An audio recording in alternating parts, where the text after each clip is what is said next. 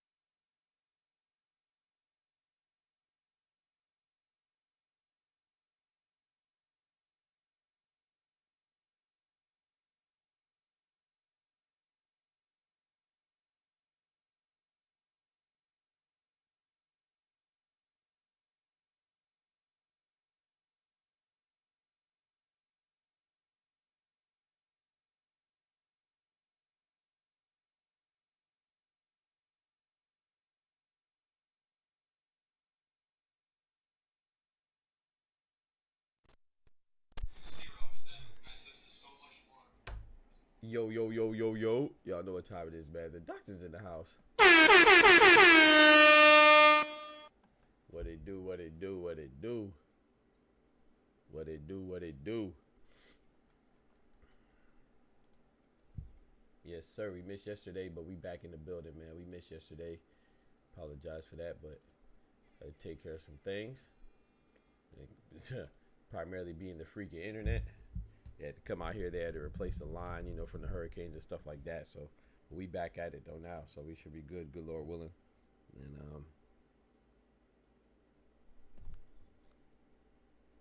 yeah. Yep. It'd be frustrating, man. I was talking to them fools for a minute, but we got everything fixed now, so we good. Good Lord willing, you know, we'll see how it goes. But supposedly we got it fixed, right? So we'll see. We shall see, man. I can't complain too much, though. Everything good on this end. But we have some things to talk about today, man. But before we do, you know what I'm saying? We got to hit the roll call. Shout out to my boy Dub. My voice is low. Is it still low? Hold on.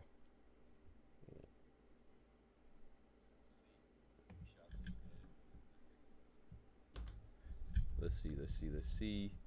Everything low, bruh. It's always something, ain't it? How's it sound now? It's better? my settings be changed by itself. But let's hit this roll call, man. We got my boy Dub in the building. I changed some things around in my setup as well, so we'll see how that goes, how I like it. We'll see how it goes, how I like it. Kind of like it a little bit better. I mean, it's nothing that y'all would notice, but change some things around on this side, and want to do something else as well.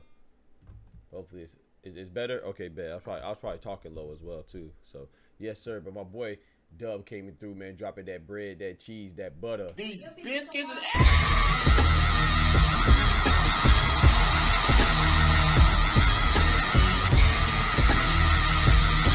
Yes, sir, man. I appreciate that, man. Thank you so much, man. He said, "Wake up, family." Yes, sir. It's time to wake up. Time to wake up. Before we get started, you know, I always say we always got to start off with a prayer. So please bow your heads. Dear Heavenly Father, thank you, Lord, for waking us up this morning. Thank you, Lord, for letting us get through yesterday, Lord, and keeping us on the straight and narrow, keeping us on the correct path, Lord. And I know sometimes we divert off that path, accidentally step off that path, or sometimes intentionally step off that path, Lord. But please bring us back, reel us in, and keep us going. And let us remember what we live for, Lord. We live for to serve you, and hopefully we live to make the world a better place than it was before we got here. So please, Lord, let's keep that in mind, and also keep in mind how powerful we are when it comes to not just our actions, but and our deeds, but even our words, Lord. You never know how who's watching or who's listening, and how we can impact people, Lord. So please keep us mindful of that, even when we could get distracted or people come to try to bring the worst out of us, Lord. Let's just always put our best foot forward and be selfless and have less of an ego, and but let us also be prideful enough to continue doing what we're doing, and resilient enough to also be confident that what we're doing is right, no matter what somebody else may say or believe or think. Through Jesus' name, amen. Amen, amen, amen. We gonna get out that negativity, you feel me? We gonna erase that negativity, man. Don't forget to like the video if you're here, you know what I'm saying? But yeah, so we have some things to talk about today. Not too much stuff in this morning stream, but there's a little bit. Let me get my notes out real quick.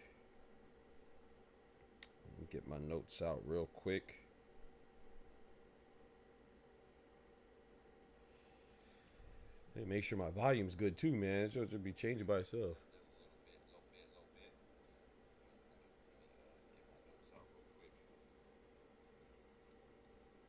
All right, should be good. Let me check this. A.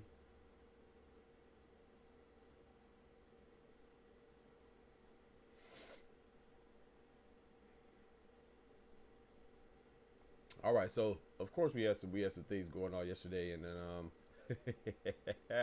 we had a little spat, I don't even know if it was a back and forth, but John Scully, who I like a lot. You know, he's one of the trainers for he trained quite a few people, but he also fought, but he's one of the trainers for Artur Beterbiev, and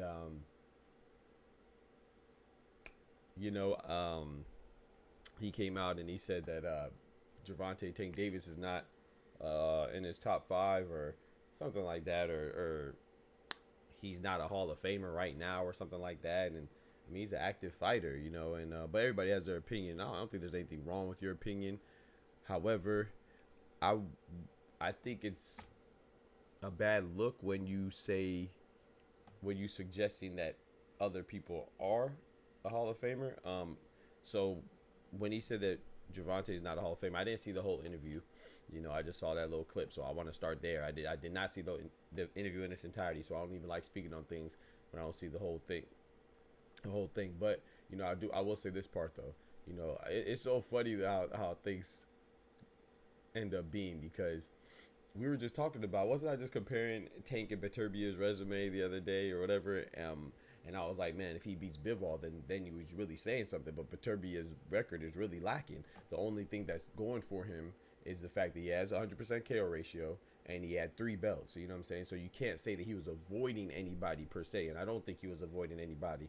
And that's the big difference between Tank, right? Him and Tank. The only difference between him and Tank in Beterbiev's favor is that Beterbiev was unified. You know what I'm saying? He had 3 belts. I'm talking about prior to Bivol, right?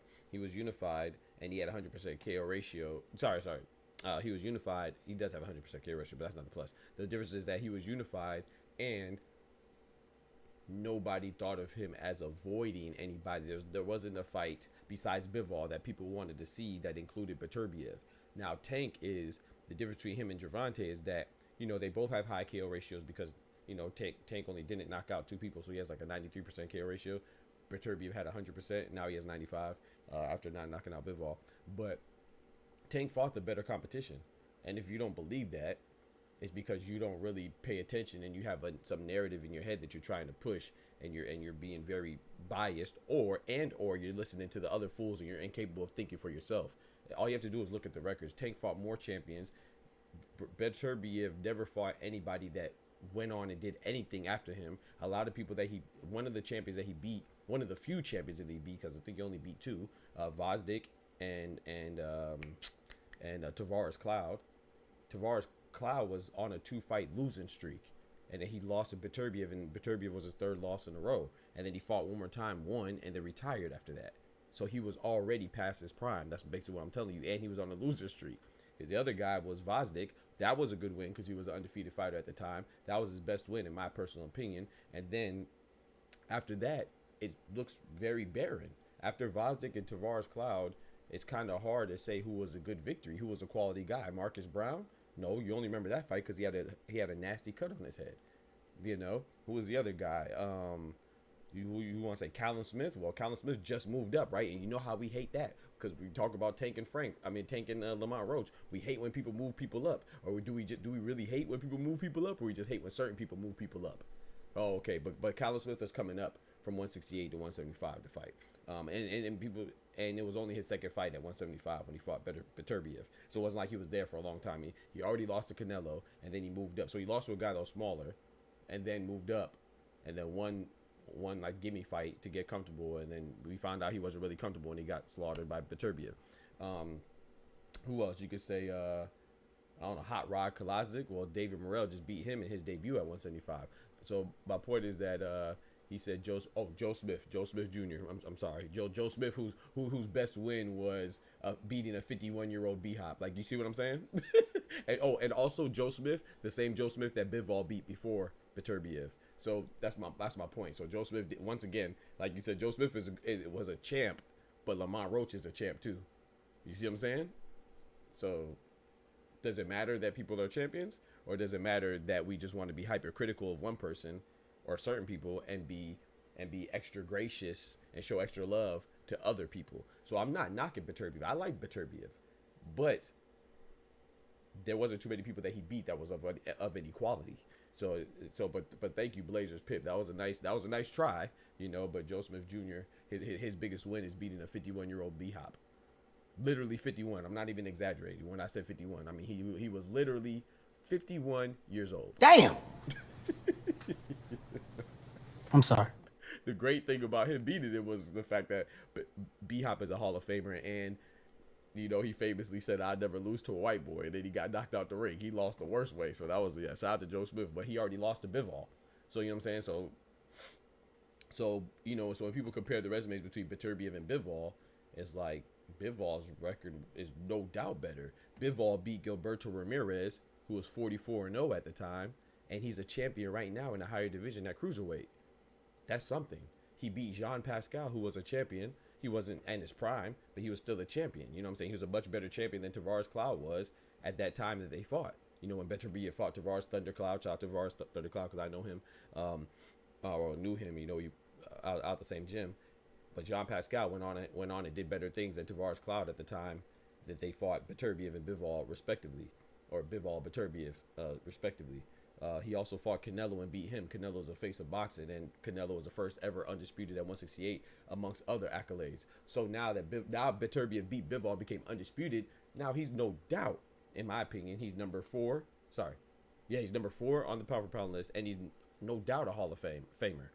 But when you're Beterbiev's trainer and you're saying that this guy his resume is lacking, but the guy you're talking about beat Mario Barrios, who's a champion right now at 147. He beat Isaac Pitbull Cruz, who went on and became a champion at 140. He beat Hector Luis Garcia, who only lost to one other person, and that's Lamont Roach, who, by the way, Tank will be fighting in December. You know, he's about to fight another champion in Lamont Roach. He tried to unify with Lomachenko, but Lomachenko wanted to retire, seemingly, or not in the mood. That's what he said.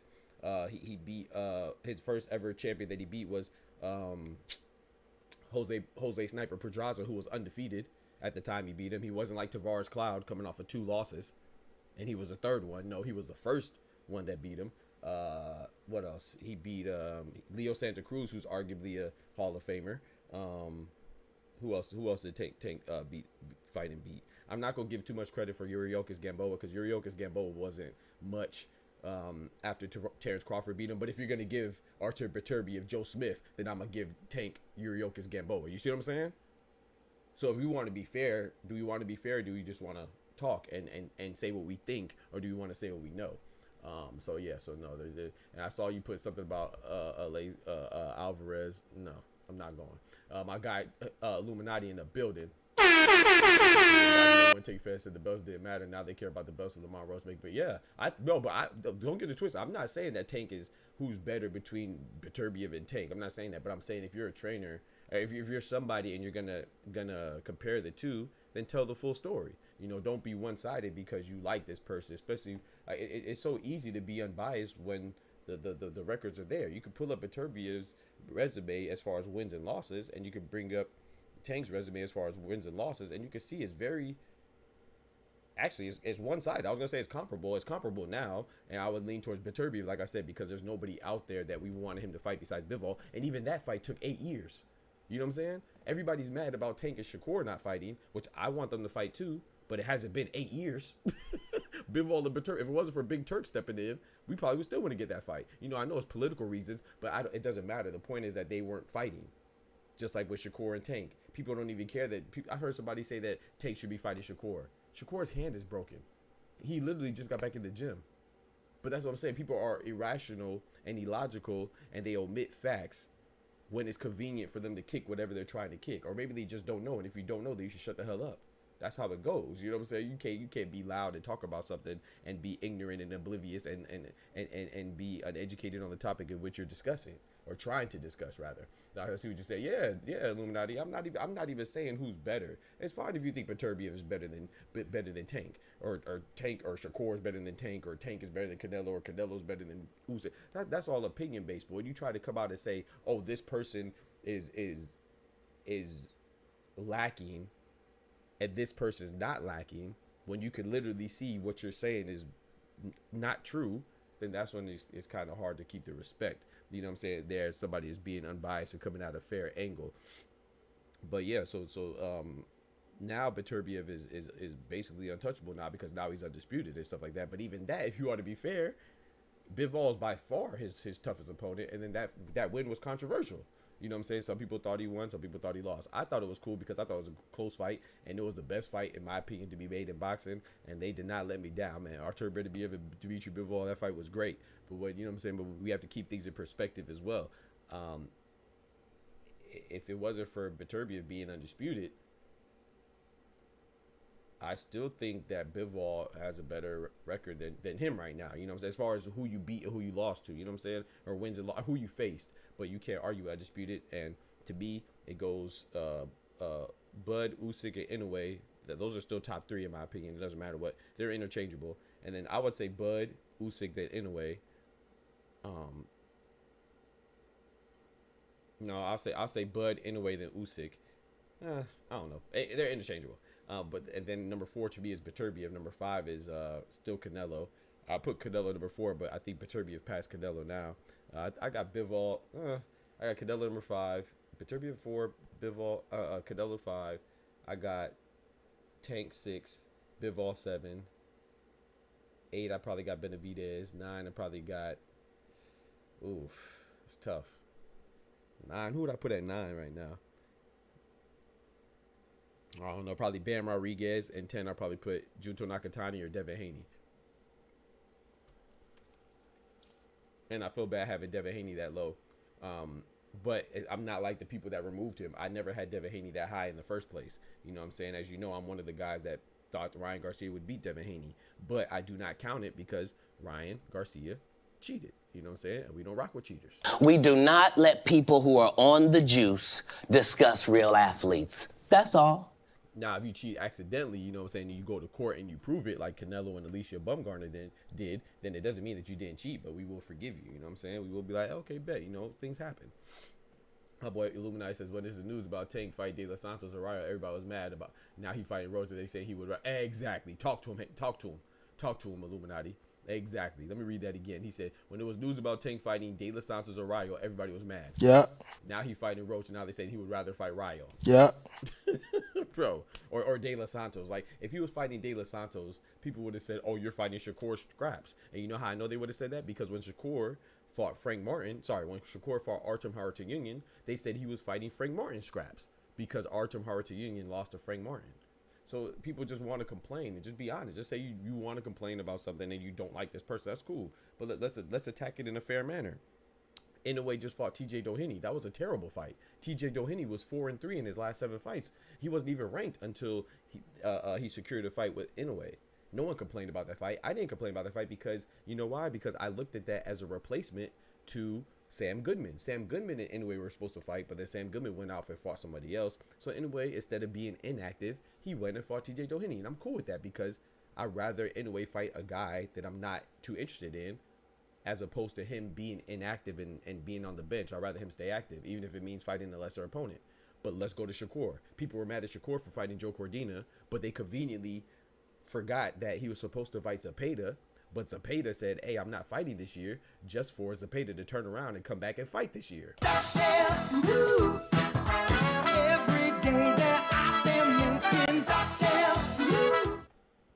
You know what I'm saying? So we have to remember that things are circumstantial and put it in context. It's not like Shakur was trying to fight Joe Cordina, but it was an attempt to stay active, and he just got with Eddie Hearn, and Eddie Hearn was trying to keep him on the field. You know what I'm saying? So he was fighting Joe Cordina. So I wasn't mad at it. Did I like him fighting Joe Cordina? No. Joe Cordina was just coming off a loss, his first loss, and it was a stoppage loss, and he was moving up. So I wasn't intrigued with the fight, but I understood it. It was circumstantial, and it was for him to stay active. Now let's go to Tank. Tank tried to fight Lomachenko. Lomachenko didn't want the fight. He tried to fight Rayo. Rayo didn't want the fight, and understandably so. Rayo just came off of a nice win off of Isaac Pitbull Cruz. He wanted some time to recuperate, and you know what I'm saying? And he has a rematch clause with Isaac Pitbull Cruz that Isaac Pitbull Cruz is apparently going to exercise, and he's going to be fighting him next. So I'm cool. He didn't get that fight. And then De Los Santos, what a lot of people don't mention, for whatever reason, I don't know if they try to push a narrative, De Los Santos was injured. De Los Santos just got off of he just dropped an Instagram post on September 24th saying that he's back in the gym. Tank and Lamont Roach was made September 20th around that. That's when it was announced. So you got to follow the timeline of things. So De Los Santos was literally injured, so he couldn't have that fight. I wouldn't want that fight anyway, but apparently people do. But he wasn't available. So then you got Lamont Roach. So Lamont Roach wasn't the first, second, or third option. He was the fourth option, and he's a champion right now. He might be a lower division, but he's a champion right now, coming off of a victory over Fago McCrory, who was undefeated at the time. So I'm not saying it's the best fight, but he's fighting a champion, a current champion. So and if I'm not mistaken, I think Lamont Roach has more fights at 135 than Tank does, but it doesn't matter anyway. That's just little stuff to just prove a point. But the point is already proven, is that this is not that bad of a fight, because if you see it as a stay active fight, I'd rather him fight Lamont Roach than not fight anybody at all. It's a stay active fight. You know, that's how I see it. But anyway, Blazers Pip said, "Ooh, Jai Apataya. That's a good one." Blazers Pip in the building. Hey Pip, that's a good one. I forgot about Jai Apataya at cruiserweight. Now the only thing about Jai Apataya is, and no disrespect, I like Jai Apataya. He just beat Jack Massey, which was a good win. It's hard for me to put him over. I don't know who I would take out, right? Because I don't know where I could put him. For me, I can't put him over Junto Nakatani, because Nakatani's been looking great right now, man. I can't put him over. I can't put him over Bam Rodriguez. I can't put him over David Benavidez. Japataya is a champion, but I like to see him unify. Hopefully, he gets to fight. What's my guy's name? What's the guy's name? Pip. Man, they're about to fight for unification. Gilberto Ramirez, Zurdo, and Chris William Smith. They're about to fight, right, for unification in November. Hopefully, he can get the winner of that. But I heard that the IBF is trying to make him. Wait, what belt does Japataya have? Does he have the IBF champ? I think he has the IBF belt, right? I believe the IBF they just ordered him to fight his mandatory, which is the IBF is tripping right now. Yeah, he's an IBF champ. Yeah, they want him to fight his mandatory and Hussein Shinkara, which that's cool. I'm always cool with the guys fighting their mandatory. I don't see it as a knock because if you want to keep the belt, that's what you have to do. But unfortunately, a lot of times with the IBF, they don't really have too many people that are too intriguing or known. You know what I'm saying? So. But I just want to see Japataya because I believe that he's the best at cruiserweight. So I'm with you. I believe he's the best at cruiserweight. I just don't know. You know, we got to be honest too. Cruiserweight is kind of a barren. It's a barren division, kind of. You know what I'm saying? It's not as much movement or as much competition or much depth as like 126 featherweight. You know, featherweight is crazy, right? Featherweight has Rafael Espinosa as a champion. Angelo Leo, who just dethroned Luis Lopez as a champion. You got Nick Ball as a champion. Angelo Leo. Oh, and Ray Vargas as a champion. Then not to mention you have Shushu Carrington down there. You have Robesi Ramirez down there. You know what I'm saying? So 126 is kind of deep, and 154 is deep. You know, Virgil Ortiz. What's my boy's name? Charles Conwell. Eric Lubin, Jesus Ramos. Not to mention the champions: Terence Bud Crawford, Sebastian Fundora, Bakram Murtazaliev. Yeah, and then you got Errol Spence. We'll see how he do it, which I hope he does well, but I don't think so. I have my doubts. But, you know, so many people at 154, Tim Tszyu. So there's just other deeper divisions. Japataya with cruiserweight. His best win is Maris Bradis, which is good. Don't get me wrong. Shout out to Maris Bradis for retiring. I always want to salute the guys that retire before they let the sport retire them and lose their faculty. So respect to Maris Bradis. But I think Maris Bradis is most known for having a decent loss to Usyk, you know. And he was a champion too, you know. He's nice, but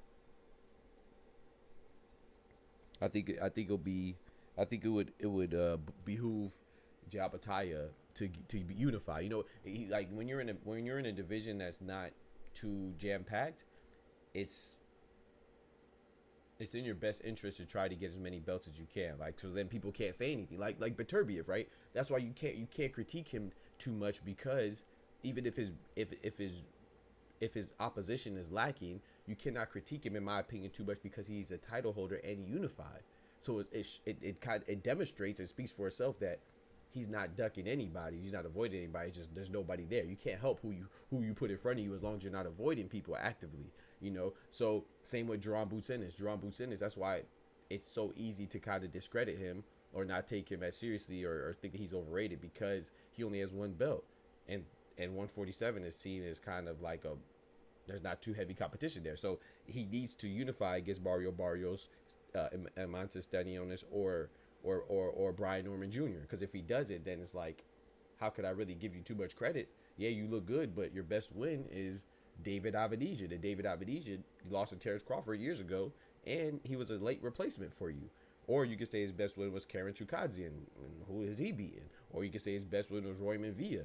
And Royman Villa just got knocked the heck out in the second round by I can't remember his name right now. Something I can't remember his name. Anyway, Sosa or Salsa? I can't remember.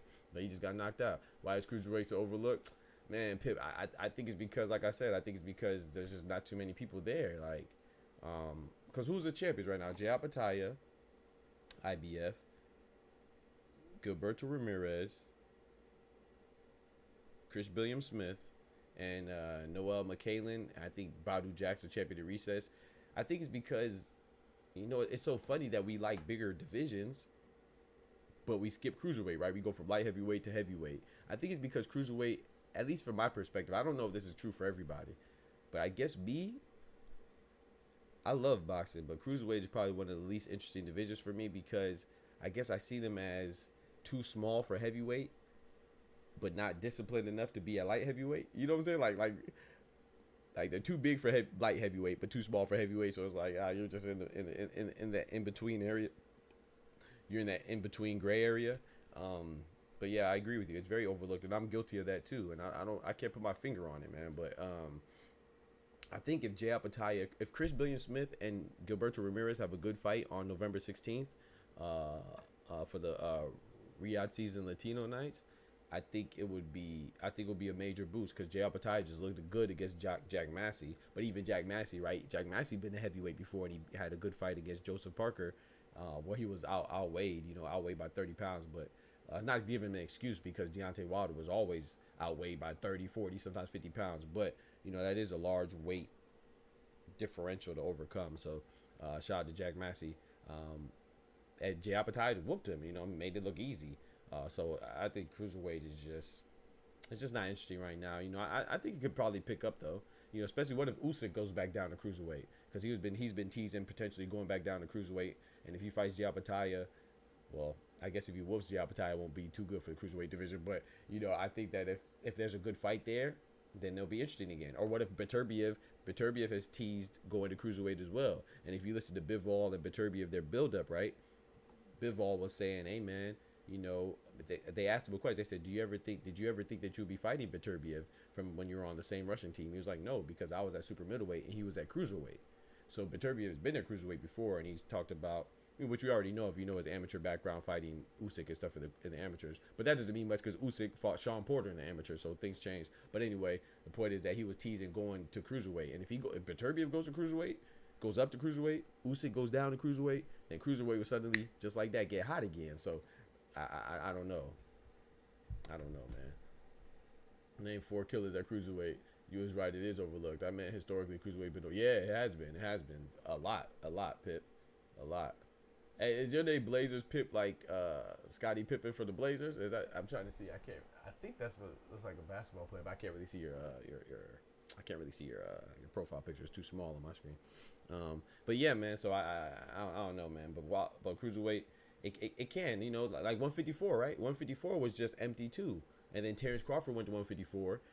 And Virgil Ortiz finally made weight at 154, and that junk just got hot like that. You know what I'm saying? Seemingly overnight. And you have Jermell Charlo hasn't even come back yet.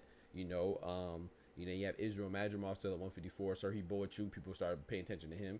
Then you have Jesus Ramos, Erickson Lubin, Brian Mendoza still there, tough fighter. You have Sebastian Fedora, BAKHRAM MURTAZALIEV, who's a champion at IBF right now. I got to put him in there. Aerospets might be in 154. I say might because I don't know if he's really coming back. So because he's been coming back for a long time and we ain't seen him yet. I'm talking about we need to put an APB out on Aerospets. So 154 just got hot. So maybe cruiserweight could have the same. Be revitalized like that. My boy Oscar in the building. Yeah, Scottie Pippen. Hey, I respect you, bro. Pippen is. I'm not saying he's the greatest of all time, but he's definitely underrated, man. People forget about my boy Pip, man. Pip was a beast.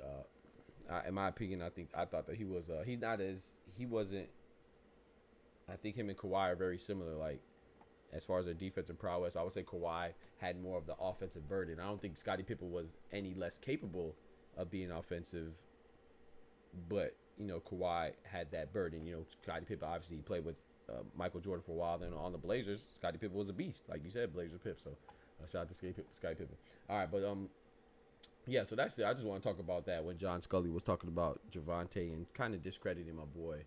And I feel like that was kind of an unfair angle. He should know better, being a former boxer and a trainer himself. That's why I always respect Teddy Atlas, bro. You cannot tell me Teddy Atlas don't be giving people credit, man. He said that Gervonta's on his pound for pound list. He should be. Even Bivol put Gervonta number 4. Shout out to Beterbiev's top 5. We put Devin Haney on there. And he had Usyk number 1, I believe. No, he had Usyk number. Wait, he had Naya Inoue and Usyk number 2. He had Terrence Bud Crawford number 1. But anyway, it's just dope to see when the fighters and people around the sport actually give people their credit. Now, does Tank fight everybody we want to fight? No, I want him to fight Shakur. Like I said, the best fight in boxing to me ever, right now, not ever. The best fight in boxing right now just happened. It was Beterbiev and Bivol. It was number 1 fight for me. the number 2 fight in boxing to be made is Cinnamon versus Benavidez, in my opinion. You know, I think Cinnamon can win. I just want him to fight him, you know what I'm saying? And that's one of my favorite fighters, but I like Benavidez a lot too, but I want them to fight. And the third best fight to be made, in my opinion, is Shakur versus Tank.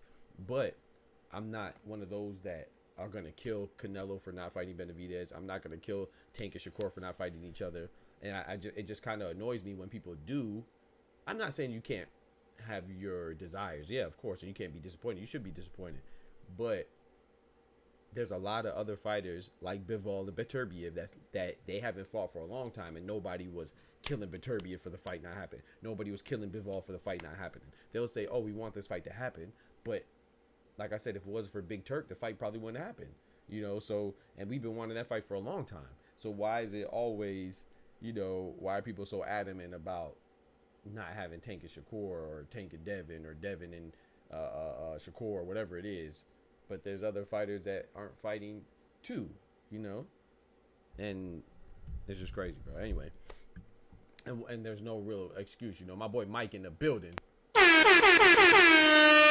Dennis Rodman underrated. Shout out to my boy Worm, man. The Worm. Yes, sir. Dennis Rodman. Yo, hey Mike, I saw that pumpkin stuff you put on there. That was crazy, man. Shout out to the designer there, man. That man or woman is very talented. I didn't you know, whoever the artist was, that was dope. I liked it, by the way. But yeah, man, don't forget to hit that like button here as well, y'all. But yeah, so I also want to talk about I wanted to show y'all this, man. Tank Resume is the best. My guy Oscar in the building is the best, but the accomplishments aren't really there. Right, exactly. The accomplishments, but that's the thing. I think the accomplishments aren't there in regards to. Okay, so what do we want Tank to do? The most people, they want him to go up to 140 and go up to 147. He hasn't even got unified at 135 yet. I don't let him unify first. No one's rushing Juto Nakatani to go up to 122. I know he's younger, but no one's rushing. Even Naya anyway, people are saying it now to go to 126, but no one's rushing him. I don't feel like. Maybe there are, you know, I don't know, but not from what I see. So what I'm saying is that what's wrong? Like these days, certain fighters we want to move up so much and do so much. What's wrong with staying at the division that you're comfortable at? I saw somebody say, "Oh man, Tank is not living to his potential. He could go to 140 or go to 147 and be great." You could also stay in the division that you're at and be great too. As Bernard Hopkins, he had 20 straight successful title defenses at middleweight. That's where he made his name. You don't have to be undisputed in 2 different weight classes to be great. That's just how great Naya Inoue is, how great Terence Crawford is, how great Usyk is. But there's other ways to be great. Last time I checked, Floyd Mayweather or Manny Pacquiao, they were never undisputed in any weight division. Are they not great? You guys dang right they're great. You know, now they went through a whole bunch of different divisions, but they're still great. Oh, Bernard Hopkins, he didn't go through a whole bunch of different divisions. He primarily stayed at 160. Later on, he started going to 175 and stuff. But is B-Hop not great because he stayed at 160 for a long time? You're damn right he's great. He's in the Hall of Fame, right? Triple G. Did Triple G go up to light heavyweight, or did he just stay at 160 or 168? 160, yeah. The 160, yeah, primarily. And he's great too. So, like, now I do want him to... I would like for him to unify, but in his defense, which I'm not defending, I'm just telling the truth. It just happens that the truth defends him right now. He tried to unify with Lomachenko. And we'll see. It's still time will tell if he's going to try to unify with Shakur.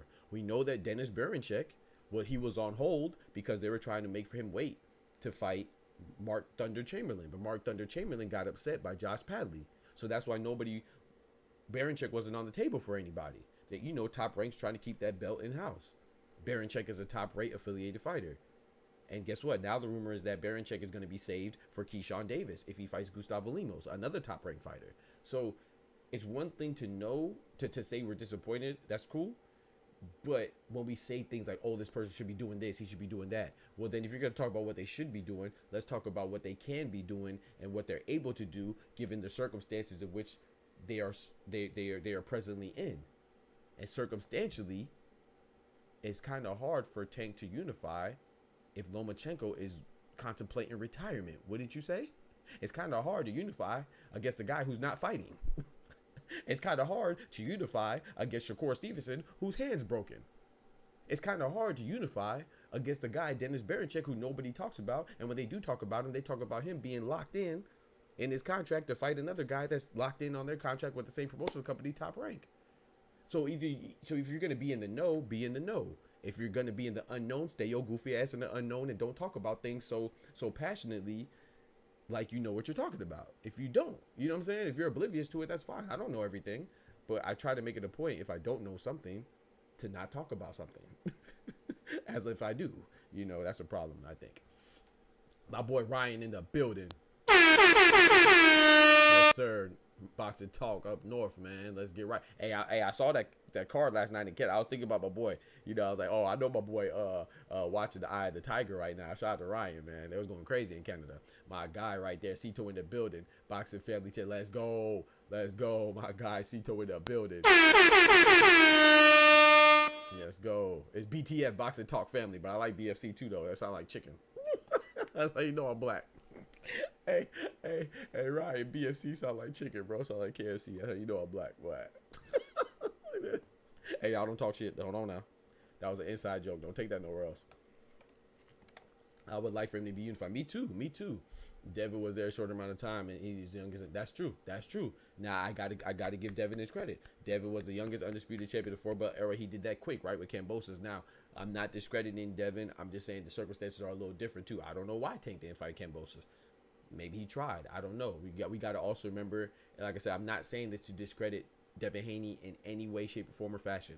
I'm just telling the truth, right? Devin Haney operates as a free agent. What does that mean? That means that you can move a little bit, you can maneuver a little bit more easily. I'm not saying it was easy to fight. I mean, when you're actually in the fight, but it's probably easier to make the fights. Tank is with, you know, PBC, right? So PBC and Top Rank, that's a cross-promotional venture if they do fight. So it's a bigger roadblock as opposed to Devin Haney, who was a free agent. He could move around a little more freely. But there's pros and cons with that too, because look at Devin Haney now. Now no promotional company is getting behind him. You know, most famously Eddie Hearn, how he kind of pulled the plug on putting the purse bid for him.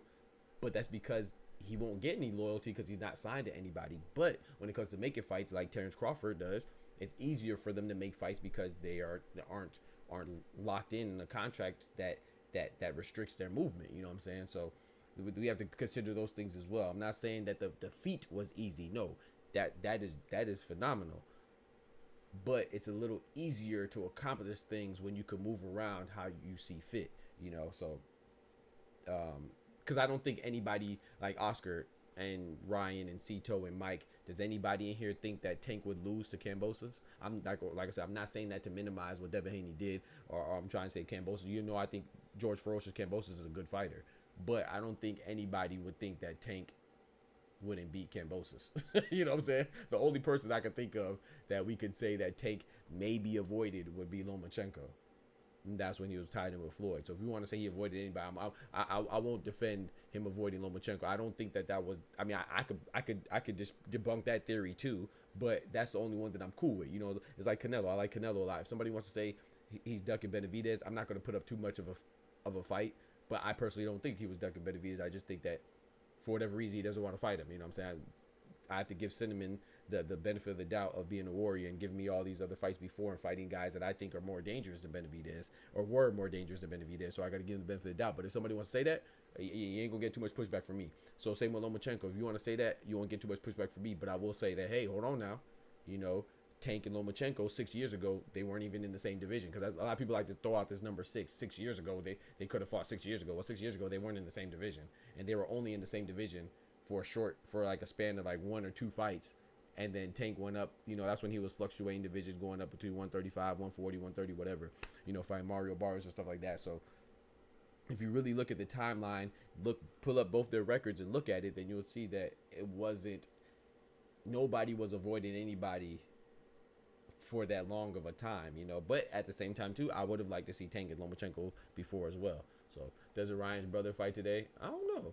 That's a major negative, sir. Tank would body Kambosos. Right, yeah, exactly, Cito. So, like, when we think about that, it's like, no disrespect to Kambosos. And like I said, I'm not diminishing anybody who beat Kambosos, nor am I diminishing anybody who lost to Kambosos like Teofimo. But my point is that when we talk about these things, it's kind of hard to convince me when you look at what it is that, oh, Tank didn't unify because he couldn't unify. Why he didn't, I don't know. You know, I'm not in the back rooms. I'm not at the negotiation tables. I don't like to talk about things that I don't know. But it's hard to convince me that anybody really thinks George Kambosos would beat Gervonta Tank Davis. So, I mean, so when we talk about what fighters are not doing and what they're doing, I don't see, and it's not to discredit Devin Haney. I don't see anybody that Devin Haney fought and beat on that Tank would struggle with. I think Tank beats everybody that Devin Haney beat. But now it's one thing to think and it's one thing to do. So it don't matter what I think. It matters what happens. So, you know, I don't think there's anybody on Devin Haney though, in my opinion. I don't know if there's anybody on y'all's on Devin Haney's resume or record that you think beats Gervonta Tank Davis. Now and the dude's flip side. There's not really too many people on Gervonta Tank Davis's record that I think would beat Devin Haney either. I mean, unless you want to make an argument with Ryan Garcia. You know what I'm saying? If you want to make an argument with Ryan Garcia, I ain't going to stop you. You know what I'm talking about? The only thing I would say is that remember that the man cheated. We do not let people who are on the juice discuss real athletes. That's all. I don't know if Ryan Garcia's brothers fights today, but we are going to watch. There are some fights today, though, Oscar. There's definitely some fights today, and I'm definitely going to be watching. He said, I took my client to a pumpkin spectacular at Rogers Williams Zoo in Providence. Oh, that's what it was. Okay, yeah, that was dope. That was dope, Mike. Yeah, that was dope, man. Those carvings were dope, man. But yeah, okay, so I wanted to talk, before we get, I know we've been talking for 45 minutes. I still didn't get to the topics yet. But shout out to y'all, man. That's why I love boxing, man. We can do this all day. But I want to show y'all this clip, man. I want to show y'all this clip because I think this is just, you know, I like to see when things happen and it's something that we talk about or I talk about adamantly, right? I'm very adamant about this, chat, aren't I? I want y'all to see this, right? This is a clip of Caleb Plant. Hopefully I don't get copyrighted. This is a clip of Caleb Plant talking to Andre Ward. Let me know if y'all can hear it. I'm gonna turn it up now. Hopefully I don't get copyrighted. But chat, what do I always talk about, right? Don't I always talk about one of my major pet peeves? And I was just kind of talking about it right now in regards to John Scully a little bit. But one of my major things, right, is giving people credit, right, when they deserve it and not taking away people's achievements. And I always say that when people are so hypercritical of others' accomplishments or so ready to omit or disregard other people's accomplishments, I always say that to me that's a major sign that you never accomplished anything in your life, because people's accomplishments should be appreciated and you shouldn't be so whimsical about taking away or diminishing someone's accomplishments, especially in boxing, right? One of my pet peeves is when people say, oh, this guy is the boogeyman, and then when somebody comes in that's an underdog and beats the boogeyman, they'd say, oh, the boogeyman was no longer the boogeyman, he was a fraud, he wasn't as good as we thought he was, as opposed to just giving the person their credit that they deserve for beating the boogeyman or dethroning the quote-unquote king or the baddest person in the division. Keep that in mind. Now let's watch this clip.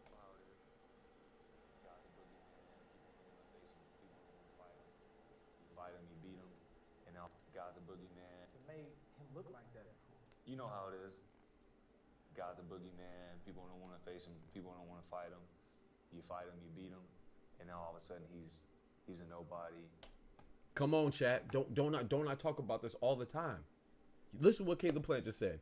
The guy's a boogeyman, and then when you fight him, you beat him. All of a sudden he's a nobody. Guy's a boogeyman. People don't want to face him. People don't want to fight him. You fight him, you beat him, and now all of a sudden he's a nobody, you know, and we've actually had this conversation about Jose and how people felt about him before. Come on, bruh. So I'm telling you, so the fighters be feeling the same way. It's not even just isolated to the realm of boxing. It's everywhere, but it's more.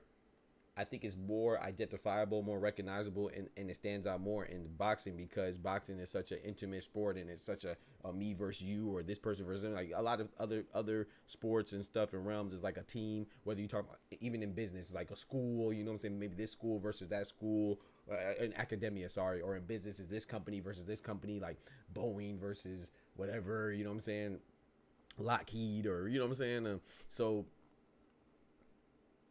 But in boxing, is this person versus this person. So I think that it's a little bit more noticeable. Yo, shout out to my boy Cito dropping the. Hey, I'm gonna get to that. Give me a second. Before the fight and after the fight. Versus after. And then, you know, you've told me some stories of people you fought conversations people have before and after the fight. So People, you see what I'm saying? It's very different from when you fight them and you beat them. And it's crazy. But shout out to my boy Cito dropping that bread, that cheese, that butter. These biscuits.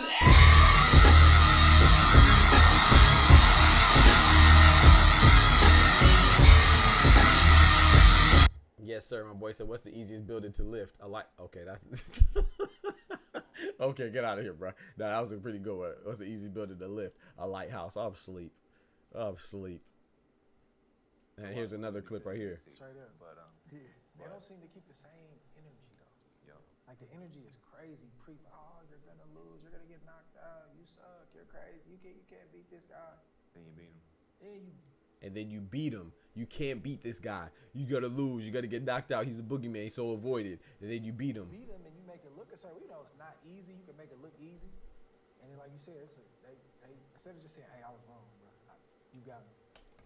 Instead of just saying I was wrong, you got me, they tried to say that the guy wasn't good. They tried to diminish him.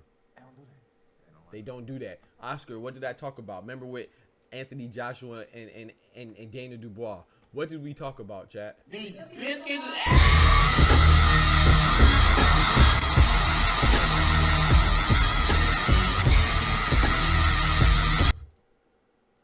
We could talk about the biscuits again, but look, that's what I'm talking about, right? So let me give you an example, right? It's just like Daniel Dubois and AJ. Remember what I talked about with the guy, Carl Froch, who picked AJ before, and then when AJ lost, oh, AJ needs to retire. AJ's rubbish. He's trash. He needs to fire Ben Davison. Oh, you mean he needs to fire the same coach that he was with 4 fights before? And the reason why you picked him, you said, oh, him and Ben Davison are such a great team. Oh, but Daniel Dubois beats him. Now all of a sudden AJ's the bottom of the barrel. He's not good anymore. Because you didn't know that AJ beat Jermaine Franklin, who's not a good fight. You didn't know that AJ beat Robert Helenius, who's not an impressive fighter. You didn't know he beat Otto Wallen, who he already beat before. That was his former sparring partner. You didn't know he beat Francis Ngannou, who's not even a boxer. You didn't know that. But when Daniel Dubois beats him, instead of just saying, hey, I was wrong, I picked the wrong person, you say, oh, no, AJ is trash and AJ needs to retire. Just give Daniel Dubois his credit. Why can't it just be, oh, I was wrong, man, I picked the wrong person, and Daniel Dubois is better than what I thought he was? Again, we saw it with Philip Hrgovic and Tim Bradley. Like Oscar just said, Tim Bradley. When Philip Hrgovic fought Daniel Dubois, they said Philip Hrgovic was the boogeyman of the heavyweight division. They said that he was the most avoided heavyweight. Nobody wanted to fight him. Then when Daniel Dubois fought him and beat him, then they said, oh, Philip Hrgovic is a fraud. He's not as good as we thought he was. Why not just give Daniel Dubois his credit? That's like it's not even a backhanded compliment. It's disrespectful, bro. Instead of just saying, hey, man, I was wrong. Because, you know, everybody that says that stuff is when they pick the wrong person. Bro, I thought Philip Hrgovic was going to beat Daniel Dubois too. But you know what I said after Daniel Dubois beat him? I said, guys, dang, Triple D's a beast. You know what I'm saying? He proved me wrong. I was wrong. I was happy to be wrong. I don't care. I'm right so often that I don't mind being wrong sometimes. It's boxing. I'm not Nostradamus. I'm not Miss Cleo. I'm not some prognosticator that knows the future. I'm not a psychic. But I just analyze boxing and boxers and make a guess or an assessment, I should say, not even a guess, or say hypothesis, an educated guess, because I'm not just guessing off a whim. I make an assessment off their styles and tell you who I think is going to win. That's why most of the time I'm correct. But I'm wrong sometimes too, and I don't mind being wrong, because that's why I like boxing, because when things happen that I don't expect, upsets, that makes it great. It makes it intriguing. That's why I sit on the edge of my seat when I'm watching a fight, because we might see somebody like Ashton Silva be winning every moment of that fight, and then Lucas Body come and get a body and out of nowhere just knock him out. That's why boxing is fun. But when people like come on there and they're so egotistical and they want to be right all the time, and when they're wrong, they can't just be like, oh, I'm wrong, and they say, oh no, I looked in Anthony Joshua's eyes, and when he was walking out to go fight Daniel Dubois, I looked in his eyes and I knew he was gonna lose, even though the whole 5 months before the fight I was saying how good Anthony Joshua was and how much he's gonna beat Daniel Dubois and make it look easy. But on the night of the fight, when I conveniently couldn't tell anybody that I changed my prediction, I saw in his eyes. I gazed in his eyes, deep into his eyes.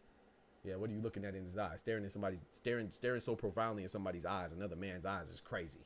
That's a pause. That's a pause. No, did he? I don't know why you staring in his eyes so profoundly and so long to the point where you can tell he's gonna win or lose. Well, what are we doing? But that's how far people will go to just avoid saying that, hey man, I was wrong, you know, and Daniel Dubois did better than what I thought. But I can give you another example, right? What about Paro and Matias? They said the same thing about Liam Paro before he went to Puerto Rico, Matias' backyard, and dethroned him. They said Matias was a boogeyman of the 140-pound division. Oh, he nobody wanted to fight him. Paro goes and beats him, and then now all of a sudden, oh, Super Matias, he's one-dimensional. Oh, he can't get going. All you got to do is just hit him with a 1-2 and move, and you know he's slow and methodical and predictable. He wasn't slow, methodical, predictable, one-dimensional. He wasn't none of that before Liam Paro beat him. So he just suddenly transformed. He suddenly regressed. Come on, bro. Like, just give people their credit, bro. Paro, what he did was amazing. What about Leo? Well, I will say this. And you know, Angelo Leo and Luis Lopez, I would say Angelo Leo got credit. But I will say this about Angelo Leo and Lopez, too. All of a sudden, Lopez was old. You know, apparently he was ageless until the night that Angelo beat him. You know, then all of a sudden he was 35.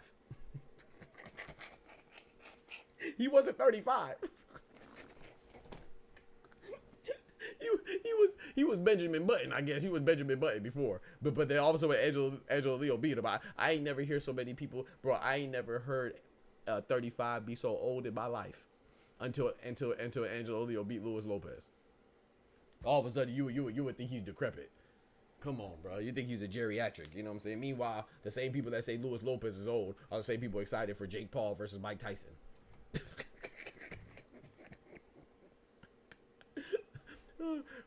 We did look at the B-Hop eyes and he was going to. Hey, you ain't lying, dog. You ain't lying. Yeah, I ain't gonna lie. Chris Colbert got that work put on him, boy. Chris Colbert, oh man, he ain't get knocked out, but we still got to run it for him. He ain't get knocked out, but he dang sure look bad. You got knocked the fuck out, man. Give me my goddamn money. He ain't get knocked out though, but he definitely got stopped. But yeah, and then also too, like even with Jose Rayo Valenzuela and Pitbull Cruz. Bro, Pitbull Cruz, Isaac Cruz was the hottest thing smoking at 140. Everybody's like, oh man, Pitbull Cruz, he only lost a tank. He's so good. I still think he's so good. I'm one of them ones that was like, man, I think at 140 that Isaac Pitbull Cruz is a sleeper because I think that he has two things going for him. He's very one-dimensional, but that one dimension is very good in my opinion. I still think so. He has pressure, and he's, well, I guess, two dimensions. Well, usually when you're a pressure fighter, you're pretty durable, but he has exceptional durability. You know, he seemingly doesn't get hurt, but he does his game isn't too it's not too complex, you know, but what he does well, you know, it's hard to get out that pressure, it's hard to get away from that durability, you know what I'm saying, and it's hard to hurt him. But when Rayo beat him, all of a sudden Rayo was an underdog too, but all of a sudden, oh yeah, man, Isaac Pitbull Cruz so easy to fight, man. All you gotta do is get away from his hooks. All you gotta do is just da. It's like, bro, no, Rayo just won, bro. Rayo, he implemented a good game plan and he executed a good game plan. And by the way, when we broke it down on stream, we said that's how he would win. However, I'm also humble enough to say I didn't think Rayo was going to be able to execute it because I know Rayo as a fighter. All he wants to fight. He doesn't really box. He like gets in there and fights. And I thought that he was going to get caught up in an exchange, which he did a couple times with Isaac Pitbull Cruz. But shout out to Robert Garcia, shout out to Rayo. He snapped out of it and he outboxed him and used his range appropriately. So shout out to Rayo. I was wrong about that. You know, but I'm not going to take away, I'm not going to diminish Isaac Pitbull Cruz and discredit his win. No, that was a good win because I didn't think Rayo was going to do it. And apparently a lot of people didn't think he was going to pull it off either because he was the underdog. That's what usually the underdog means, is that the majority of people think that the other guy's going to win. So, but, and another one, I know people another one is Terence Crawford and Errol Spence. A lot of people mistakenly, might I add, say that Errol Spence is the only person that Terence Crawford beat. First of all, that's definitely not true. He beat an undefeated Victor Postal. He beat an undefeated Yuriorkis Gamboa. He beat Jeff Horn, who just came off of beating Pacquiao, the legend. You know what I'm saying? He there's so many people that he beat. He's the first person to this day to stop Jose Benavidez Jr. You know, like, come on, bro. It's just too many. He beat Sean Porter. He beat Kell Brook. He beat Amir Khan. Like, what are we talking about? It's his only win. It just lets me know that you don't really watch boxing if you feel that way. Now, with Errol Spence and Terence Crawford, that was like a 50-50 fight. I think Terence Crawford was a slight favorite. But, you know, a lot of people after Terence Crawford beat Errol Spence said that Errol Spence wasn't the same. And I agree. But you know when I said that? I said that he wasn't the same. I said that he wasn't the same when he beat Danny Garcia. I said he wasn't the same when he beat you guys. I didn't suddenly say he wasn't the same because he lost. No, because him coming out those car accidents, he was still good enough to beat a champion in Danny Swift Garcia. He was still good enough to beat a champion in your Dennis Ugas, who just came off of also beating Pacquiao. Guys, dang, everybody, they running a train on my boy Pacquiao. Hold on, pause. Running a train is crazy. What do you mean by that? No diddy. But yeah, so like he was still a capable fighter. I don't think anybody else would do Terence Crawford. I mean, would do Errol Spence like Terence Crawford did him. And it was a lopsided victory, but I still got to give Terence Crawford that credit. You know what I'm saying? Because I thought it was going to be a much closer fight than what it was. I thought it was going to be akin to the war, the back and forth war that Bivol and Beterbiev had. You know, but it wasn't. And shout out to Terence Crawford. I got to give him that respect. Even though I could also say that Errol Spence obviously was not the same. He was not Errol Spence in his prime. He was diminished, but even that diminished Errol Spence was still good enough, obviously, to beat other good, capable fighters like Danny Garcia and your Dennis Ugas. You know, so we got to give him his credit, man. But a lot of people don't, and I think that's crazy, man. I think that's kind of crazy and disrespectful, man. So yeah, and the fighters noticed. You know what I'm saying? Caleb Plant and Andre Ward had a good little conversation about that, man. But yeah, so also too, before I get into the IBF title fights this weekend, tomorrow that is, with Tszyu and Bakram Murtazaliev, we also have another IBF title, William Scull and Vladimir Shishkin, compliments of the IBF forcing Canelo to vacate his belt at 168. You know, we'll have another champion at 168 that won't be Cinnamon. It'll be either William Scull or Vladimir Shishkin this weekend. But before we get to that, man, we also have Adam Azim and O'Hara Davies. Mr. Excuses. O'Hara Davies, the same guy that fought Ishmael Barroso, said that he lost because the oxygen levels were too high in the hotel. He also said the light from his phone kept him up. You dumbass. Those are bad excuses. Those are the worst excuses I've heard in my life. I think that excuse, and then Deontay Wilder talking about his suit was too heavy on his walk-in to go fight Tyson Fury. It's like, bro, why'd you wear the suit, bro? It was a 40-pound suit. Like, come on, bro. Just take your L, bro. And, you know what I'm saying? Shout out to Deontay Wilder. I still like him, but you know, I just think that was crazy to say that and kind of imply. Like, same with Tyson Fury though. Tyson Fury was like, oh, the war in Ukraine is why I lost to Usyk. They felt bad for him, so the war in Ukraine is why the judges went for him to kind of uplift the country. Like, bro, shut up, bro. Shut up, bro. Just take your L. And I like Tyson Fury and I like Deontay Wilder. Those are terrible excuses. O'Hara Davies is fighting Adam Azim. It's gonna be a decent fight. I think O'Hara Davies still has a lot of power, but I'm leaning towards Adam Azim, man. And then Tszyu, he's fighting Bakram Murtazaliev. It's interesting at 154, right? Because this is for the IBF title. Of course, you know, Sebastian Fundora has the WBC and the WBO. He has two titles. Terence Crawford has the WBA. Bakram Murtazaliev has the IBF.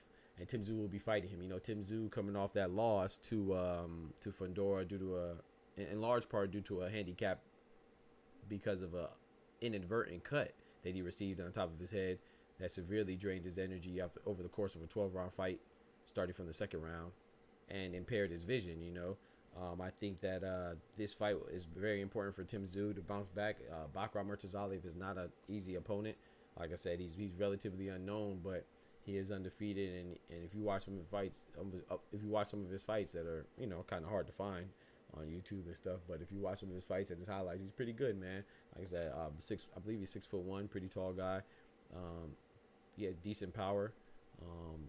I can't think of anything that he does super well, but I can't think of anything that he does super bad either, you know. So he's a good, capable fighter. I fully expect Tszyu to win because I personally think Tszyu is the best in the division. It's so funny because I say that even though Terence Crawford's in the division, you got to, in my opinion, I have to give Terence Crawford the nod in any fight that he's in because he's proven that, 41-0, undisputed in 2 different weight classes. That's unheard of, you know what I'm saying, him and Inoue and Usyk. So any fight that they're in, I have to give them the benefit of the doubt. So if it's Tim Crawford, if it's Tszyu versus Terence Crawford, I would lean towards Terence Crawford just out of pure reputation and respect. But stand alone, it's going to sound contradictory. It is kind of contradictory. But I do think Tszyu is the best at 154. If I had to pick one guy that's the best at 154, I would lean towards Tszyu. But if Terence Crawford's fighting anybody at 154, I'm leaning towards Terence Crawford. That's just a given. But So with that said, I think Tszyu beats BAKHRAM MURTAZALIEV, but it's very interesting though, because if Tszyu wins, you know, they're talking about Terence Crawford and Tszyu in the past. Remember, if Tszyu was to fight Keith Thurman before Keith Thurman got injured, a lot of people thought Tszyu would win, and Terence Crawford was talking about fighting him. And then when Tszyu fought Sebastian Fedora, a lot of people again thought Tszyu would win, and but he got upset, you know, for unfortunate reasons, in part to unfortunate reasons. But shout out to Sebastian Fedora, can't take that away. You can only fight who's in front of you. But then a lot of people thought Tszyu would win and Terence Crawford would fight Tszyu. But now Tszyu is fighting Bakram, and we could potentially see that fight again if Tszyu beats Bakram, which is because it's not a given, right? But then also what's more interesting at that, yo, my boy Cloudy in the building. What's good, brethren? What's also interesting about that, right, is that Sebastian Fedora, you know, Terence Crawford is the mandatory at the WBO. And Terence Crawford is seemingly, hey, he's like, hey, man, you can go ahead and fight Errol Spence. I'll let you go ahead and fight him. But then you have to fight me if you win. So it seems like, you know, because initially they were going to strip, the WBO, that is, was going to strip Sebastian Fedora if he fought Errol Spence, because, you know, they wanted him to fight the mandatory, which is Terence Crawford. And if Sebastian Fedora does fight Errol Spence, it'll just be for the WBC title, and they'll strip him of the WBO. If they strip him, then that means Terence Crawford will be elevated, and he'll have 2 belts, WBA, WBO. But if they allow, which is their agreement, you know, him and Terence Crawford, they agreed that he'll step aside and let him fight Errol Spence. Now I'm assuming it'll be for both the belts. You know, I'm assuming WBO is going to let him have that, let Sebastian Fedora keep that, and allow that because Terence Crawford agreed. If Sebastian Fedora wins, then Terence Crawford and Sebastian Fedora will fight, and that'll be for 3 belts. Terence Crawford's WBA and Sebastian's WBO and WBC. So it could seem like Terence Crawford could get 3 belts, have 3 belts in one more fight. Let's say the other thing happens. Let's say Errol Spence wins and he gets the WBO and WBC belts. Well, we can have the much anticipated rematch, which I don't know why we want a rematch, because I think Terence Crawford beats him again, but this time it's at 154. So now we'll have the rematch, which will be a lot of money for them, a lot of revenue generation, and in addition to that, it'll be for unification at 154. So that'll just up the ante on that fight and the intrigue on that fight, you know. So either way, Terence Crawford is playing chess, man. He's a smart dude, intelligent dude, cerebral dude, and this shows his brilliance right here. He's like, hey, it's a win-win. Let Errol Spence and Fedora win. And not only that, if Errol Spence and Fedora fight, right, now that also frees up Terence Crawford to sit back and see what Canelo wants to do. If Canelo really wants to fight Terence Crawford, if he's going to make that happen. So now he's letting the cards fall as they may, because Canelo also doesn't have a clear opponent. Terence Crawford doesn't. He's available now too. So you see what he's so everything is like a win-win for him. Like if Errol Spence and Fedora fight and Fedora wins, well, he'll get the fight that he wanted to get anyway. If Spence wins, well, he'll get the rematch that everybody wants, and he'll put, you know, it's probably the most economical, probably put the most money in his pocket. You know what I'm saying? And that happens if Canelo doesn't choose him to fight, which will be the absolute biggest fight that you can make in boxing. That's the fight that he wants. So he's kind of he set himself to be in a good situation, man. And let's just say this. Let's say the WBO does strip Fedora, and Fedora beats Errol Spence, or Errol Spence beats Fedora, and now one of them have the WBC belt alone. Well, now Terence Crawford just inherited the belt for free. Now he has WBA and WBO, and now he'll just have to fight the winner of Tszyu and Bakram, or fight Errol Spence. And let's say neither one of them fight him. Let's say Tszyu wins and Errol Spence wins, or Fedora, because they want to keep it in house. Then let's say Fedora wins and Tszyu, since they're both PBC, wins. Errol Spence, Fedora, and Tszyu are all PBC. So let's say that they win. So now Tszyu has the IBF, and then let's say it doesn't matter when Spence or Fedora win, and they have the WBC and WBO. They fight each other and keep it in house. Well, then now the winner of that will have 3 belts potentially. And then Terence Crawford could just fight one of them, kind of like what Dimitri Bivol just did against Artur Beterbiev. He could fight one of those guys with 3 belts, and then he'll have undisputed at 154.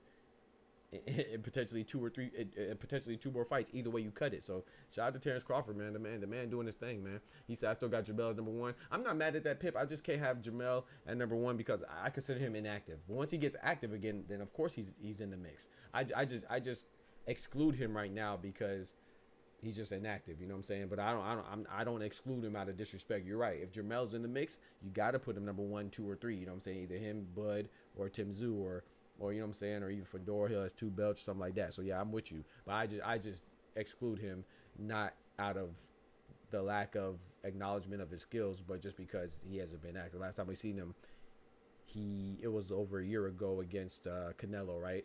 And it wasn't even at 154. You know what I'm saying? So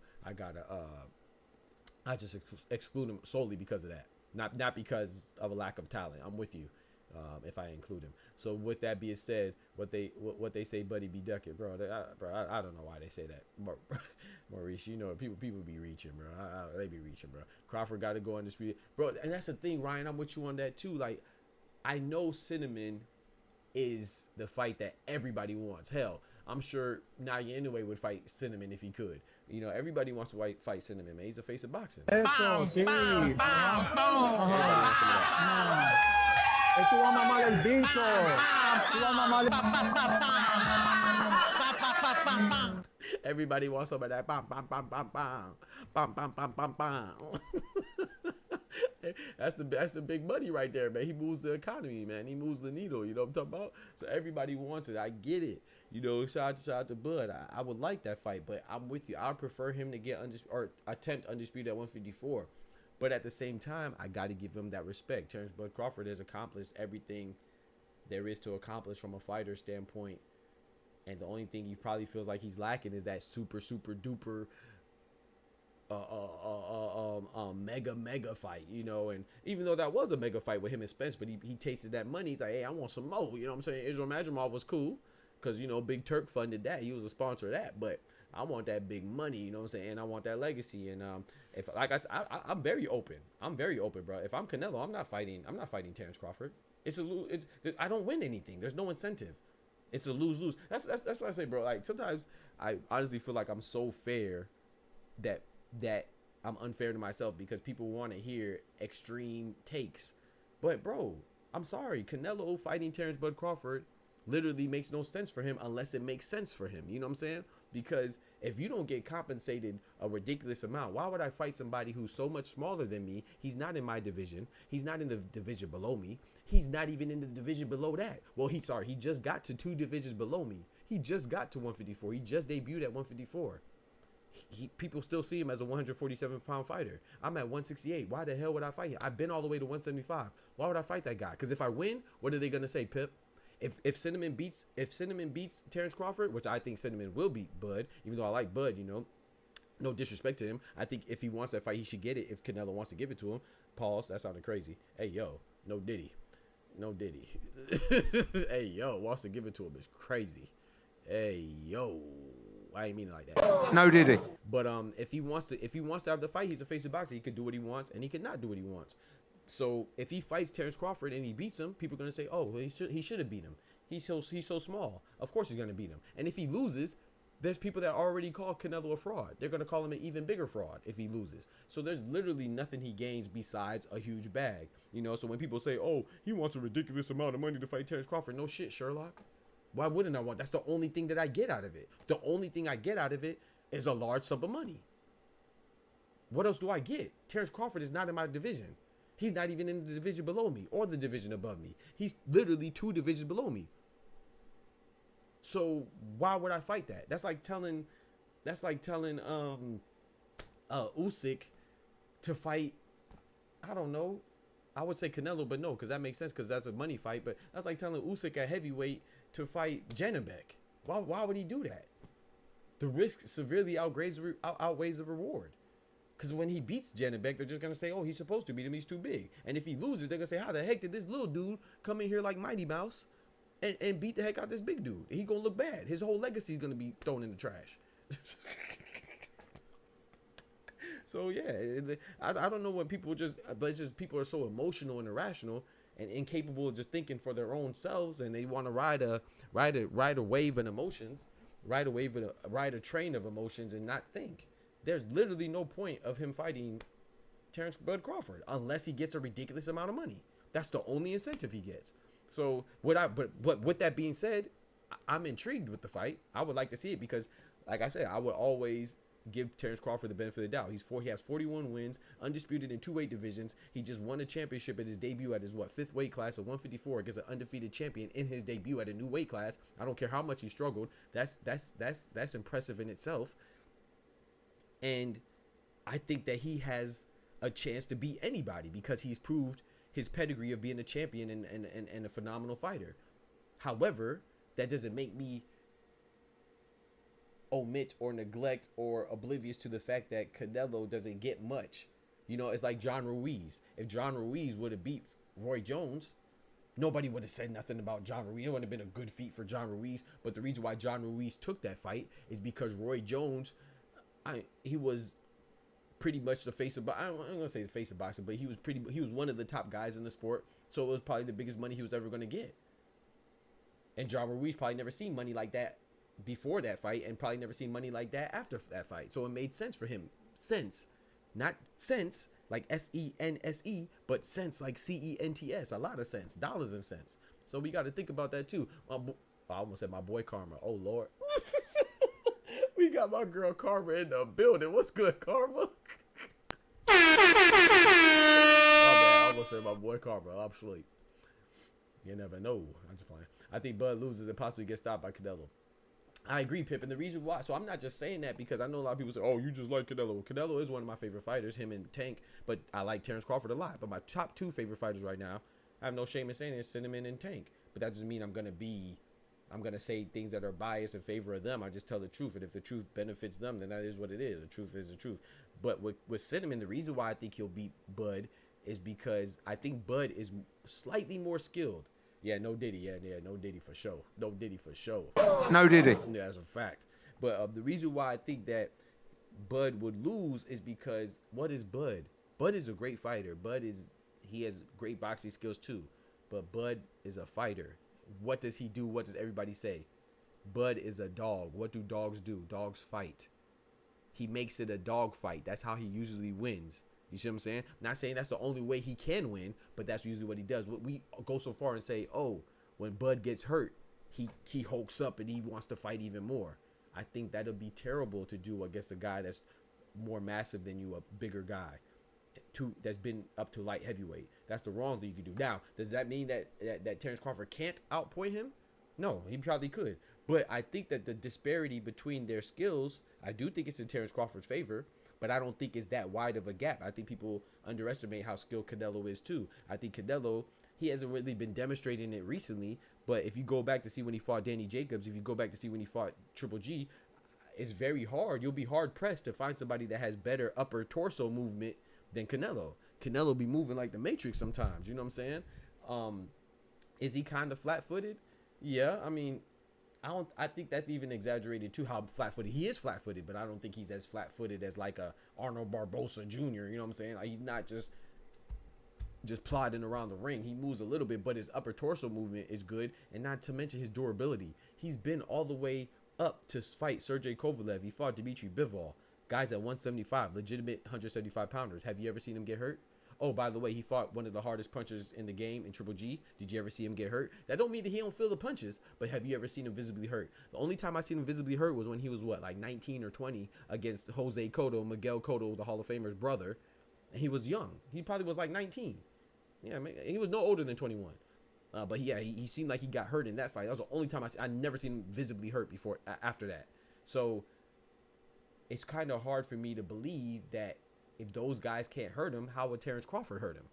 Now, you don't have to hurt somebody to beat him, because it is boxing, right? It's not called knockout kings. So you don't have to hurt somebody to beat them. You can outpoint them, but once again, show me where Terence Crawford fights like that. When Terence Crawford got hurt against Gamboa, what did we say? Oh, he got hurt and he fought back and dropped him. Or when he got hurt, when it was a close fight against John Porter, what did he say? Oh, I'm losing? Oh, bet. Let's engage. So I think that it's kind of instinctive for him to be a fighter. That's what we like. Even with Errol Spence, he dominated Errol Spence. But if you go back and watch that fight and you remove the imagery of Errol Spence getting knocked from pillar to post and being topsy-turvy and rolling around the ring getting beat up, go back and watch that fight. Errol Spence got to Terence Bud Crawford quite a few times. And Errol Spence isn't the most fleet of foot either. You know what I'm saying? Some people call him flat-footed. So what I'm saying is that if you swap Errol Spence and Terence Crawford. I mean, Errol Spence and Canelo. If you put Canelo in those positions where he was touching Terence Crawford against the ropes and stuff, and make that Canelo, he's not getting up out of there. The reason why we were so shocked with Errol Spence and Terence Crawford is not that Errol Spence didn't get to Terence Crawford. We were shocked that when Errol Spence got to Terence Crawford, the significance of the damage that he was doing wasn't anything close to what we imagined. You know what I'm saying? It looked like it wasn't even hurting Terence Crawford. But I don't care what it looks like. If Canelo touch you like that, oh, you gonna be hurt. So, but once again, like I said, I'm not saying that Terence Crawford can't outpoint him, because sometimes you do what you have to do. And if you feel like you can man up against Sean Porter, Yuriorkis Gamboa, or Errol Spence, then you don't have to outpoint him, and you are going to be exciting and intriguing for the fans. So just because you don't do something, it doesn't mean that it's synonymous with being incapable of doing something. So he could possibly outpoint Canelo and make him look bad. You know what I'm saying? Outbox him all night. Maybe he could do that. But historically speaking, Terence Crawford doesn't fight like that. So I think they will eventually engage, and I think Terence Crawford will look good maybe like the first 4 or 5 rounds. But then once it gets to that 6, 7, 8, I think that pressure is going to get to him, mental, not just physical pressure, but mental pressure as well. And I think that, you know, Canelo will start imposing as well. But I could be wrong. And the reason I could be so wrong that I'm intrigued in it. I'm not like those that are so for Canelo that they think the fight is a waste of time. And I'm not those that are so for Terence Bud Crawford that they think that it's a shoo-in that he's going to win automatically. I'm like up the middle with it, but I'm more to the left towards Canelo's side. I think it's an intriguing fight. But once again, if I'm Canelo, I'm not fighting that. For what? That's like me being Michael Jordan and a high school basketball player challenges me. Like, bro, you're not even at my level yet. You know what I'm saying? As far as I'm not talking about that. That's more of a skill comparison. I'm talking about weight. So I'm saying the skill with the weight. So that was a bad analogy if you're talking about like the skill from an NBA player to a high school player. I'm talking about the actual division. Like you're moving up in division. So that would be. I'm making the comparison with the weight classes being higher weight classes and the pro being a higher level of boxing or basketball.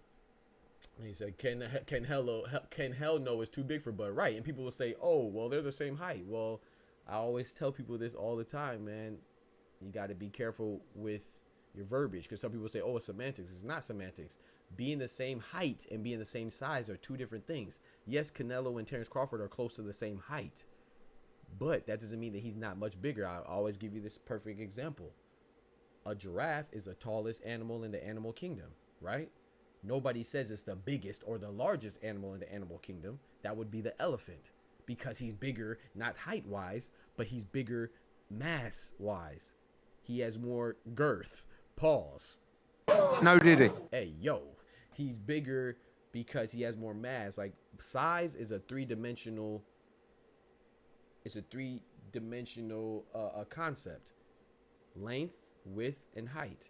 It usually talks about a volume, right? How much volume you take up, which is also measured in 3 dimensions. You know, that's why volume is meters cubed, right? Because 3 dimensions. The 3 dimensions, meters cubed, would be length, meter, width, meter, height, meter. There goes your education from Dr. PGNGM right there. You know what I'm saying? There goes your education, your educational segment from Dr. Boxing Talk. So yeah, so that's why you have like things like, you know, area is could be meters squared, because it's length times width. Meters squared. Volume is length, width, height. Meters, length, meters, height, meters, width. So 3 meters is meters cubed. Meters to the third power. So anyway, so that's why an elephant is considered the largest and the biggest land animal, not the giraffe, because it's taller. So you could be taller and be smaller simultaneously.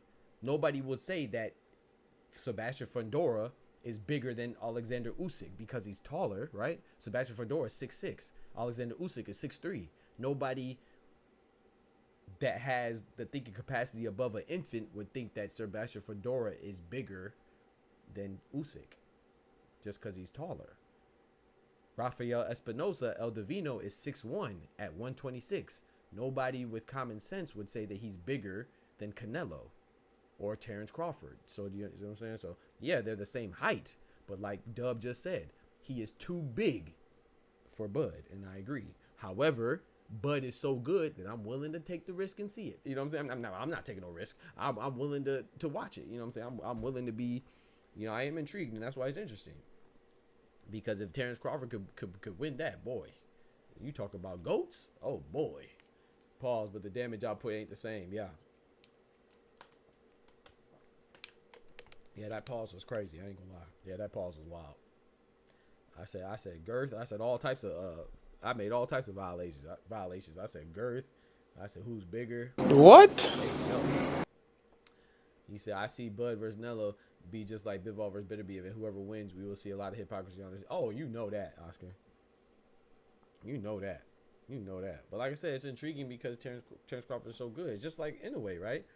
Inoue, in my opinion, ain't got no business in there with Tank. But some people talk about it because Inoue's so good. You know, maybe he could beat Tank. I think that would be sadly mistaken, and I think Inoue knows better. And I think that's why Tank doesn't even entertain it. I think he knows better as well. But yeah, that's not. There's weight classes for a reason, and some things are, you know what I'm saying? That's why it's so impressive when you see Pacquiao go through 6, 7, 8 divisions, and you see Terence Crawford go up 4 or 5 divisions, and Floyd go up 5 divisions, and Usyk and Deontay Wilder fight guys that are 50 pounds heavier than them. That's why it's so impressive. But, you know, there is a limit, you know what I'm saying? And sometimes all it takes to tip a scale is 1 grain, 1 extra grain of sand, and that's going to tip the scale, and things going to fall apart, like the book. Shout out to the author, dang, I have that book too. Things Fall Apart. What's the author's name? Anyway, I can't remember. But yeah. But anyway, yeah. All it takes is just one little. All it takes is just as little bit as depending on how sensitive your scale is, right? So yeah, I think that he could. I think it could be interesting, or it could be too much. But I will say this too.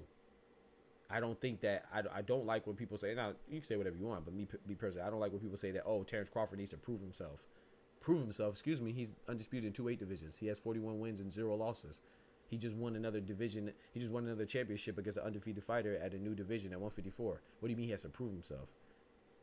If there's nobody in boxing, if there's anybody in boxing that doesn't have to prove himself, it's Terence Crawford. Terence Crawford says he wants to go fight Anthony Joshua. I think he'll lose, but I'm cool with it. He doesn't have to prove himself. He's already proven. There's nothing else he needs to prove. You know what I'm saying? So, when people say that, oh, he needs to fight Janibek because it show how good he is at 160. He needs to fight Hamza Shiraz, and what?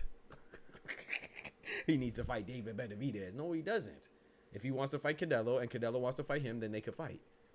Did Roy Jones Jr. have to fight Lennox Lewis to fight Ruiz? Did he have to fight any other resident heavyweight or champion to fight Ruiz? No, he just fought Ruiz. Did he have to go fight a cruiserweight to fight Ruiz? No, he just fought Ruiz. It's just funny how people just say all types of crazy stuff. Like it's like I don't know, man. People I don't know. It's so hard for people to be consistent because they're so nonsensical that it's hard to be consistent when you're dumb. That's why it's, you know what I'm saying? It's like when you're jumping 3 or 4 weight classes or even 2 weight classes, you don't have to clear out the division in order to get. That's the whole point of the challenge, the intrigue. We don't know what's going to happen. That's part of it too. You know what I'm saying? We don't know how he's going to handle that weight. You know, I don't even know. I can't even give you a cruiserweight. I don't know. Around that time period. Who was a cruiserweight around the time period where Roy fought John Ruiz? I don't know. BJ Flores or something? I don't know. I don't even know cruiserweight was a damn division back then. I don't even know. But anyway, my point is that you didn't have to campaign to get that fight. As if, you know, he's the big dog, and then Canelo is a super big dog. So if Canelo wants to fight, I hope he doesn't fight this guy, but if he wants to fight Chris Eubank Jr., he can, you know, and most likely you gonna watch. I know I am. Now, will I be happy about it? Nah. But would I watch it? I'll watch. I swear I'll watch. I ain't gonna be happy though. But I'm gonna watch it. I'm definitely gonna watch it. You feel me? So I think that Terence Crawford, if he wants to fight Cinnamon, have at it. If Cinnamon is willing as well.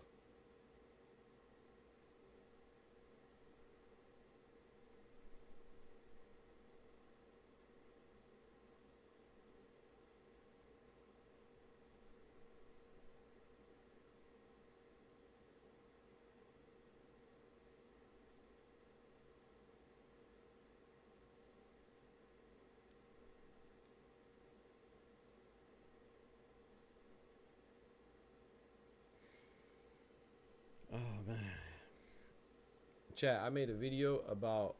I just saw a comment. I made a video about Floyd Schofield, Kid Austin, calling out Gervonta Tank Davis and Devin Haney and Shakur and William Zepeda, right? Some people in the comments said Haney's been calling out Tank since 2020. What? What does that have to do with Kid Austin calling out Tank, Haney, Shakur, and William Zepeda? The video is literally about Kid Austin calling out people and saying how much he'll whoop them. He'll knock out Tank in the 4th round. What the freak does that got to do with Tank and Haney fighting each other? You see what I'm saying, though? That's what I be talking about when I say that these people, they're just incapable of a cohesive thought. Like, what did that have to do with? People be fans, man. They be super fans, man. There's nothing wrong with being a fan, but don't lose your common sense, because like that video had nothing to do with Tank fighting Haney, Haney fighting Shakur, Shakur fighting Tank, or even them fighting Zepeda. It had to do with Floyd Kid Austin Schofield saying that he'll beat Devin Haney, Shakur, Zepeda, and Tank.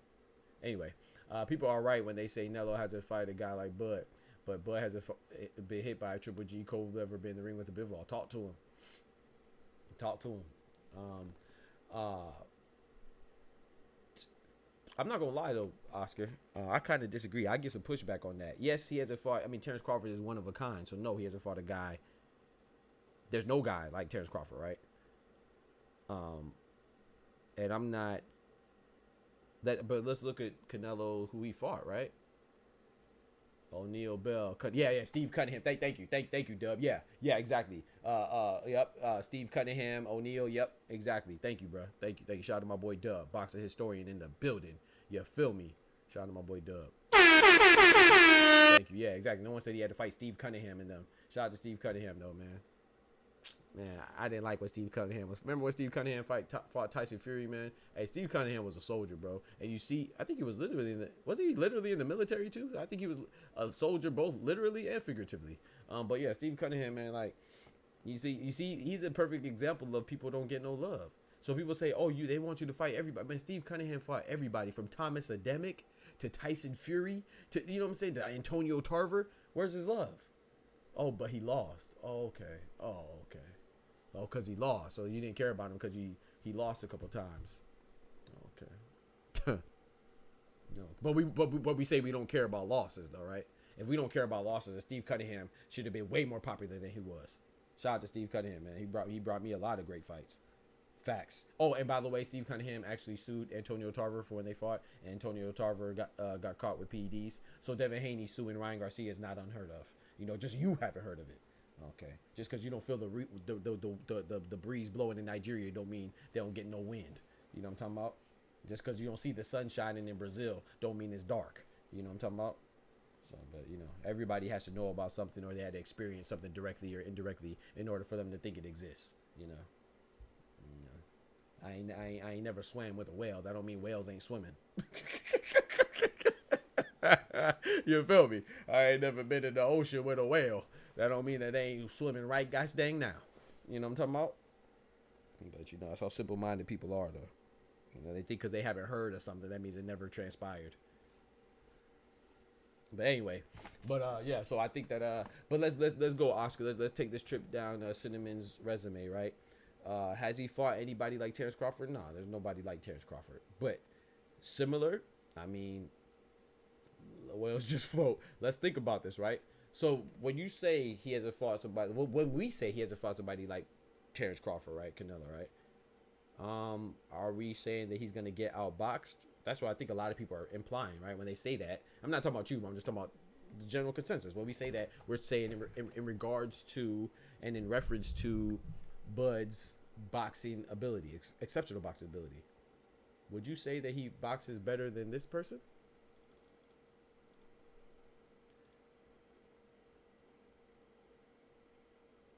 Would you say that he boxes better than Miguel Cotto? Maybe. I'll say Terence Crawford and Miguel Cotto's boxing abilities are very similar. You know what I'm saying? As far as counter punching, as far as setting it up, working off the jab. I'll say it's pretty similar. Whether you want to lean towards Cotto or lean towards Bud, it's not too much of a difference there. He's definitely not more evasive than Floyd, right? Would you say that he's as fast? He's fast, but is he faster than Amir Khan? He's strong. He's definitely not stronger than Triple G, like you said. He's not as big as Kovalev, like you said, or Bivol. So when we say that he hasn't been in the ring with guys like Terence Crawford, he hasn't been in there with Terence Crawford, but he's been with guys that have attributes that are similar to Terence Crawford's or better in some cases, you know. He's also been in the ring with Sugar Shane Mosley. Now, Sugar Shane Mosley was over the hill. No, not over the hill, but he was past his prime. But he's been in there with Sugar Shane Mosley. He's been in there with Austin, No Doubt Trout. So I think that while I do think that he hasn't been in the ring with Terence Bud Crawford, and Bud Crawford is, I think that he's so great because he brings all these different characteristics and fuses it into one, and he seemingly doesn't have a weakness, you know. But at the same time, there's no one thing that I could point out about Terence Crawford that Canelo hasn't experienced through another fighter. Now, he hasn't experienced all of them at the same time. You know what I'm saying? It's like LeBron, right? LeBron can't shoot as good as Steph Curry. LeBron isn't as good in the post as Giannis. He's not as good of a dribbler as Kyrie, but he could do all those things. And so it's hard to deal with somebody who could do all those things, because Steph Curry not going to take you off the dribble and dunk on you. LeBron might do that. You know, Giannis is not going to hit you with a step back three while he's rushing to the post to suddenly hit you with a step back three. Oh, LeBron might do that. You know what I'm saying? He may not cross you over and make you fall, but he might just dribble through two defenders and truck the third one and dunk on them. You see what I'm saying? Kyrie won't do that. So it's more about, in my opinion, having seen these things and be able to put them together. And that's where a trainer comes in. That's where Reynoso is going to have to shine, because Reynoso is going to have to make him remember, okay, bet, you know, I got to take what Floyd did and kind of fuse it with what Miguel Cotto was trying to do, and kind of fuse it with what Sean Porter was trying to do and what Amir Khan was trying to do to you, and then try to emulate Terence Crawford style and bring in the proper sparring opponents that would, you know, that's what sparring and all that stuff is for. So I think sometimes people kind of exaggerate how much Canelo, how new Terence Crawford would be for Canelo, and vice versa. You know, Crawford hasn't been in there with guys as strong as Triple G or as, let me see how I can say it. He hasn't been in there with guys as strong as Triple G or as big as Kovalev, but he's been in there with guys that were bigger than him. He's been a smaller guy plenty of times. Victor Postal was bigger than Terence Crawford. Well, I think he weighed more too. But let me rephrase. He was taller. Let me not do what I said we would talk about with giraffes and elephants. He was taller. So he's been in there with taller guys before. He's been in there with strong guys. Errol Spence, even though he wasn't the same, he's still stronger. He's been there with Sean Porter, who likes to rough him up. So he's been in there with guys that are similar to what Canelo would try to do as well. You know, he tried to impose his will with pressure, similar to what Errol Spence did. He's got to be stronger than him. Similar to what what's that one guy that was I would say was stronger than Terence Crawford. Similar to Israel Madrimov was, being stronger, not the same fighting style, but stronger. You know, he's going to be in there with, you know, Canelo. There's guys that he's been in there with that he could try to take things from and try to you know, emulate Canelo. But I think it's harder. It'll be harder for Terence Crawford, because I think it's going to be like, you don't even want to spar with a guy seriously that's way bigger than you, right? So that's going to be harder to compensate for when it comes to fight night, because he's going to have to fight guys like a Janibek. Not even Janibek. Janibek would be too small, you know? He's going to have to bring in guys that are light heavyweights and super middleweight and tell them not to go too crazy, but go crazy enough to where it could be like Canelo. So it's going to be hard. And I think that, I honestly think Canelo's preparation for Bud will be easier than Bud's preparation for Canelo, in my opinion.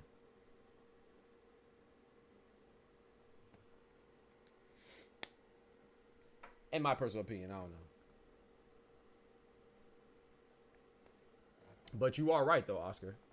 Good morning, Smoochie in the building. But you are right, though, Oscar. I agree that people are right when they say Canelo hasn't fought a guy like Bud, but I think he has it. I think they're right and wrong, so it depends on how far you're going. Like, I think they're right that he's not just like Bud, but he fought guys that would try to do what Bud would seemingly try to do. Because if Bud tries to stand toe-to-toe, that would be ill-advised, right? He would probably try to outbox him like Floyd did. Now, Floyd severely outclassed Canelo, but Canelo was severely outclassed from experience going in anyway. You know, he's not as inexperienced as he was before. He's not inexperienced at all. He's older. He's more savvy. He learned a lot from that fight. So, I don't know, man. I think, like I said, that doesn't mean I could see a path of victory for Bud, but I could definitely see a bigger path of victory for Cinnamon. Okay, a little off topic, but have you seen Undisputed and you gonna invest in Sparking Zero? Man, I've been hearing about that Sparkling Zero, man. That Sparkling, that Dragon Ball Z joint. I haven't even looked into it though. I've been hearing about it. I need to look into it, man. So what is it? Is it like a Dr. Box said, he said, what's up, boys who cry? Yeah, I'm not sure, bro. You got to type that in English. I'm not sure what you're saying, brother. Your name's in English. Your name is Boys Who Cry. So I think you know English. So if you could type in English, I appreciate it. I don't know what you're saying. You're saying something about Madrimov, but I'm not sure. He said, "What about Madrimov defeated Boachuk in December?" I have Madrimov beating Boachuk. Thank you, sir, for the translation. I believe Boachuk loses to Madrimov. I think it's a great fight, though. They'll be fighting on the undercard of Tyson Fury and Usyk rematch, right? I think that's the best fight on the card outside of the main event. I don't really think the card is that good. It's all right. It's not bad. But Boachuk and Madrimov make it for me. And I think I have Madrimov being Boachuk. What about yourself? Excuse me. What about yourself? I like Serhiy Boachuk, though. He's good. And I kind of I like this fight, but I kind of don't like it for him because, you know, it was a controversial win. Sorry, a controversial loss for him and Virgil Ortiz. But if he loses again, this will be his third loss, right? Because he lost to Brandon Adams, a fight he was winning until he got caught with a left hook. And then he dropped Virgil Ortiz twice, but he lost. It's controversial. And then he takes another loss. I think people will start to write him off. And I think Serhiy Boachuk is a good fighter, and I don't think he should be written off. But I do think Madrimov wins, and I think I fear that he will start to get rolled off if he loses again. Because the only person that could be considered great is with 3 losses is Lomachenko. You know, everybody else that has 3 losses is trash. But if you're Lomachenko and you have 3 losses, then everybody has a different grading criteria and a different rubric when it comes to grading Lomachenko. But usually, if you have 3 losses, you're pretty much done. You know, as far as being a household name or considered a good fighter. But you know, the only exception to that is Vasily Lomachenko for some odd reason. You know, I thought it would be like Fight Night, but it ain't so. I'm saying, oh man, yeah, I heard that Fight Night is coming out with a new game because they see the demand for Undisputed, man. I was thinking about getting it though, Cloudy, but I'm not sure yet, bro. I have to look at it and see because I've been hearing mixed reviews. I've been hearing it's good. I've been hearing it's bad, but you know, I haven't played it. You know, bro, Cloudy. Since I moved, bro, I ain't even hook up my PlayStation, bro. My PlayStation in the box, bro. That's crazy, right? Me. I think it's a 50-50 with Madrimov first Boachuk. Hey, Dark Ken in the building. I'm not mad at that. I'm not mad at that. I think it's, for me personally, I think it's a good fight. I think that's why I think it's I'm excited for it. But I would lean towards Madrimov more. But I don't think it's a wash. No. I'm thinking like 70-30. I think like 70-30 for Madrimov. I think he's just more dynamic of a fighter. Madrimov learned for the Bud fight. Yes, I talk English. My black cousin sent me some boxing channels. Hey, shout out to you. Shout out to your black cousin. You know what I'm talking about? Tell your white cousins to tune in too. You feel me? We don't discriminate. Tell your girl cousins, your boy cousins, your black cousins, your white cousins, Hispanic, Asian, Christian, atheist. Tell all your cousins, man. Gay, straight, tell all your cousins to tune in, man. Catterall or Prograde? SPL says Catterall or Prograde. Dark Ken in the building. Boys Who Cry in the building. SPL in the building. I don't know why I thought your black cousin is funny. I don't know why I think that's funny. Yes, sir. Shout out to all the people out there, man. All my brothers and sisters, man. My brothers and sisters. I have Catterall beating Regis. I got Catterall beating Rougarou. I like Catterall, man. I like Rougarou as well, but I think Catterall's more dynamic of a fighter again. I think he adapts. He could adapt better. The only thing I worry about Catterall is that sometimes he fights with a lack of urgency, and I think he should like even when it gets the Josh Taylor fight, the second one, I feel like he could have won even more decisively than he did if he would have just kept his foot on the gas. But he tends to cruise a bit once he thinks he's in the lead. At least my experience with Jack Catterall, his fight. So, hey, Claude, I just thought it was funny, bro. I figured, yeah, Claude, I didn't even have my game on, bro. I just been so locked in with the boxing, man. I'm from Kazan. That's what's up, man. No, I'm far from racist. A lot of Africans here. My cousin is half Russian. He's my best friend. I didn't say you racist, bro. Like, what? I didn't say you. What? Hey, man, lock in, man. Lock in, bro. Lock in, bro. I did not say you. I did not imply. I just said tell all your cousins to come through, bro. You do not have to defend your if you racist or anything else, have any hate in your heart. You got to go through that, man. That's between you and God, man. If you are or not racist, it don't do me nothing. I can't do nothing to you if you were from my current position anyway. So shout out to you from Kazan though. But just hey, if there are no you said a lot of Africans, if there was no black folks there, then there'll be no racists, right? So there's a lot of Africans everywhere. There's a lot of Jamaicans everywhere. There's a lot of more specifically, there's a lot of people there's a lot of Europeans everywhere. We talking about continent wise, right? There's a lot of Europeans everywhere. There's a lot of Asians everywhere. There's a lot of Africans everywhere. That don't mean that people are or not racist because of the people's presence, right? Their presence is what may be the biggest indicator of racism existing. You know what I'm saying? I could be somewhere and I don't mean it ain't racist because I'm there. Oh, word the black cousin. Nah, you good. Nah, I just thought it was funny. Yeah, nah, there's nothing wrong with saying that. I just thought it was funny. I got a white auntie. My stepfather's Hispanic. He's from Honduras. You know, I got family members. I got Asian family members too.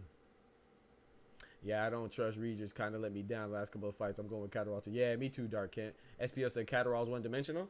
How so? How so, SPL? Come visit Russia one day, to be specific. Kazan is beautiful, but I don't know right now. I bet, yeah, man. I like. I'm gonna look you up. I'm gonna look you up, boys who cry. You gotta take care of me, bro. You gotta keep me away from Putin, man. I heard Putin violent.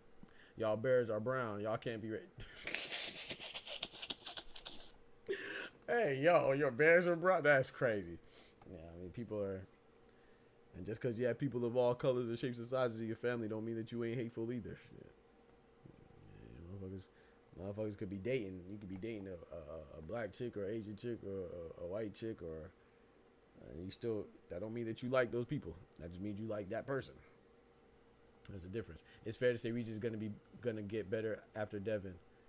Is it fair? Nah, I don't think Regis is gonna get better, to be honest. Oscar, unfortunate. I like Rougarou, man, but I don't think he's getting better. I think his best days are behind him. Me personally, but hopefully I get proven wrong.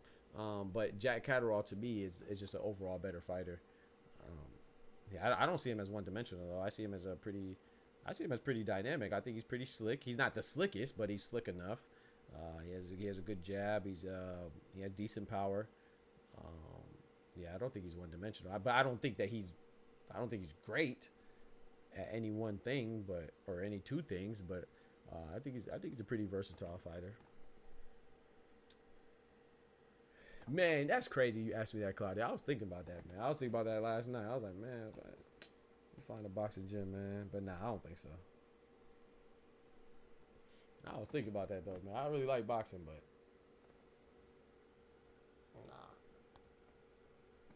nah. If my channel could blow up and we could do like some YouTube joints, some content creator boxing, I'll go beat the shit out of KSI. You know what I'm talking about? I'll beat the hell out of KSI. You feel me? I'll do something like that. But as far as going to fight, I ain't got no business in there with Liam Paro and tanking them. You watch MMA tomorrow? I don't know, bro. You know, I might dabble a little bit. because of Dub. You know, Dub watches MMA. Sometimes I'll check it out because of him. Shout out to Dub. But I'm not really a MMA guy.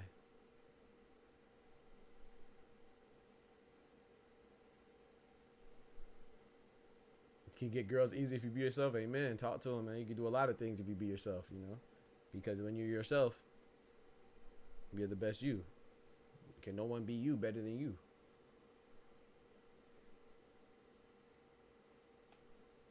No one can be you better than you. So, yeah, I agree with that. Yeah, Tszyu is tomorrow. Yes, sir. Absolutely. Tim Tszyu versus Bakram Murtazaliev is tomorrow for the IBF title 154. You have Adam Azim versus O'Hara Davies tomorrow in England. And we also have William Scull versus Vladimir Shishkin for the IBF title as well at 168 tomorrow. So we got a lot of fights. We got some fights tonight, too. I don't remember who they are, but I don't think. He said, yo, shout out to my boy Clone, man. My boy Clone hit me with the big $10, man. Dropping that bread, that cheese, that butter. These biscuits and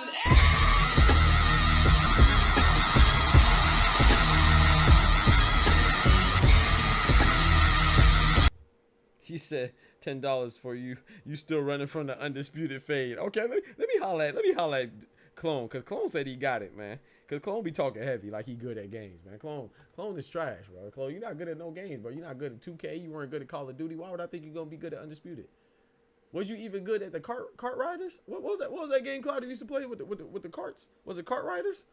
Clone wasn't even good at that. Why would I think you're gonna be good at Undisputed, bro? Man, just watch MMA. How you avoided some good fight? What's good? My boy Clone in the building. There he goes. He said this killed me every time. Them biscuits. 75-25% fight tomorrow. Bakram too calm. Yeah, I got Tim Tszyu, but I think it's a little bit more than. I'm gonna give more credit than. I'll say it's like 60-40. 65-35 for Tim Tszyu. Yeah, Cart Riders. Yep. That man Clone wasn't good at Cart Riders, Call of Duty, Tekken, 2K. Like, why would I think you gonna be good at Undisputed? That's a funny. I appreciate that, Dark. Appreciate that, Kent. Dark Kent, Clark Kent. I like that. I appreciate it, brethren. Clone buns at finding gas massive. Bro, I ain't gonna lie, bro. I do miss running the Call of Duty with y'all, man. That was fun, man. This man lost. All he had to do was get a gas mask, bro. We probably would have won, bro. This man, the gas mask was right in front of him, bro. Oh my gosh. This man choked in the gas and had a mask. That's tough. I know you ain't good at Undisputed. Who you use, bro? Who you use? Amir Khan? I don't even know hold on. Let me look up the roster. What is the Undisputed roster? I saw Caleb Plant's in it. Shout out to Caleb Sweet Hands Plant. You know what I'm saying? Let me look at the roster for Undisputed. I heard they have a lot of the UK brethren in there. Shout out to them. A lot of European fighters in there. But I know Caleb Plant's in there. Obviously, Cinnamon's in there. Obviously, Terence Crawford, Usyk. I mean, not Usyk. Tyson Fury. Okay, I'm looking. That's not bad. They got. Let's look at it together, chat.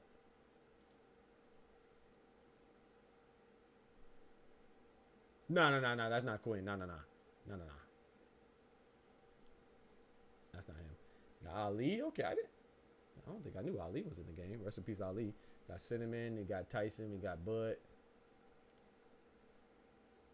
Usyk is there. It makes sense. Katie Taylor. Hey, shout out to Katie Taylor. She'll be fighting against Amanda Serrano. Shout out to both of them on the November card on the Jake Paul Tyson joint. Arturo Gatti. Rest in peace. Seniesa Estrada. Okay. Hey, Estrada be overlooked because she be fighting at minimum weight. But she a beast.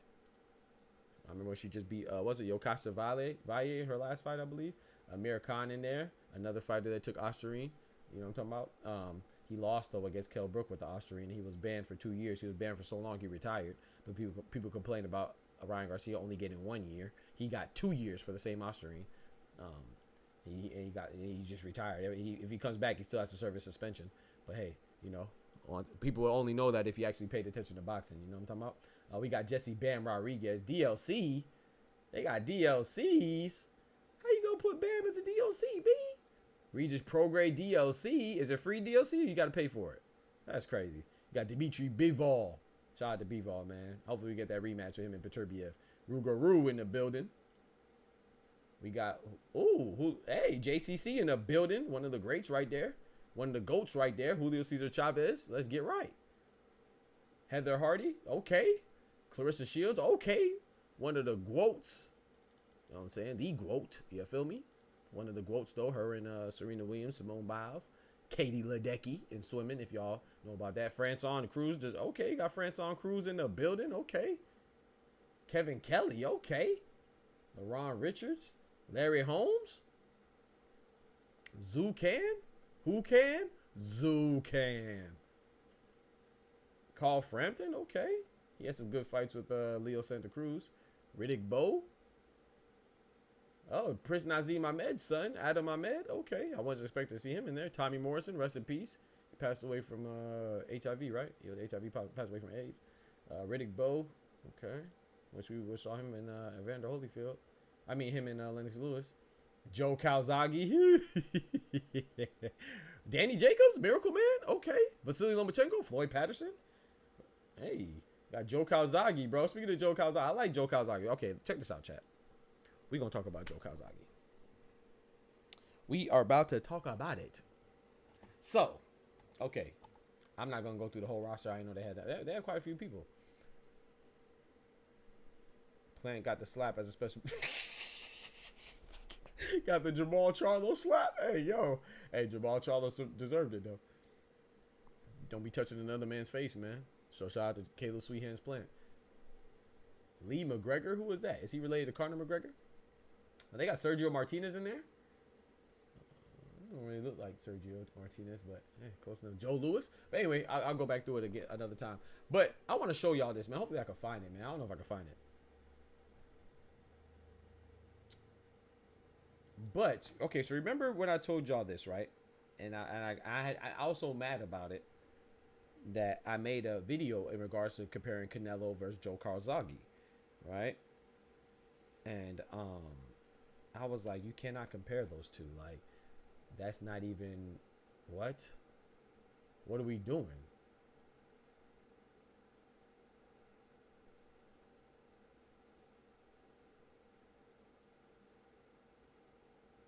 I cannot find it, chat.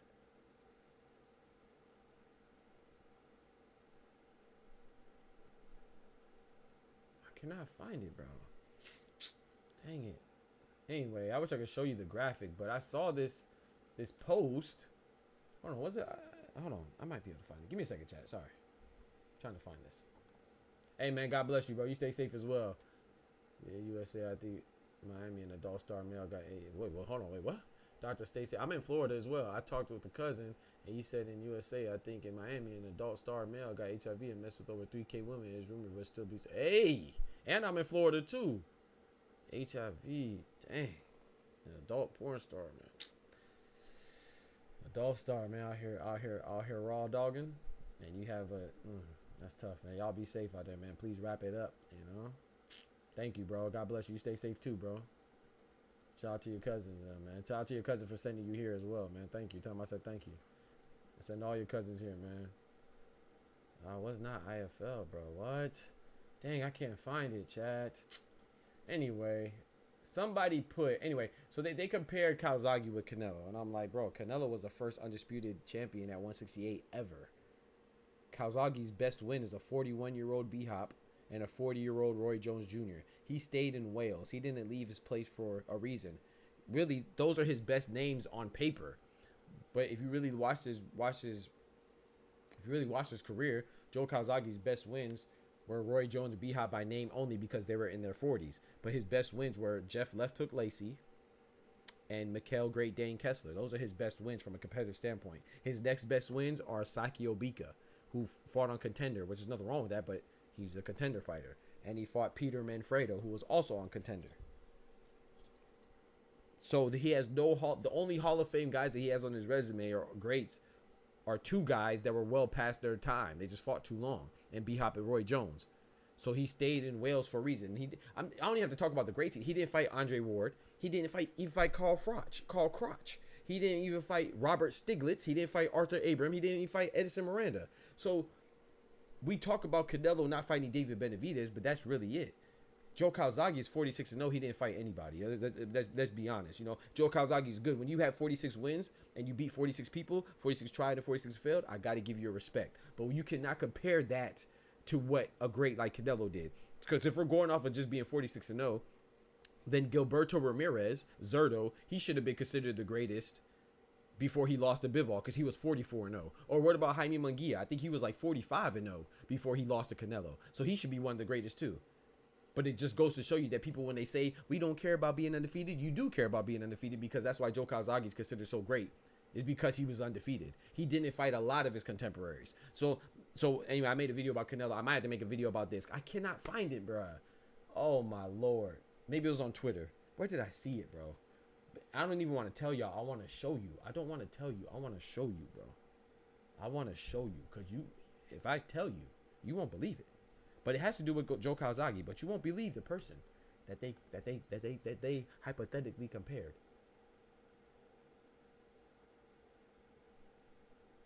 Oh my gosh, I cannot find it, bro. Why can't I find this post?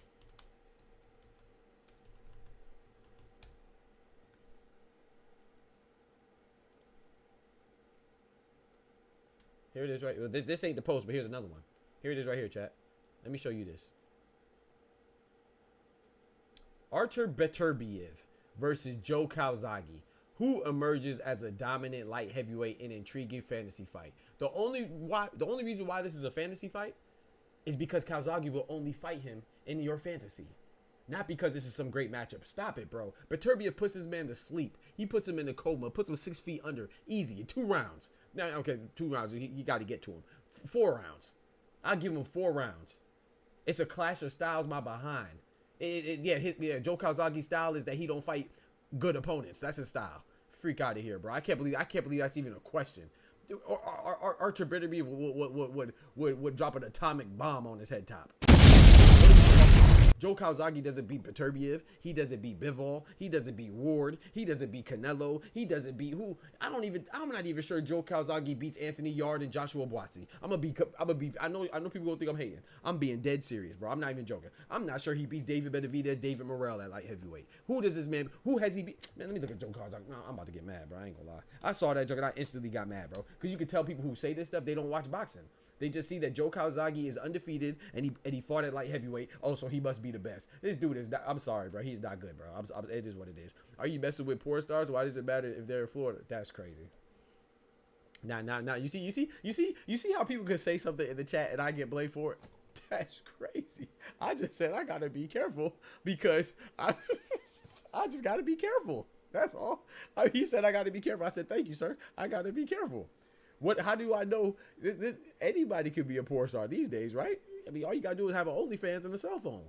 We ain't talking about like the big Sky Black and Lana Rhodes and you know what I'm saying? Those are popular porn stars, but there's a lot of actors and actresses that aren't Denzel and Tom Hanks and Meryl Streep and Viola Davis. You know, there's a lot of actors and actresses that are just limited to local commercials, you know, and little videos and you know what I'm saying, stuff like that and skits.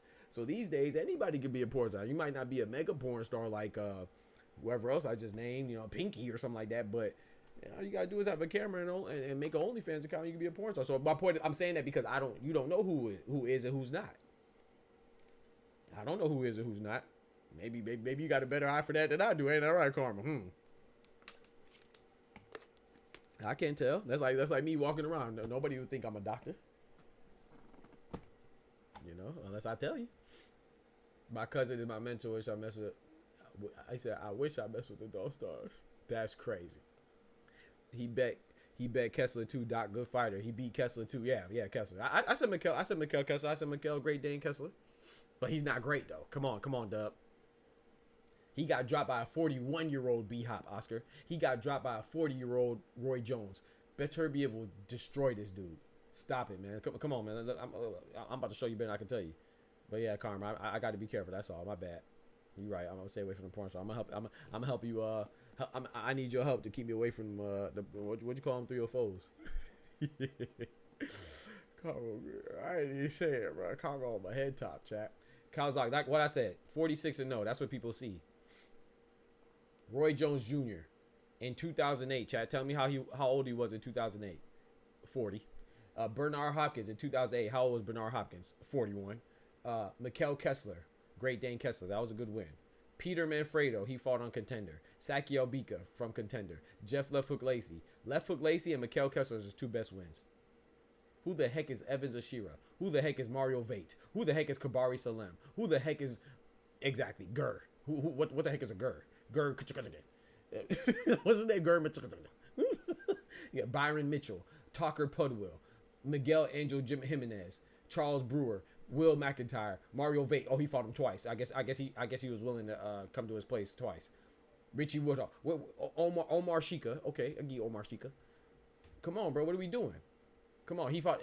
Sorry. He fought. I forgot. He fought an old Chris Eubank. I'm sorry. In 1997. How old was Chris Eubank? Chat. Please tell me. Oh, okay. He was 40. Okay. You know, come on, bro. Stop it, bro. Where's Robert Stiglitz? Where's Arthur Abram? Where's Andre Ward? Where's Chad Dawson? Where's Carl Froch? Where's anybody that was in the Super 6 tournament? Where's Lucien Butte? Where's Alan Green? Where's even Jermaine Taylor? You know, where are these guys at, bro? Where is anybody that would would lead you to believe that this goofy face would beat Artur Beterbiev? Stop it, bro. Stop it, man. They see 46-0 and that's it. Stop it, bro. He gets smoked. Smoked in a pancake. Come on, bro. He said lizards with a follower. Lizards is crazy. Street lizards is crazy, bro. Y'all gotta stop disrespect. Hey, man, they working hard. You know what I'm talking about? I ain't knocking it. Just let me know. I ain't trying to. You know, I'm a conservative type of brother. You know what I'm saying? When it comes to my love interest, man. Because I mean, I talk to you now. Like Karma said, I ain't gonna lie, Karma. Hey, a porn star ain't off limits now. I done, you know what I'm talking about? I had some crazy stories. I done messed with a porn star before, but well, she was in porn. I wouldn't call her a porn star. She wasn't no star, but she was definitely in some. I can tell you which video she was in. She was in a couple big productions, but she wasn't like no. But anyway, she actually still doing stuff now. I saw. As God is my witness, I saw her the other day. What was that junk called? Buns in Basketball? Yeah, she's in that. But I messed with her. But once again, I didn't know. You know what I'm saying? I didn't know prior. You know, but it was on some weekend stuff in Vegas. It was literally in Vegas. But anyway, yeah, she ran down on me in the MGM. You know, I just knew she looked good. I didn't know she was a porn star. But anyway, I lost my train of thought. Thinking about some good times. Caleb Plant beats him too. Thank you. Caleb Plant beats him too. Yeah. Come on, bro. Jamal Charlo. Yeah. Come on, bro. And it sounds like I'm being disrespectful, but I'm just being honest, bro. I like Joe Calzaghe. I liked him when he fought. He was very slick, bro. I can show you highlights on my computer with Joe Calzaghe being slick. But he was being slick against Saki Albika. He was being slick against Peter Manfredo. Come on, bro. Like, stop it, man. Artur Beterbiev will put this man to rest. Well, I don't wish that on nobody. He'll put him to sleep. You heard about Beterbiev mandatory? Yeah, I dropped a video on it. Michael Eifert. Yeah, IBF strikes again. What's good, Canelo, though? How you doing, brother? Talk to him, Plant. Come on, bro. Come on, Oscar. Talk to him, Doug. Talk to him. And that's no. These are good guys. But if you're talking about him being a potentially all-time great of a division, he should not be losing to. We shouldn't think that he would lose to. As much as I like Caleb Plant, you know he's one of my favorite fighters. We shouldn't think that he would lose to Caleb Plant or Carl Froch or Arthur Abram or Lucien Butte or Robert Stiglitz or Edison Miranda or Alan Green or Jermaine Taylor. We shouldn't think that he would lose to these guys. Whether he would lose to them or not, it shouldn't be debatable. No, bro, the man is stop it, bro. You just see 46-0, you know he's 40, you know he's undefeated, and that's why you like him, and that's why you think that everybody else would be. He didn't fight nobody, bro. He literally fought in Wales all but 2 times in his career. The only reason why Roy Jones Jr. and Bernard Hopkins weren't the first Americans that he fought is because Jeff Left Hook Lacey went over to his place and fought him. But his first 2 times in the fighting in the U.S. was his first 2 fights. And I'm not saying that you have to fight in the U.S. That's not like a. It's not mandated that you have to fight there in order to be considered good. But we know that the mecca of boxing is Las Vegas, Nevada, of the United States of America. And now Riyadh season is trying to take that over in Saudi Arabia. You know what I'm saying? Riyadh, Saudi Arabia, Riyadh season trying to take over, and they doing their thing as well. But if you don't fight in America at some point, and you're in the larger weight divisions, not smaller divisions, but larger weight divisions, then it's probably indicative of you not having the best competition. That's just the facts. Especially if you talk about in the early 2000s. That's just what it is. So I don't want to hear Joe Calzaghe could hold Berterbiev's bootstraps. Berterbiev put that man to sleep. I'm not, like I said, I'm not even sure if he beats Anthony Yard. I'm not sure if he beats Joshua Boatsy. I'm not sure if he beats Dave Morrell, David Benavidez. He'll probably beat Willie Hutchinson, you know. Freak out of here, bro. Berterbiev put that man to sleep.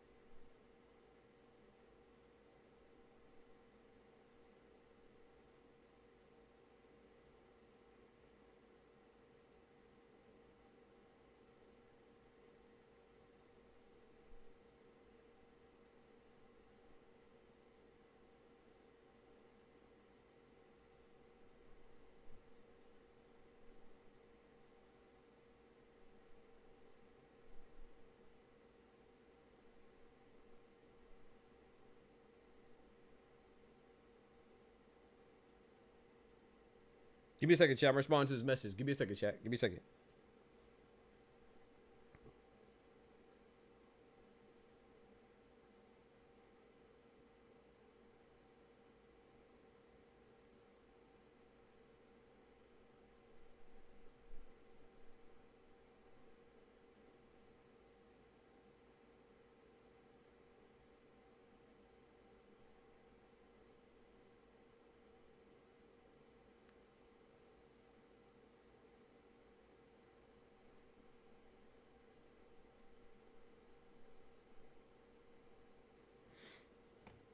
my bad. He said, Doc, that's crazy.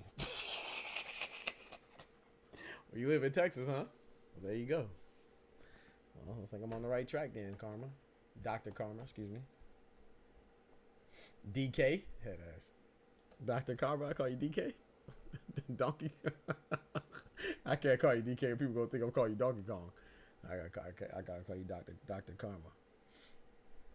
Like I said before, my cousin's a mentor, my best friend. I can call him his home in Switzerland. That's what I'm talking about, man. Shout out to all the good cousins out there, man. Looking out for cousins. Why am I a hillbilly? What did I say? What did I do now? So with all the early year boxing happening, Canelo or Bud, we taking 5 Day Mayo weekend. Hey, you think so? You think Canelo versus Bud on Cinco de Mayo? Hey, maybe. Hot take, assuming Benavidez wins this. My boy Kendrick in the building. Assuming Benavidez wins this fight of the year, next year will be Benavidez. I think. Are you trolling Kendrick or are you? Why is that a hot take? I don't know. I think you're trolling. I don't know if you're trolling or be for real. How is that a hot take? That's exactly what it's gonna be. He's a mandatory. you know, Beterbiev, Morel. Morel, Benavidez, and Boatsy are mandatories for and Michael Eifert for the IBF. You know, they're the mandatories. They're in the mandatory position for light heavyweight. So yeah, I mean that makes the most sense if Benavidez wins. I mean, it makes the most sense if Morel wins too. And then for Boatsy, so those are the likely opponents if he doesn't fight Bivol, you know. But I don't know if you're joking or not. You're trying to be funny. But yeah, no, that should be the natural course of action. It's going to be the fight of the year, though. Benavidez and Beterbiev? Ooh. I don't know. I think, I agree. I agree it has that potential, but the reason why I say I don't know is because when you think of fight of the year, when I think of fight of the year, right? What do you think of fight of the year? When I think of fight of the year, I think of back and forth, like Tyson Fury, Usyk type things, like Bud could potentially have the performance of the year for me, but not fight of the year because even though it was exciting, it was one-sided. So to me, I know everybody has their own definitions and stuff, but for me, fight of the year is like back and forth. And the reason why I say I don't know if that's gonna be fight of the year because I don't see it being too back and forth. I see it being back and forth early, and then it just not. You know, I think Beterbiev. I think I'll say for the first 4 rounds is gonna be interesting, but I don't think Benavidez could take that punishment, and he doesn't move enough to avoid that punishment, in my personal opinion. But I could be wrong, man. Benavidez could go in there and win. He said that he knows something about Beterbiev that he could win. So I don't know. That's interesting. Who you had winning, Doc, with Beterbiev and Bivol? Who you got in the Fury Usyk rematch? Man, in the first fight I had Fury going in. The rematch. It's hard to go against Usyk. It's hard to go against in the way Usyk and Bud right now, man. But I don't know, bro. I'm leaning towards Fury. I feel like I might be wrong again. But I might lean towards Fury, man. However, who I had with Beterbiev, I didn't have anybody. That was one of the first fights. I think that's the first fight this year that I didn't pick between Beterbiev and Bivol. I literally didn't know. That's how close I thought the fight would be. But I would say this though. I thought it was going to be closer on paper than it was in the ring. But it was actually close in the ring, just as close in the ring as it was on paper. So that was great, man. I just enjoyed that fight. Ken, who'd you have, bro? So I didn't make a pick. I think that was the first fight this year I didn't make a pick. He know already. He know already. I think of a war back and forth. I think they're gonna go at it, and we may be shocked by this. Hey, yeah. Nah, I'm not mad at that, Kendrick. You could be right, bro. You could be right for sure. I could be wrong. I think it's gonna be one-sided for Beterbiev around like the middle rounds. Nah, I say like the early to mid rounds, like 4 or 5. But nah, I could be wrong, bro. I would like to be wrong. Not because I like Benavidez and I like Beterbiev, so I like them both. But I would like to be wrong because that'd be crazy. Can you imagine Benavidez going there and dominates Beterbiev? That'd be crazy, bro. I would like to be wrong. Not because I necessarily want to see one win or lose, but just because upsets are good for boxing, in my opinion. Upsets are good for any sport, in my opinion. Upsets are just good, man.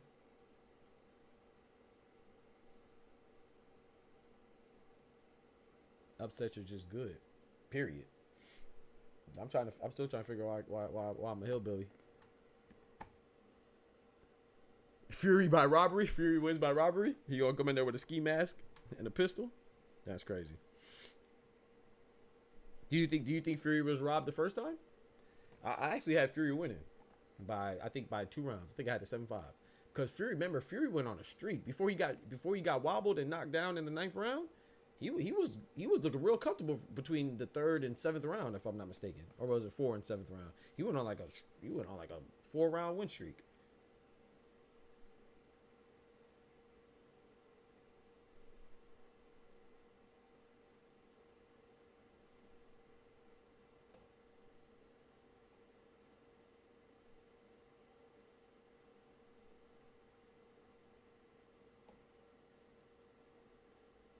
Ortiz versus Boachuk fight. Talk to him, Oscar. Ortiz versus Boachuk. Joseph Parker versus Zhang. Bivol versus Beterbiev. Tyson Fury versus Usyk.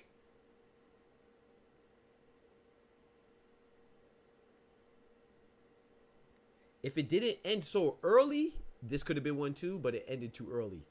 Bam Rodriguez and Juan Francisco Estrada. It just ended in the 7th, so it was too early, but they exchanged knockdowns. Robeisy Ramirez and Espinoza was last year in December, right? Yeah, that was last year in December. I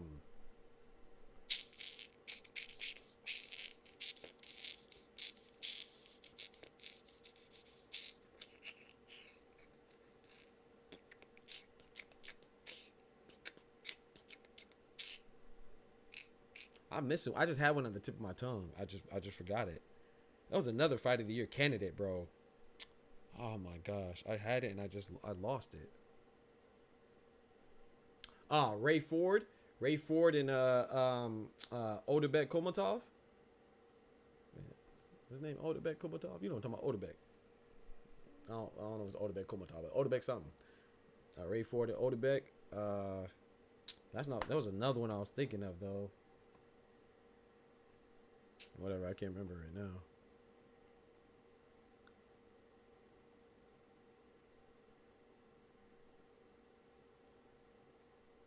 Can't think of it right now.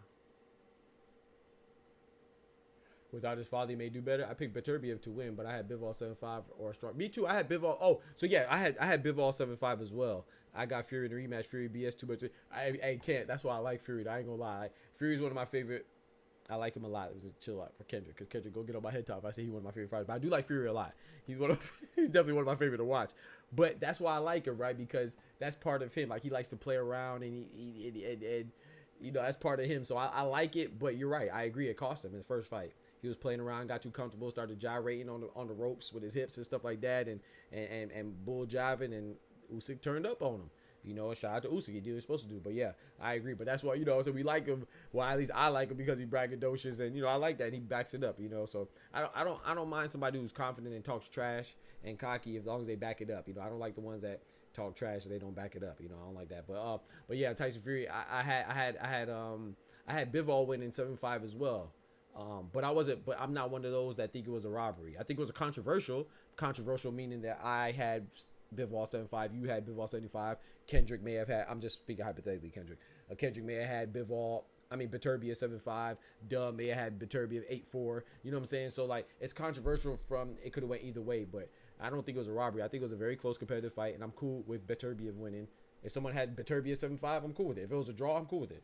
I don't think it was a robbery. I just think it's a matter of what tickles your fancy. You know, if you like aggression, you like forward aggression, you know, and whatever, you know. So I don't think it was a robbery by any means, but I too had Bivol 7-5. I had a lot of swing rounds too, you know what I'm saying? I split my swing rounds. I gave 2 to Bivol and 2 to Beterbiev. No, I might have 5 swing rounds. I had a whole bunch of swing rounds. I think I had 5. That's a lot. I think I had 3 for Bivol and 2 for Beterbiev. But say you gave all 5 or all 4 or all 3, whatever, how many swing rounds you had. What if you gave them all to the same person? You gave them all to Beterbiev, which I think that would be kind of suspect. But if you did give all the close rounds to Beterbiev, you feel like he edged it out, then I could see it being 116, 112 or 8-4, 8 rounds of 4. So I thought it was a good fight, man. I think people just try to ruin things by saying robbery. Everything's a robbery, bro. Like, gosh, dang. Without father, he may do better. Oh, you're talking about without Fury's father, John Fury. Made friendships, and people who had Bivol had good arguments, but so do people. Yeah, facts. Exactly, boys who cry. I had a draw, right. Ortiz versus Boachu, fight of the year. I agree with that. I think that's a fight of the year contender, bro. Bro, we get some, bro. I don't know how anybody complains in boxing right now. Like, I know we not having Canelo versus Benavidez. I know we're not having Tank versus Shakur. I know we're not having whoever else you think we should have. But, bro, what about the fights that we're having, bro? We're about to have Espinosa and Robeisy Ramirez rematch. That's crazy. Like, Emmanuel Navarrete and Oscar Valdez about to have a rematch, too, on the same night, on December 7th. Bro, that's crazy. But I will say this, Valdez and Emmanuel Navarrete, I don't know if that a rematch is really justified there. Emmanuel Navarrete, he won handily, in my opinion. But it's still a good match. Oscar Valdez only lost to Emmanuel Navarrete, and he only lost to Shakur Stevenson. Only 2 losses. So you got to give him the benefit of the doubt. Maybe he can adapt. And Emmanuel Navarrete, we know the monster he is at 130, so I'm looking forward to that fight, man. Who you got, Marip? Man, hey, Kate, you ask some good questions right now, my boy. You asking good questions. This is boxing. Boxing, that's crazy. That's crazy. So Bivall's out there on the dance floor with it. He was out there. He was out there looking like this, Karma. He was out there on the dance floor looking like this. Hold on, where's that? Hold on, where's that? He out the dance floor looking like this. Hey, yeah. Oh, that look good. Hold on.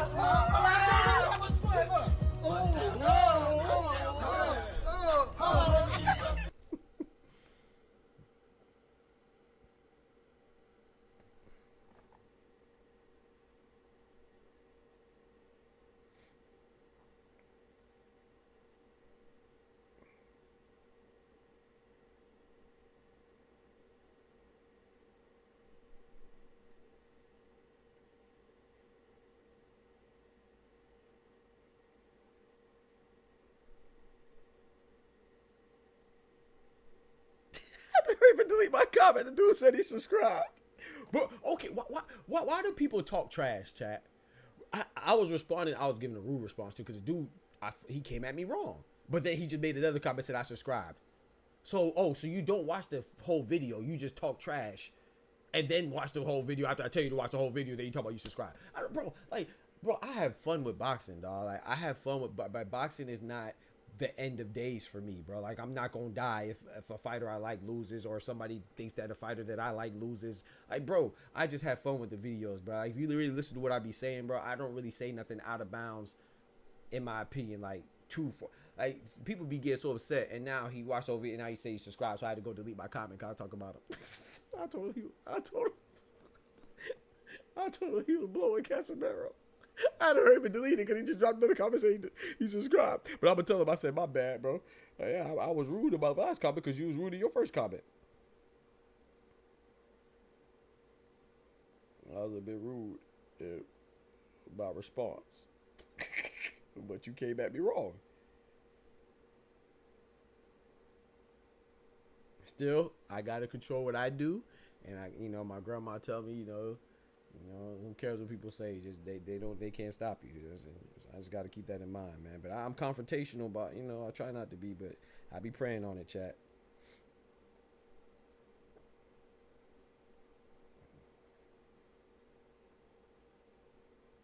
I be playing. I'm a work in progress, man.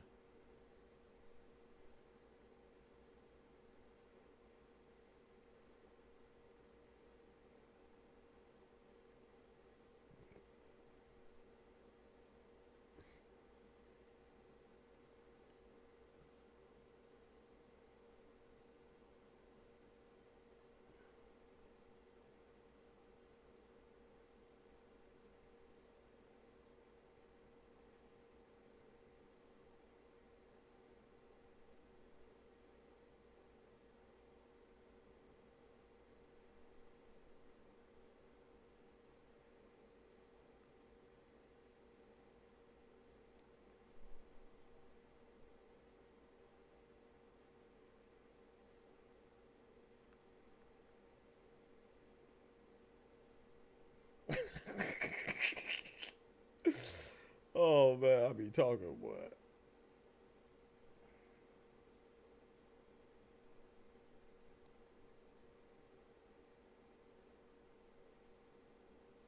My mom always say you get more with salt and you get more with sugar than salt, or whatever it go.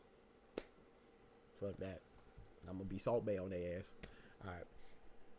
And Karma laughing. Nah, Karma, that ain't funny. You ain't right. You talking about Bivol was dancing. Bivol was out there boxing, man. Stop it.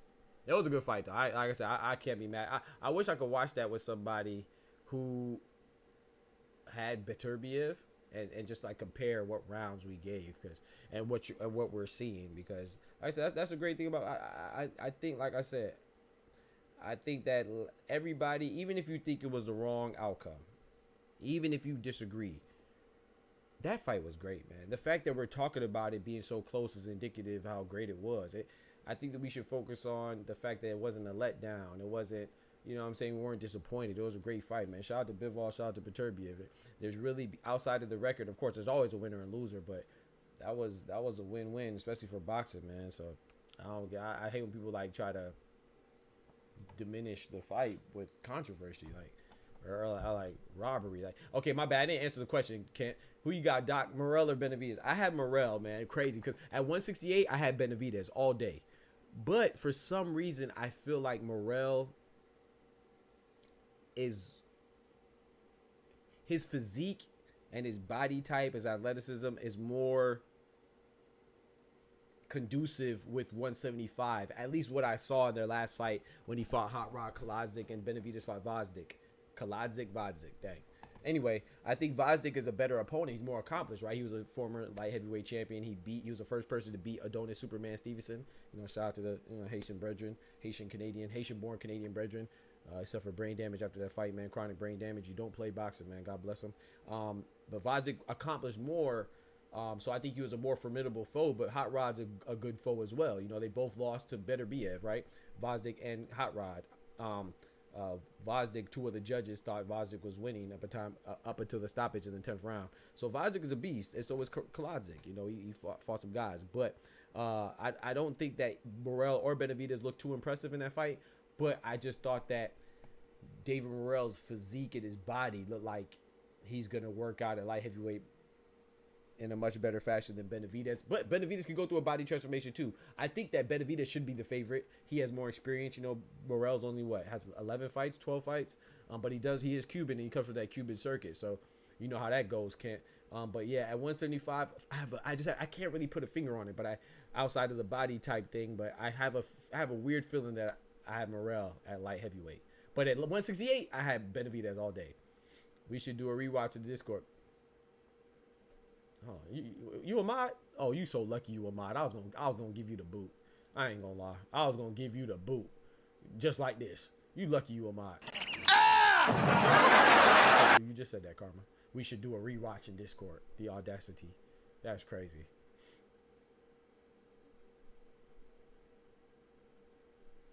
He said we should also, who you got in the rematch? AJ versus Dubois. Oh, I got Dubois again. Hey, that's one of the ones. That's one of the many ones we picked right, Kent. You got to come through, bro. Shout out to my boy Oscar. Oscar had my back on that too. I said, bro, as soon as that fight was made, I said Dubois gonna put that man to sleep, because I watch boxing, bro. I said Dubois gonna put that man to sleep, bro. We got Dubois beating AJ. We had Bacoli beating Jared Anderson. We got a lot of them. We had Liam Paro beating Super Matias, bro. We get a lot of them right, man. And we get a lot of the underdogs right. You know what I'm saying? We don't just get them right when it's the heavy favorite. You know, we be getting a lot of the underdogs right, bro. I'm telling you. I made a couple people some money, you know what I'm talking about, including myself a little bit. Not too much, nothing to talk about, though. I didn't hit Karma up on Discord. She still ain't hit me back, and she want to talk about doing anything in the Discord. You disrespectful. You disrespectful. Here you go. Oh, shit. Yeah, I'm tired of that. It was so disrespectful. He said, the comment I made on Kid Austin video, some idiot gonna say Haney was bro, Kendrick, I'm so glad you're here. Kendrick, that's the video. Hey, chat, Dub was in here earlier. Oscar was in here earlier. Kendrick, I mentioned that before you came in. I said I made a video about Kid Austin calling out Tank, Haney, Shakur, and Zepeda. And somehow in the comments, some goofy made it about Haney versus Tank. Exactly, Kendrick. That's what I be talking about, bro. I literally said that this morning. And I'm glad Kendrick, see, I don't be capping, chat. Kendrick just came out here unprovoked. He wasn't encouraged. He wasn't persuaded. He just came in on his own accord and provided the testimony to what I said. I don't be lying, bro. Ain't no capping my rap, man. I might be a lot of things, but a liar ain't one of them. You know what I'm talking about? My mama raised me right. Yeah, man. I tell the truth at my own detriment. But yeah, exactly. I was like, how the heck? What does Haney fighting Tank or Tank fighting Shakur, Shakur fighting Haney have to do with this conversation? I'm talking about Kid Austin saying he'll beat Tank, Haney, Zepeda, and Shakur. That's what I be talking about, bro. But that's how the boxing landscape is on the internet, on YouTube in particular. It's like if you mention Canelo, somebody's gonna say Benavidez to beat him. You might not even be talking about him. If you mention Benavidez, somebody say, he keep calling out Canelo. Like, that's not what the video is about. And Paulie Malignaggi is one of them too. Like I said, they made a video talking about the 135-pound division and saying, first of all, they were lying, saying that people were avoiding Zepeda, and Zepeda needs a title shot. Zepeda's taking himself out of the title shot contention by fighting guys like Terence Farmer, and also saying that he's not going to fight this year while coming back and fighting this year. They're saying that, Tank needs to give him a chance, whatever needs to give him a chance. And then Paulie Malignaggi brings in Canelo. Canelo's at 168. He just brought, when people are just they're just so one-sided, it's hard to believe what they're saying because they're just so ridiculous. I'm not saying that you can't critique Canelo or critique Tank or critique Haney or Shakur or whatever, but tell the truth, bro. Like, you just going out your way, bro. You just look thirsty. You look as goofy as the people that are pro. You're just super anti. I'll tell you all day I got cinnamon beating Benavidez, but I don't have to bash Benavidez. Why? I like Benavidez too. 50-50 for me with Benavidez and Morrell. I'm not mad at that. I'm not mad at that, man. I'm not mad at that. I'm way behind on the chats. I'm trying to catch up, chat. That's a boy, Damon. That's a boy.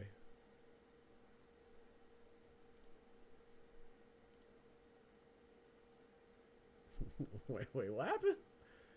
I'm missing some messages, bro. He said that's a boy.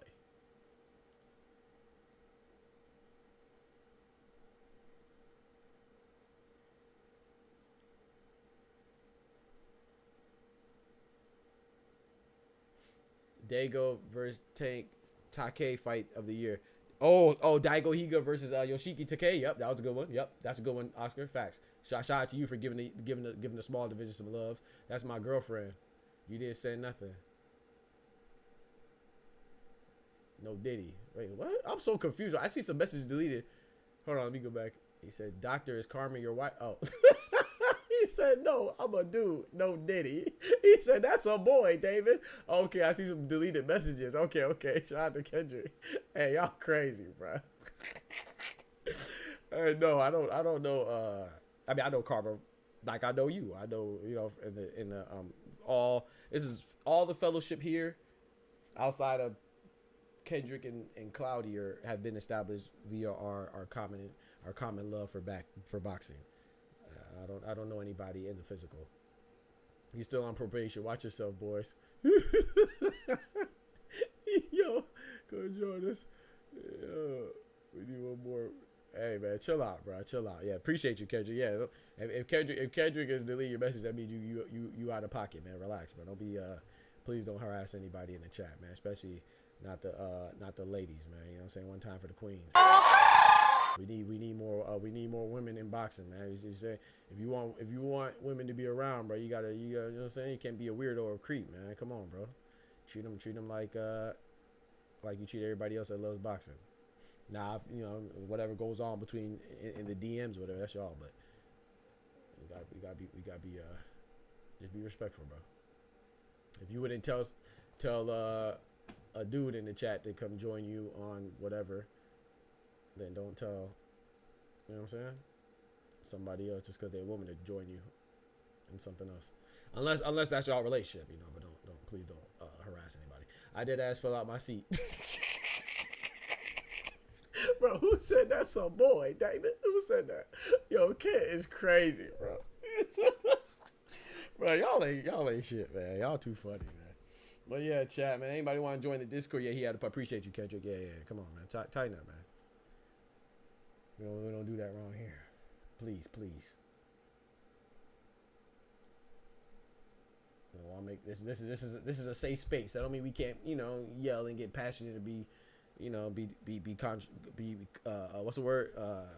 Combative, but it's an overall safe space, man. I don't do no harassment right here. I don't tolerate that. He said, "What's your thoughts on Tank's opponent, Lamont Roach? You think he's valid enough for a Tank fight?" I do not. Okay, so good question, Ken. I don't like it,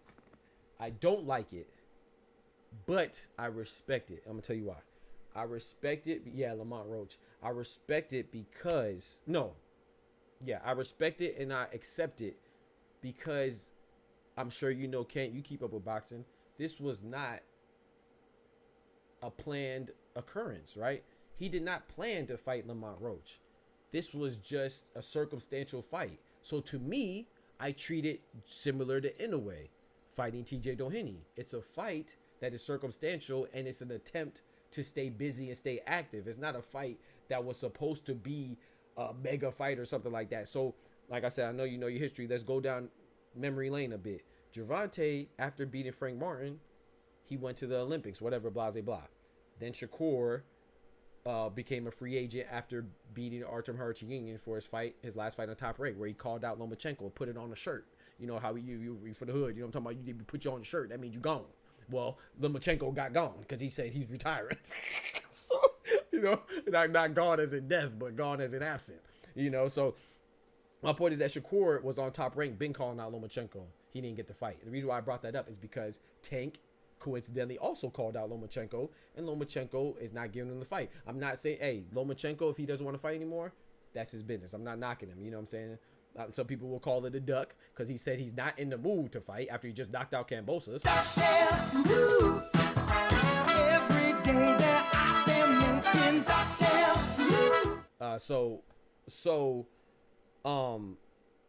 Some people will say he's a duck, but I'm cool with him not fighting him. But that was Gervonta's intention, was to fight Lomachenko and to unify, right? That didn't happen. So what did he do? He pivoted, and the reason why I brought up Shakur too, being a free agent, because Shakur he wasn't in a position to fight anybody, and then he was gonna fight Zepeda, who called him out, and when he obliged, Zepeda said he don't want to fight anymore because he's not gonna fight this year because he had a baby. But then he's fighting Tevin Farmer. But anyway, that's neither here nor there. I mean, it's kind of here and there, but whatever. He's fighting Tevin Farmer, and so Shakur pivoted to fight Joe Cordina as opposed to being inactive. He's wanted to stay busy again, like Inoue and TJ Doheny. When Sam Goodman was unavailable, he pivoted and fought TJ Doheny. Nobody wanted to see him fight TJ Doheny. That was a bad fight. But I'm okay because he's staying active. So I'm going to apply the same concept to Shakur. He's fighting Joe Cordina to stay active. I'm going to apply the same concept to Tank. He wanted to fight Rayo, who was a champion at 140, who just beat Isaac Pitbull Cruz. But Rayo, understandably so, coming off of a tough fight, didn't want to fight this year and have such a quick turnaround. He wanted to have a long camp, according to Robert Garcia, and that's cool. He deserves that. I respect that. But Tank wanted to fight this year, so he couldn't get Rayo. So that's two people he couldn't get. He prioritized Loma, didn't get him. Second priority, Rayo, didn't get him. He wanted to fight De Los Santos. Oh, De Los Santos, like Shakur, got injured. He just said that he was back in the gym on September 24th. Go look at his Instagram account. It's well documented by his own admission. The fight with Lamont Roach, who was the fourth option, was made around the 20th of September. I know because I dropped a video on it. You see what I'm saying? And now it was probably made before that. That's just when I got the news. I'm not fortunate enough to have any insider information, you know, like a lot of these big content creators claim to have when they be capping. They just making up shit. And they say, oh, their random, unidentified source was wrong this time. You know how they do. Yeah, I got an inside source that says this. Oh, I'm wrong? Well, my inside source, well, he was just happen to be wrong. He's never wrong, you know, but he just happened to be wrong this time. You know, my unidentified source. Get the fuck out of here. Sometimes they do be having sources though. I want a source. I want a source. You know, so if you got some sources, let me know. But I be spending a lot of time looking at this stuff, man, and that's how I know. Like that's how I'm in the know, because I'm very meticulous and thorough, bro. That don't mean I know everything, but I'm not gonna lie. I have no problem saying I don't know something. So with that being said, I'm cool with Lamont Roach and Gervonta because Lamont Roach, they both have a commonality in opponents, right? They both beat Hector Luis Garcia, and a lot of people shit on Hector Luis Garcia. I don't know why. He's a former champion. He only has 2 losses. His first loss was to Gervonta. His second loss was by decision to Lamont Roach. So this is a decent fight, bro, and he's a champion right now. He's coming off of beating Fago McCrory on Pro Box. He's a champion right now, WBA, and he has a lot of fights at 135. I think that he has, in fact, I think he has more fights at 135 than Gervonta actually does. So I'm not hyping it up. I'm just saying this is what it is. Do I want this fight? Am I intrigued for this fight? Was I anticipating this fight? No, no, and no. But I understand it. Circumstantially, it was a fight that was available and probably the best that was available. And now I will say this too. You know, people may not like this answer, but I would much rather see a fighter be active against a unanticipated, quote unquote, lackluster or undeserving opponent than him be inactive. So I'd rather activity than inactivity. So I'm cool with Inoue fighting Doheny because I get to see Inoue. I like watching Inoue. I'm cool with Shakur versus Joe Cordina because I get to see Shakur as opposed to not seeing him. I'm cool with Tank versus Lamont Roach because Tank versus Lamont Roach is better than Canelo versus Edgar Berlanga. I was cool with that fight too because Edgar Berlanga was #1. So sometimes we have such these high expectations and then we don't give realistic alternatives. Like, who did we want Tank to fight? People say De Los Santos. No, if he would have fought De Los Santos, people would have just said, oh, he's fighting Shakur Stevenson scraps. And what's evidence of that is what happened when Shakur fought Artem Harutyunyan. They said he was fighting Frank Martin scraps because Frank Martin was the only person to beat him. So that's how we talk. So I think that people are just nitpicking and being hypercritical, have their microscope out and just trying to find something to pick at. Like, I'm not saying that you should be excited for this fight. I'm not talking to you, Ken. I'm just speaking in general. I'm not saying people should be excited, but when they make it seem like, oh, Tank is just disappointing us left to right, it's like, bro, who did you want him to fight, bro? There's nobody that you can name. But people say, oh, I'd rather him fight Kid Austin. You're just saying that because if you would have fought Kid Austin, you would have said, oh, he's fighting prospects because you already called him a 30-year-old prospect, even though he's a champion. So if he would have fought Kid Austin, people would have complained too. If he would have fought Andy Cruz, people would have complained too. If you would have fought De Los Santos, people would have complained too. So I think we need to be honest with ourselves. It's not a great fight, but it's not a bad fight. I'm about to pull up. I bet I'll pull you up. I like Lamont Roach. You got it. Yeah, and Lamont Roach is good. He's not bad. And he's from the DMV area, which it doesn't have nothing to do with me because I'm from Florida. But, you know, it's a little rivalry there. I'm not saying, like, I know some people say, oh, it's for the hood. No, I ain't no for the hood. I'm trying to watch good fights. I don't care about if it's for the hood, for the favela, or for the municipality. I don't care what it's for. I want to see a good fight. But it does add intrigue because they have some history with each other in the amateurs. You know, and people love amateur lore, you know, so it adds to the background of the fight. I don't care what it's for, you know. I ain't gonna lie, but it does. I brought up I brought that up because they do have amateur. They do have some history. I don't know why I couldn't think of history. But yeah, so I said no Bed Wars is a game. Oh, okay. Yeah, it just looked very suspicious when you said Bed Wars talking to a woman. And we were just talking about video games. You didn't invite me or Cloudy to Bed Wars, which I'm glad you didn't. I'm just saying. I'm not encouraging. I'm not asking for an invitation to be extended. I'm just saying. It just looks kind of funny that you said something about a bed. And I'm glad that you acknowledge your mistake, and I appreciate that. Shout out to you. Shout out to Dr. Karma. I understand Tank want to close out the year and stay busy to fight. I guess why not make a challenge at 140? It's plenty of valid opposition, but I'm not mad at you for saying that either. 140, yeah. But my thing is that if he's campaigning at 135, what did he say when he went to 140 against Mario Barrios? He said, hey, man, I won, but that guy's too big. And then the interviewer doubled down and said, but you won, though. He said, why? What was too big about him? Pause. He said, he's at 140. And so I think that because of his peers, right, Devin Haney, Shakur, Teofimo, and other people, we see them as being able to go to 140 or even going to 140 and campaigning there, Ryan Garcia and stuff like that. But we have to realize Tank is smaller, not just height-wise and from a vertical reference, but he's the smaller out of all four of them. So just because they're going to 140 and stuff like that, we see them growing into 140 and not staying at 135 for too long, that doesn't mean that's the same place that Tank should campaign at. Tank is what, 5'4", 5'5", and he could make 130. That's what his coaches say. That's what he said. You know, so I don't have a problem with somebody saying, hey, man, you know, I'd rather just campaign in the place that I'm comfortable at. Because if he goes to 140 and applies a rehydration clause, what are we going to say, Kent?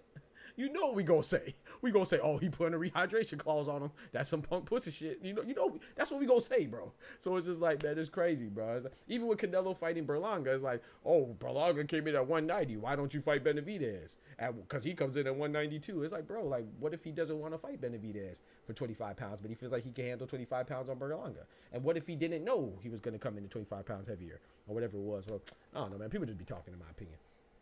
But I'm not upset at people not liking the fight. Like, I'm not too intrigued either. But I see it as a stay busy fight. Shakur didn't sign with anyone yet? Matchroom. Yeah, thank you, Carby. Yeah, he's with Matchroom. I was talking about on that particular part of the timeline, he wasn't signed. I went backwards. He said, you got a source. Ty, he on everything. That's a fact. Shout out to my boy Ty. Where my boy Ty at, man? I think he at work right now. Shout out to my boy Ty, man. Bodega boy's not in the building, but he here in spirit, so he in the building. But I'm not mad at you, Kev, because he has been to 140 before. But I'm not. That's like Canelo. I don't think Canelo has to campaign at 175 because he's been there twice. He went there against Bivol. He went there against Kovalev. One time he was successful. One time he was unsuccessful. I don't think he should campaign there. And just because he said he wanted to fight Bivol, if Bivol in the event that Bivol won undisputed at light heavyweight, I don't think he has to fight Beterbiev. You know what I'm saying? I don't think there's anything wrong with that, in my personal opinion. But we about to bring in my boy Kendrick. I apologize, bro. I almost forgot you were there, bro. Sorry about that. My boy Kendrick in the building, man. Shout out to my boy Kendrick. Yes, sir, my brother. I'm gonna pull him up real quick. I think he's away right now. Whenever he comes back, we live. Yes, sir, my boy. What's good, brother? Not much, not much. It's been a minute. Yes, sir, man. How's everything? Last time I talked to you, you were sick. Yeah, man. now you sick on that undisputed head ass. Oh boy, on that undisputed heavy, boy. That's what's up, though. I'm glad you enjoyed it. That's dope. Yeah, it's chill. I got my ass knocked out my first fight, but I came back strong the next fight. But by your first fight online or on the yeah, online. Okay. Yeah. Who you was using? Bud? Yep. Okay. Who was it he was using? Bud versus Bud. Oh, Bud versus Bud. Oh, mirror match. Okay. It's a mirror match. Okay. Yes, sir. He said that's a fair assessment, Doc, as far as Tank. However, no excuses next year for Tank. I agree. Yeah, I want Tank and Shakur to happen as well. I agree. I want that fight to happen. And you know, and same thing I apply. You know, I do like Tank. Tank's one of my favorite fighters, but I'm not like hard on Haney. I think Haney, in my opinion, a lot of people say, oh, he need to come back and fight Ryan. But Haney can do whatever he wants. Haney got cheated. You know what I'm saying? If he wants to fight Ryan, fight it. If he doesn't, don't. If he wants to fight a tune-up before Ryan, cool. If he wants to fight Teofimo, cool. If he wants to go to 140, 147, hey man, he can do whatever he wants, man. I think sometimes we be putting these limitations and restrictions and obligations on these fighters, bro. And you know, obviously when he gets put on his butt, whether it's cheating or not, people don't care. So you do what's good for you. But I do think Tank beats Haney though, if they ever fight. But as far as I don't hate Haney. Go ahead, Kendrick. My bad. What you gonna say, dog? You have anything in your mind, or you want me to hit you with some topics? My bad. No, you this good. Discord was wilding just now. You said what? Yeah, Discord was wilding just now for me. It cut out and then it had speeding up like. Okay. It was crazy. Yeah, I think he's been tripping a little bit lately. I don't know what that's about. Yeah. But overall, I'll weigh in on a little Tank Roach thing. Tank and Roach, it's not the worst fight. I don't like the fight for Roach rather than Tank. But I see why Roach would, go for the money grab. Right. I don't think it was needed for him. I think he could have kept building himself. I think he kind of recovered from his loss to Heron, but I think that he could have just kept building. And maybe had this fight later on in his career just to grab the money. True. For Tank, it makes sense. Yeah, for Tank, it makes sense because it's like, hey, everybody else ducking, right? So might as well. Yep. I would have liked to see the. I actually like that perspective. My bad to interrupt. I like that perspective. Yeah. Not liking it for Roach. That's a good point. No one's really talking about that. Yeah, I see that. Yeah, that's a good point. I like that point. Yeah, because Roach is a slow starter in his fights. Yep. Even in there. Oh Lord, we lost my boy. Oh Lord. Somebody save him, chat. Send him your energies. Oh man, we lost my boy.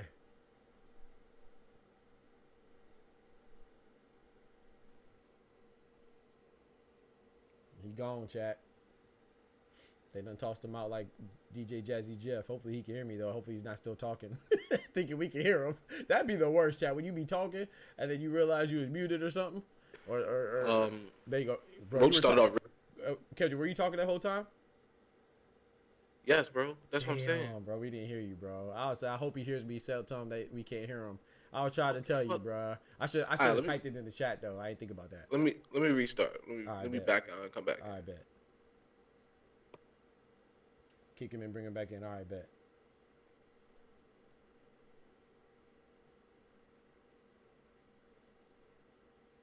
All right, join back, Kendra. I just disconnected you. He said this is why he lost. He lagging. Kick him and bring him back in. All right, bet. Appreciate it. What's your thoughts, Doc, on Spence for Fedor? I'm rooting for Spence, man. Spence is one of my favorite fighters, but I'm a little worried for my boy, man. I honestly can't. I also, after that car accident, I wanted him to retire. Just so, you know what I'm saying? I think he's in danger of getting hurt. But he beat Danny Garcia. But after that, I was like, man, he still don't look the same. He was just good enough to beat Danny Garcia. Even against Ugas, he did not look the same. But he was good enough to beat Ugas. I thought he should retire after those. I thought he should have retired after those two fights. I definitely think he should have retired after the Bud fight. But Fedor, I think he can win as long as he looks, you know what I'm saying? As long as he looks close to. If he could look like how he looked against Ugas, I think he could beat Fedor. But Fedor's not easy. You know, I'm worried for him. But I'm going for Spence, though. So, but I don't know right now. I have to think about it some more. What about you? Who you got? My boy Kendrick back in the building. All right. You hear me? Yes, sir.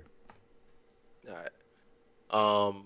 Essentially what I was saying was, yeah, I like the fact that they have the mutual fight with Hector Luis Garcia, but to me, Roach barely won that fight. If he didn't get that knockdown. Facts. And it was still controversial even with the knockdown. He starts slow. Yeah. I think that for him, from his perspective, I don't really see a path to victory for him. I think he either loses in a UD for running, or he gets knocked the fuck out. Like I don't really see how he wins this fight. Now I would love him to surprise me. A path of victory. Damn. That's tough. I mean, do you? What's the path to victory? Hey, we ain't talking about me. We talking about you. No, I agree. I'm with you. But I like to say that I think that Lamont Roach. I agree with everything you said. I just think that the possibility is there for him to outbox Tank. I don't think he can. I'm gonna say I don't think he can.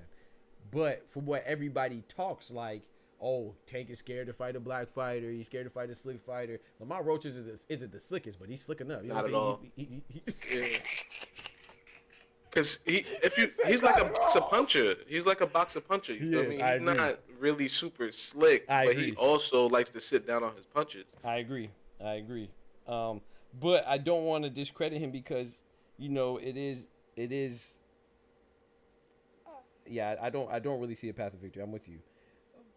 Yeah. So yeah, I can't even give a good rebuttal because I'll be lying. So yeah, no, style-wise, I don't see a good. But I want to say this. So I don't think that it's.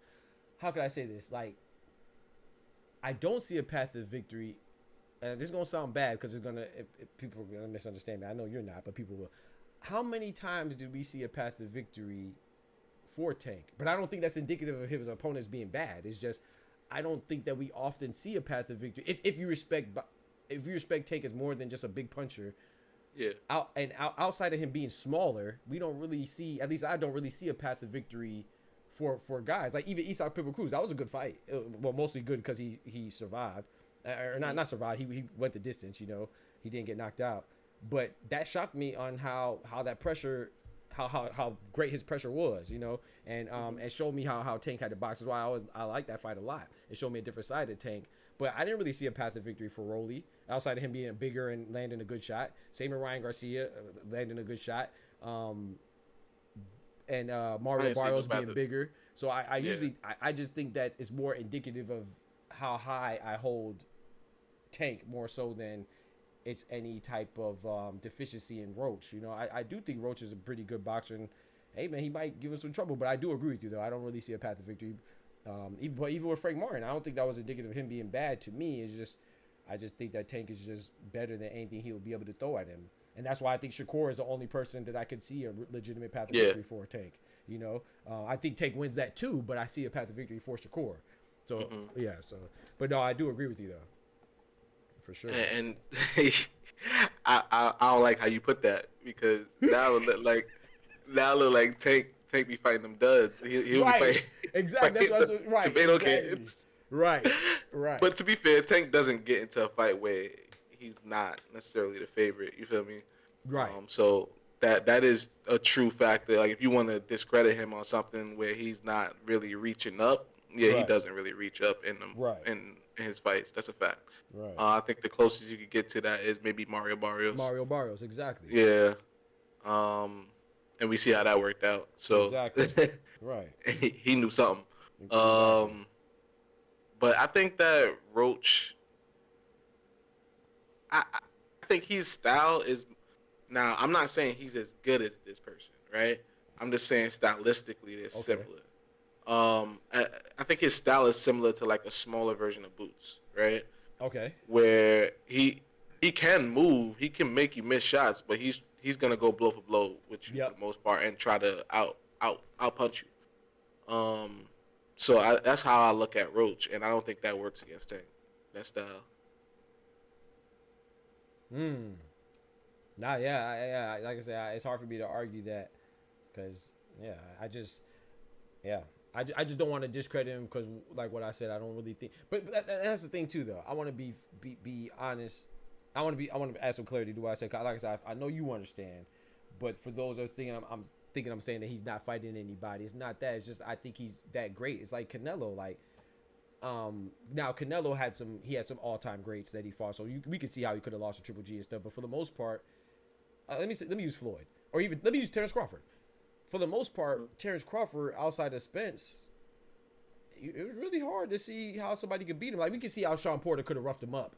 But if you really watch, like, outside of Sean Porter, Errol Spence, man, and that's if Errol Spence was going to be who he was, it was kind of hard to see Terence Crawford losing if you watch. Like, but that don't mean Victor Postol wasn't great. That don't mean he was an undefeated champion. That don't mean that Kell Brook is not good. He was a champion before, too. That doesn't mean that, Amir Khan doesn't have fast hands or whatever it is. It's just, I find it hard to see how these guys could beat these guys. So it's more indicative of, like, I respect Hector Luis Garcia. I respect Frank Martin. I respect, like I said, I think Frank Martin could go on to be a champion. Eastside Pitbull Cruz did go on to be a champion. Mario Barros, obviously, he did as well. It still is. So he fights good guys, in my opinion, but it's just, like, outside of Shakur, bro, and maybe Lomachenko. Outside of those two, who else do we think? Do you think Teofimo beats Tank? Nah, I think exactly. that's the reason why Teofimo don't want to fight him. Exactly. So who is there? Kambosos. Do you think Kambosos beats Tank? The ferocious Kambosos beats anybody he wants. Nah, let me stop. You know what I'm saying? Outside of Devin Haney, outside of Shakur, outside of Lomachenko, and I don't even think anybody thinks Lomachenko would beat him right now. But there was a time when we thought Lomachenko. Outside of those three, there's nobody that we really see too much of a path of victory that you could argue, in my opinion, unless you're gonna go Mario Barrios and say, like, because of size or something. He's just too big type shit. Haney, maybe. I could see a path of victory for Haney. Yeah, I was gonna say. I said Haney, Shakur, and. Oh, okay. I thought you said those three. Loma. Yeah, Haney, Shakur, and Lomachenko. Those three. Outside of those three, who else? Yeah, I don't know. I don't know. So I do agree with you, but I don't want to say that for those who listen and say, oh, you don't even think he has a chance to win. Well, shoot, who did you think Artem Harutyunyan had a chance to beat Shakur? Did you think Valdez had a chance to beat Shakur? If you really watch boxing, did you think that, like, you know what I'm saying? Like, that's what happens when you're great. When you great, I got one for you. Yeah. Sorry, ready? Go ahead. I got one for you, Rolly. You thought Rolly had a chance? During the fight, yes. Okay, during, because he was making, during. I mean, in the build-up, I don't want to say he didn't have a chance. Like, I think that most fighters have a chance, but I thought it was heavily favored in Tank. Like, I thought, let me see. I rarely see a fight that I thought was more than 70-30 in favor of Tank. Yeah, Tank was definitely the favorite. I just, but in the fight, watching the fight, I was scared. Ryan Garcia was scary. But I was like, yo, Tank, what the fuck is going on, bro? What you doing? Like, you're losing every goddamn round. What the fuck is going on? Exactly. Right. Yeah, no, you're right. Yeah. But because he got that power and they got the size on him. So, but outside of those two attributes, really, what do we really see? So, and then Lamont Roach, I'm gonna be honest, I think Lamont Roach is probably gonna be bigger than Tank on Fight Night. Which you think so? You don't think so? I think so. Nah, I think so. I think he's gonna be bigger. I'm very interested. That I ain't gonna lie. I want to see the fight too, but I'm most interested in the unofficial weights. I think Lamont Roach is gonna be bigger. I think he's taller, obviously, but he's taller, but I don't know. I think Tank is just more full in his body. True. Than Roach would be. Roach seems like a regular kind of small guy. Tank seems like one of those stocky kind of small guys. I agree with that. I agree with that for sure. That's the thing. But you said something that I wanted to challenge you on with Bud. You said a lot of Bud's opponents, you couldn't really see the path of victory for them. But I argue differently. I think we have that bias now where he's been proven, right? So it's hard to look back and see it. But I think in those moments, it was a lot of doubt around Bud. I think Bud was an underdog in a lot of those fights. That's true. Gamboa particularly, you're right. I might have been reaching. Yeah. I might have been reaching. No, you're right. Yeah, because he wasn't respected. Nobody really facts. cared about his skills per se. Facts. Only the real purists who paid attention and stuff like that to the techniques was really on some, oh, nah, Bud's knocking him out. But Bud was an underdog in a lot of his big fights. You're right. I guess I was thinking like Bud post like Jeff Horn days, I guess. Yeah. Because at that point he was on. Yeah, sure. Yeah, you're right. Yeah, and even then, they still discounted him a lot of times. They would give dudes that had no chance a path of victory, like Adesanya, whatever his name is. Adesanya. I know you talking about. You threw me off with that. I know you talking about. That. I can't think of his name. David Avenesia. Yeah. He ain't have no path of victory. His path was to the locker room. The same with Boots. That's crazy. He ain't have no path of victory in Boots. His path to the locker room is crazy, chat. Hey, yo. Nah, you're right, though. That was a good point. Because, I'll probably reach you with the Terence Crawford joint. But other than that, though, I think that I hope it's going to be a good fight. I hope Roach really takes it seriously and trains hard and, comes out to prove everybody wrong. But I'm going to pray for him. I'm going to pray for him. We get the prayer awards together. Oh man, that's crazy, bro. Yeah. Lamont Roach is. I definitely think he's outclassed. But like I said, if we think about it from, once again, I know you do. But if we think about it as a stay active fight, like there's no difference between him and Joe Cordina. But I would say the difference is in Roach's fight because Roach's he might be moving up, but he's not coming off of a loss. You know what I'm saying? And he's winning. So. I can't knock. I didn't knock and I can't knock Shakur because I knew Shakur was trying to fight Zepeda.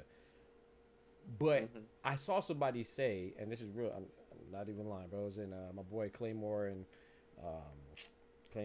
Ray Davis's stream. I can't remember the guy who said it, but he said that this fight is worse than Shakur versus Joe Cordina. How could it be? Joe Cordina was moving up. It was like Roach was moving up. Yeah, you see what I'm saying? But that's what I be combating though. I don't mind people saying that it's not a good fight. That's obvious. Yeah, nobody was looking for this fight. But when you say stuff like, bro, Joe Cordina and Lamont Roach are both moving up. So that from there they're even. Roach is a champion. Cordina. I was about to say that. Yeah, Roach is a champion. Right. Cordina he is a champion. And Cordina was coming off of a loss and his first loss, and it was a stoppage. How is that? How in any way, shape, or form could that be better than Tank versus Roach? So it's just indicative of people reaching. I don't mind you saying it's a bad fight. Yeah, I don't really care for this fight. I'm not intrigued, but I see it as nothing more than a stay busy fight. You know what I'm saying? So to me, if you're gonna be mad at a fight, if you're gonna be mad at Tank versus Roach, then I needed them, the people who are mad at it like that, to keep the same energy and the same conviction as they do when they talk about Inoue versus Doheny. That fight was terrible. Doheny was 4-3 in his last 7 fights. They tried to kick it to us like he was they said Japanese assassin. This dude is not trash. I mean, I'm not disrespectful. Doheny is good, but he's far away from being somebody that's expected to beat Inoue. It's like this guy right here. I'm gonna read a comment 3 minutes ago on a video I made. MJ Akhmadaliev sues Naoya Inoue if he fights Sam Goodman because they said they're gonna take him to court because he's a mandatory. This guy in my comment said MJ is a bum. He lost to Tapales. Inoue already beat MJ. Inoue already beat Tapales, I think is what he meant. And he said he doesn't deserve a title shot. Like how could you say he's a bum? Where were you at when Naoya Inoue was fighting TJ Doheny? Did you call him a bum? Oh, you're cool with that because you're an Inoue fan. You knew Inoue would win. But this guy, who only has 1 loss and it was a split decision, you're going to be mad at him calling out Inoue, even though he's a mandatory, simply because you like Inoue and you think he's a threat. Like, that's just crazy to me, bro. Like, that's a good fight. I think Inoue wins too, but I think we just got to be even, man. If you're not calling Inoue versus Doheny trash, if you're not calling Edgar Berlanga versus Canelo trash, you should not be calling Tank versus Lamont Roach trash. I think it's a better fight than all those. He be fighting Roderick. That's crazy. I'm not even reading that comment, bro.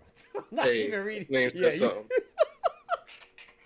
You started off wrong. I'm not even reading that comment, Chloe. I don't see a path of victory for Roach either. But if he looks decent and don't get KO, or he looks great and gets KO, Roach becomes out. Yeah, I agree. Yep.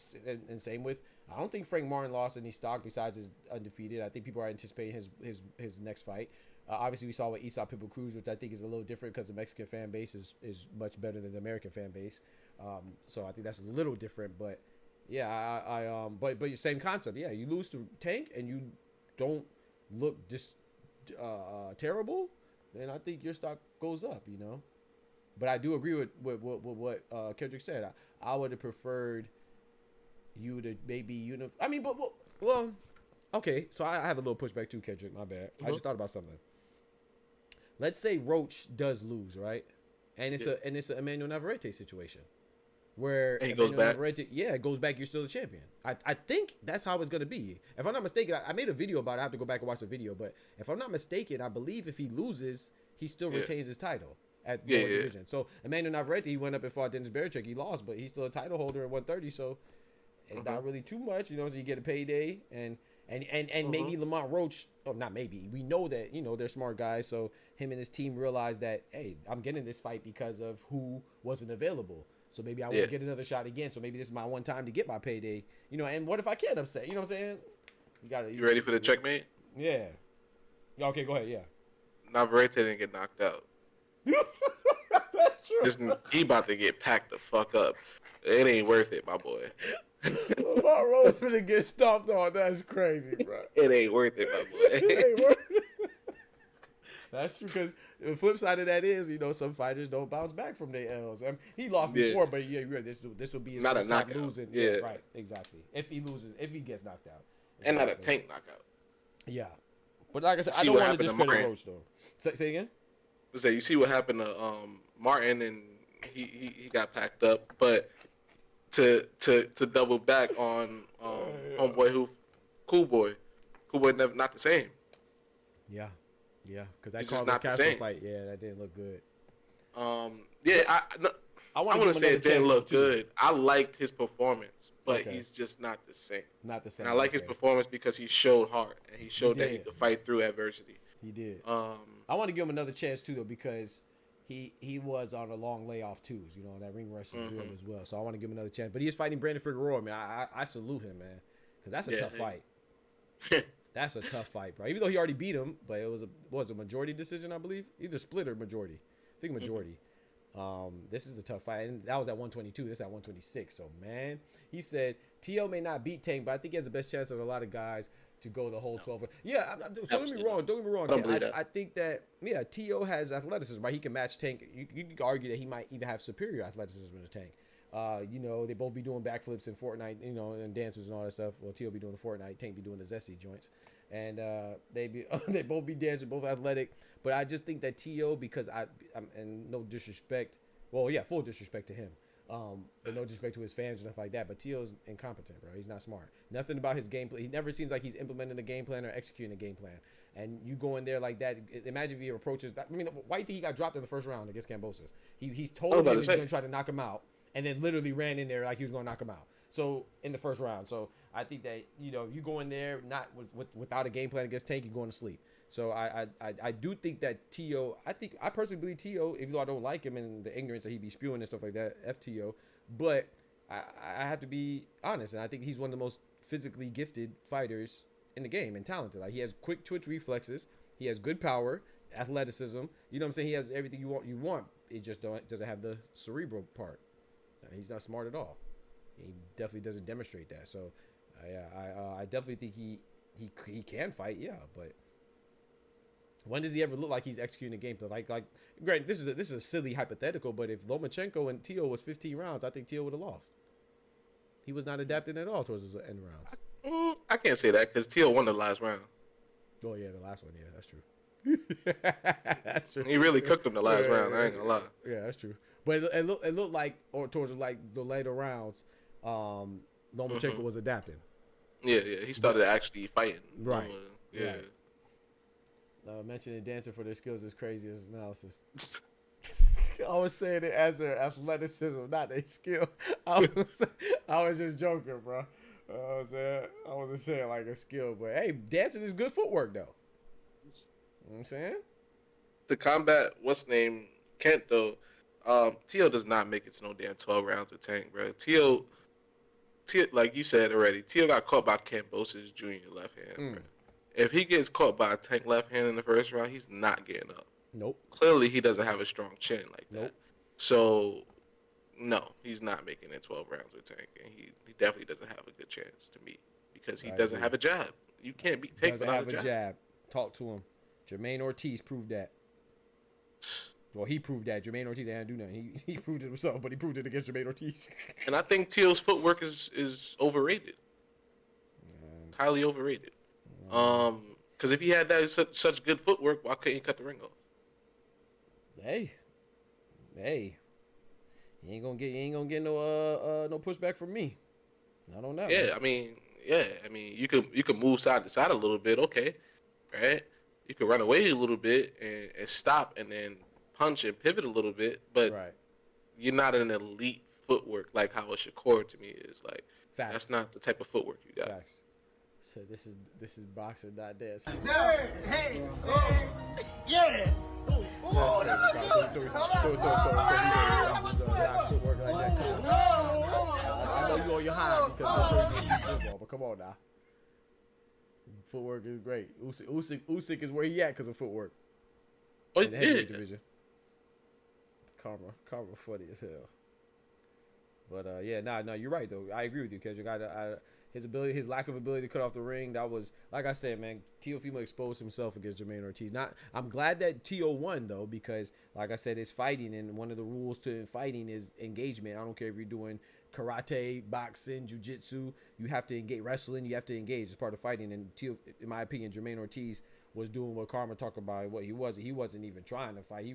He was making Teofimo miss, but he was so far out of range he couldn't even counter, because he was so far back, you know what I'm saying, himself. So I was glad he didn't win, because he tried to finesse boxing, but at the same time, Teo looked very bad, bro. He couldn't cut off the ring, like Kendrick already articulated. He didn't have a jab, which is an essential tool to approach and help cut off the ring. You know, he looked bad, man. And especially when you factor in that his father ridiculously said his son doesn't need a jab, which is crazy. And then go and perform like how he did against Jermaine Ortiz is, like I said, I don't. Teo is very talented, very physically talented, I think, but he's just not smart. Maybe if he had another trainer, maybe him going to Canelo is gonna help him, you know, going with Reynoso. But I'll tell you this: if he distract my boy Canelo, if Canelo loses his next fight, I'm pulling up on Teo. But Canelo isn't really a big footwork guy either. Canelo is a head movement guy. Yep, exactly. So, I don't know. But I think Roach should have fought Herring, honestly, as his first fight at 135. I think he should have got that back and then maybe fought Tank. But I understand the timing. Is Herring still active though? Is he? That's a good question. Yeah, I don't know. I'm about to look it up right now. I would have made that motherfucker active. Fuck out of here. I'm telling you. Go give me that fight back. Oh well, yeah, he just fought. He just fought in pause. That sounded crazy. He just hey, yo, he just fought in April. What the heck was that? Yeah, so. Oh, he fought in Australia. He lost by split decision. And that loss looked bad now. Like, so I would have got that back. Yeah.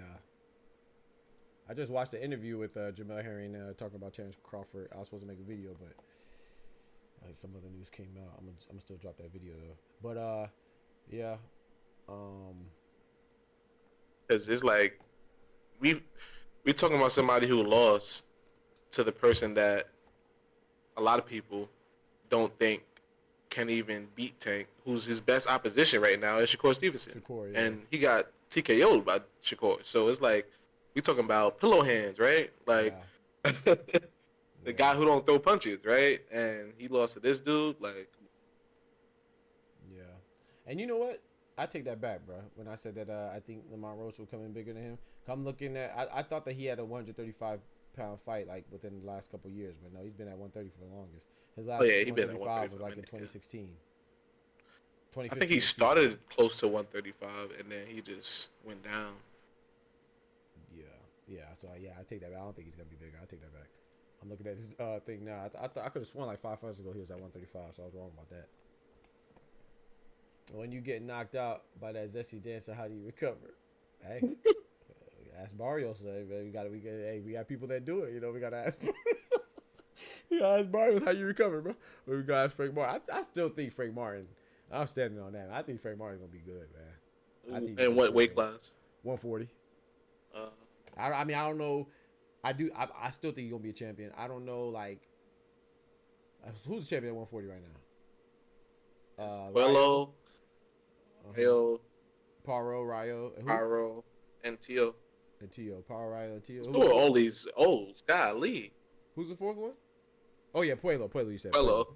Yeah. Hell yeah. I think Frank Martin could be a champion at 140. You think so? Who he beat? Yeah. I don't know. You can't see him being Rayo. You can't see him being. I don't know. I don't think he'll beat. I don't know who if he beats Paro, but I can see a path of victory for him against Paro. I wouldn't be shocked if he beat Paro. I wouldn't be shocked if he beat Puello.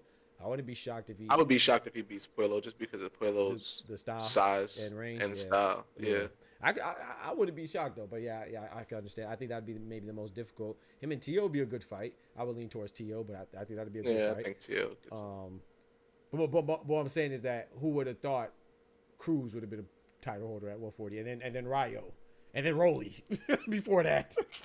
So I'm saying if they can do it, it has to be circumstance, right? The right, it has to be, the right thing to happen. But I was telling somebody about that too. I forgot what I was talking about, but they're like, they can't see somebody being a champion again. It was at the heavyweight division. I don't remember who it was, but I was like, bro, what you mean you can't see it? What if Usyk wins undisputed or wins? He has 3 belts. What if he vacates and goes to cruiserweight? That's 3 empty belts. Who would have saw? You know what I'm saying? Dubois fought for a vacant belt for the IBF against Hrgovic. It was a late stripping of Usyk, but you know what I'm saying? Like, you don't know what could happen. Who Stanionis is a champ. No, I'm not disrespecting them, but who would have thought Stanionis, Barrios, and what's it called? How'd they get it? He got it because they vacated and they fought or they got elevated. And even Brian Norman Jr. before he was a heavy underdog against Giovanni Santillán. He went in there and whooped it. So it's like boxing is not like so predictable to where why not? Why not Frank Martin? Shit, Rayo did it. I like Frank better than Rayo. No disrespect to Rayo, but I think Frank's better. I think the Ghost better than the Lightning. I got a question though. Yes, sir. You don't think that the likes of Pitbull and Rolly sort of benefited from that? It was like a void. It was like a little gap. Yep. Where Josh Taylor wasn't really. Like he just came off of that lucky ass win, that robbery in my opinion. Jack Catterall. Yeah, with Jack Catterall, and there was sort of a void there in the 140, and then everybody started moving up to 140. I feel like, running away from the Haneys, the what's it called, Tanks, the Shakors, who was starting to get their feet set in. I think they kind of benefited from that, from being ahead of the pack. Yeah, I agree. So and now they're starting to level out. Yeah, but even if it does level out, let's look at even Puello. I know this is, like I said, this is extreme circumstance because we know how he got the championship. But who would have thought Puello would have got it? Well, Devin Haney, who would have thought Devin Haney would have got cheated? You know what I'm saying? So it's just like these things transpiring. Puello, no disrespect to Puello, but Puello and Sandor Martin are fighting right now for the WBC title, bro. You know what I'm saying? He defended against Sandor Martin. No disrespect to Sandor Martin, but I can see Frank. I don't think Sandor Martin's levels above.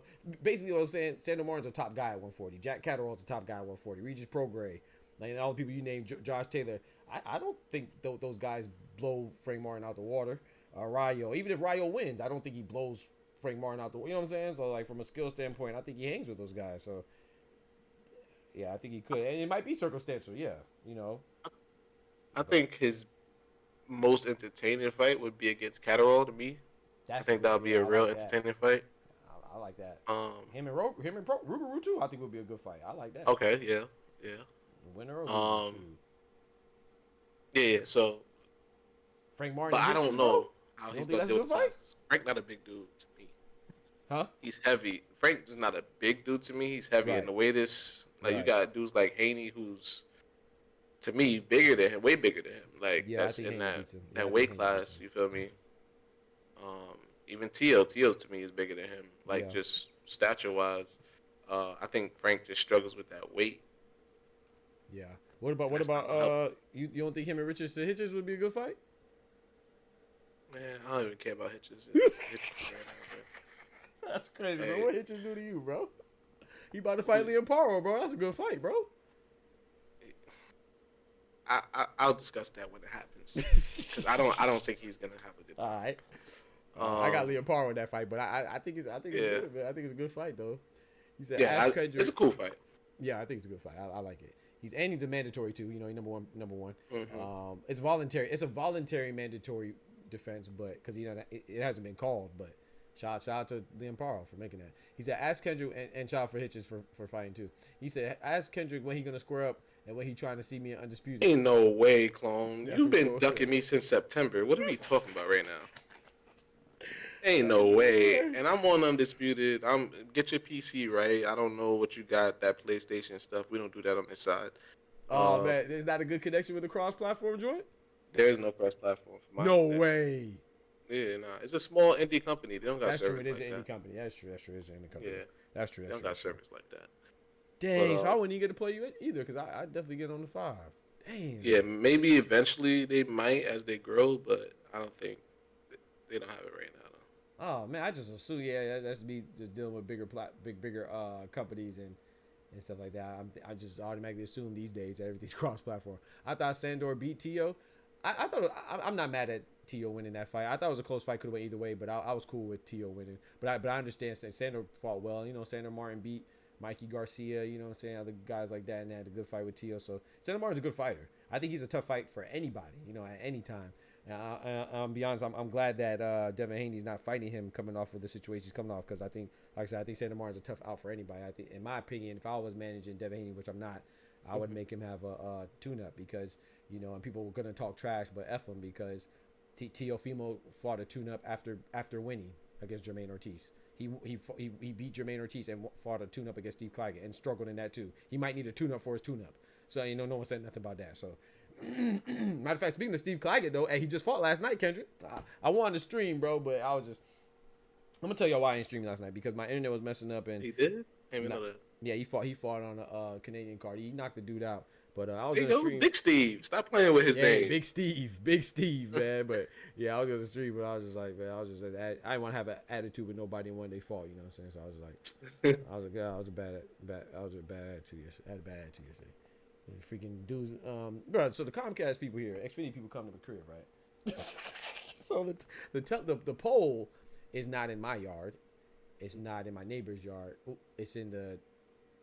So I have a fence between me and my neighbors, and then people behind. There's a fence too, and so he couldn't reach it from this side, and he was like, "Well, I have to go in the neighbor's yard." I said, "All right, bet. Neighbors aren't home."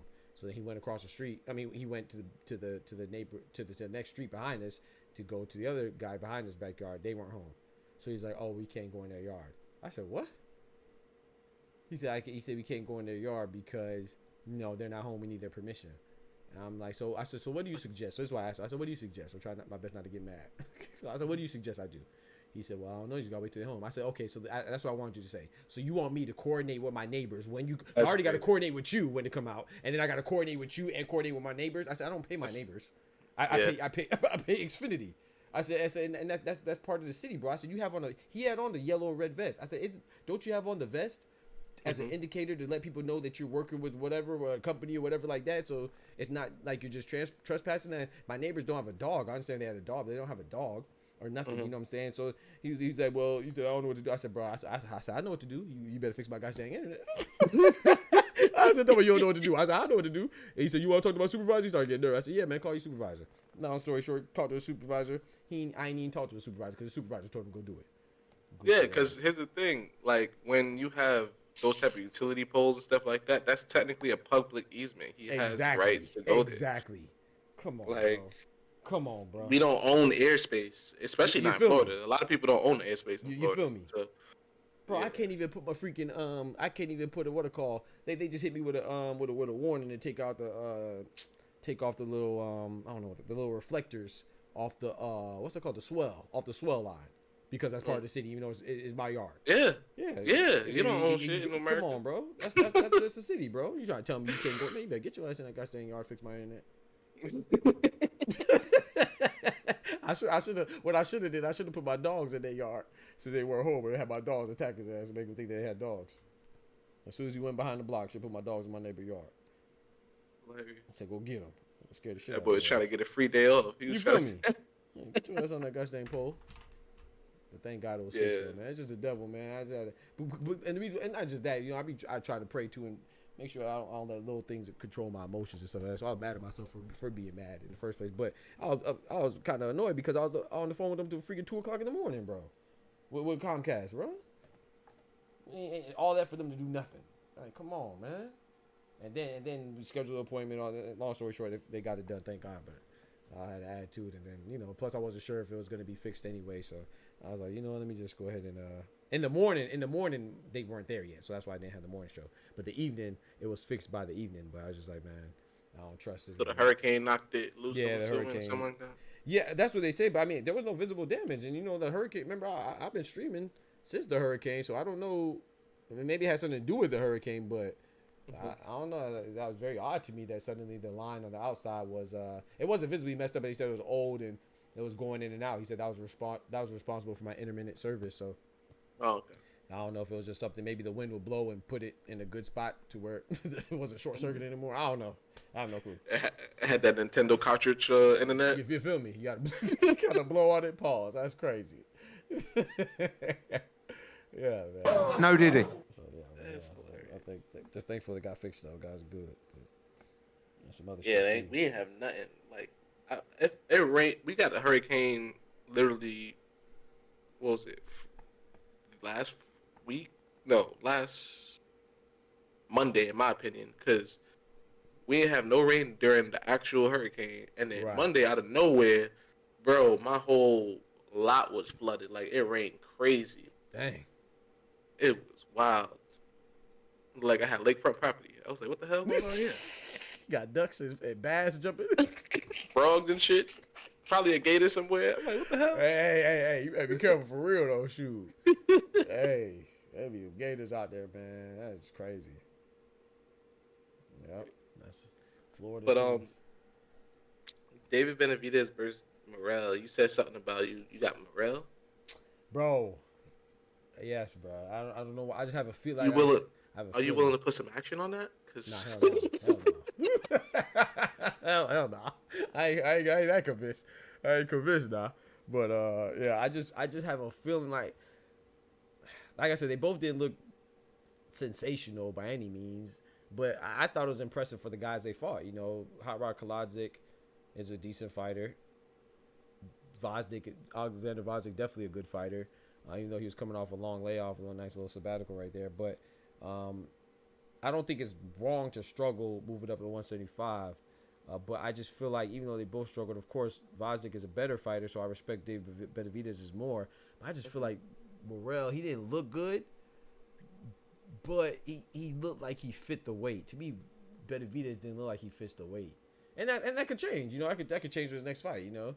But I just feel like he just looked kind of soggy, and I don't know, man. I don't know if he's gonna be as imposing and overwhelming as he was at 168. Like 168, I got Benavidez all day. I used to not laugh at people, but I was like, man, I understand we like Morrell, but I think Benavidez is definitely more proven, more experienced. He still has more experience, and he's more proven, has a better caliber of opposition, higher caliber of opposition. But I just think Morrell, man, I just think he fits better. Do you think Morrell could handle the pressure though? Yeah, because that's the part.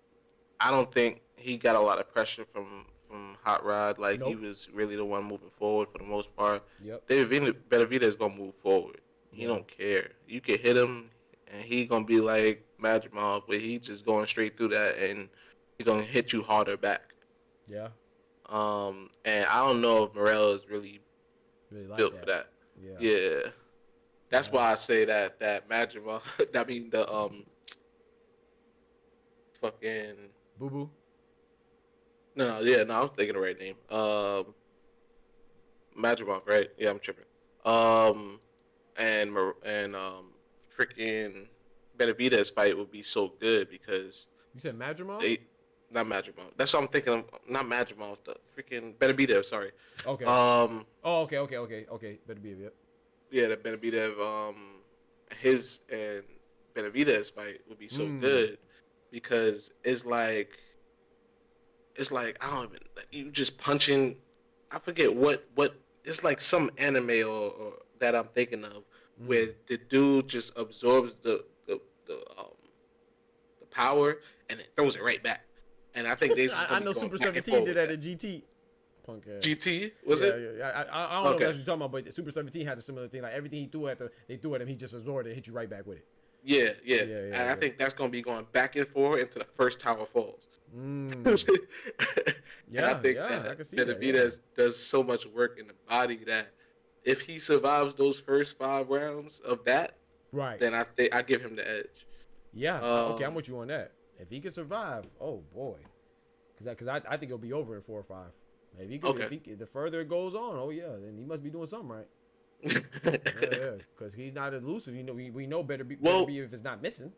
He ain't gonna miss Benavidez. He's there to be hit.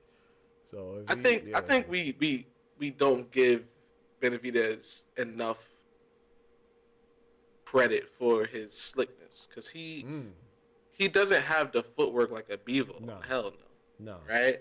But I think he does roll with punches and moves in a way where he doesn't really catch the whole punch. I do agree with that. He has good hands. He catches some stuff and like you say, he rolls with the punches. And yep, I agree with that for sure. And that saves him a lot in those type of.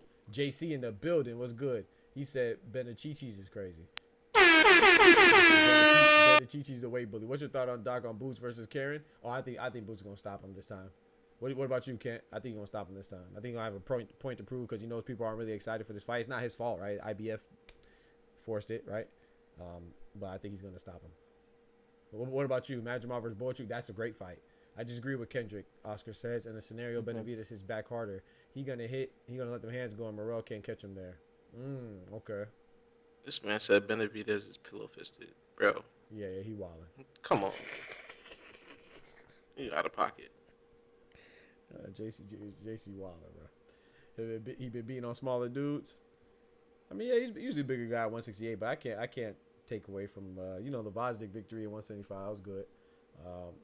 I still like. I know Andre is smaller, but that's still a good win to me. Caleb Plant, that's a great win.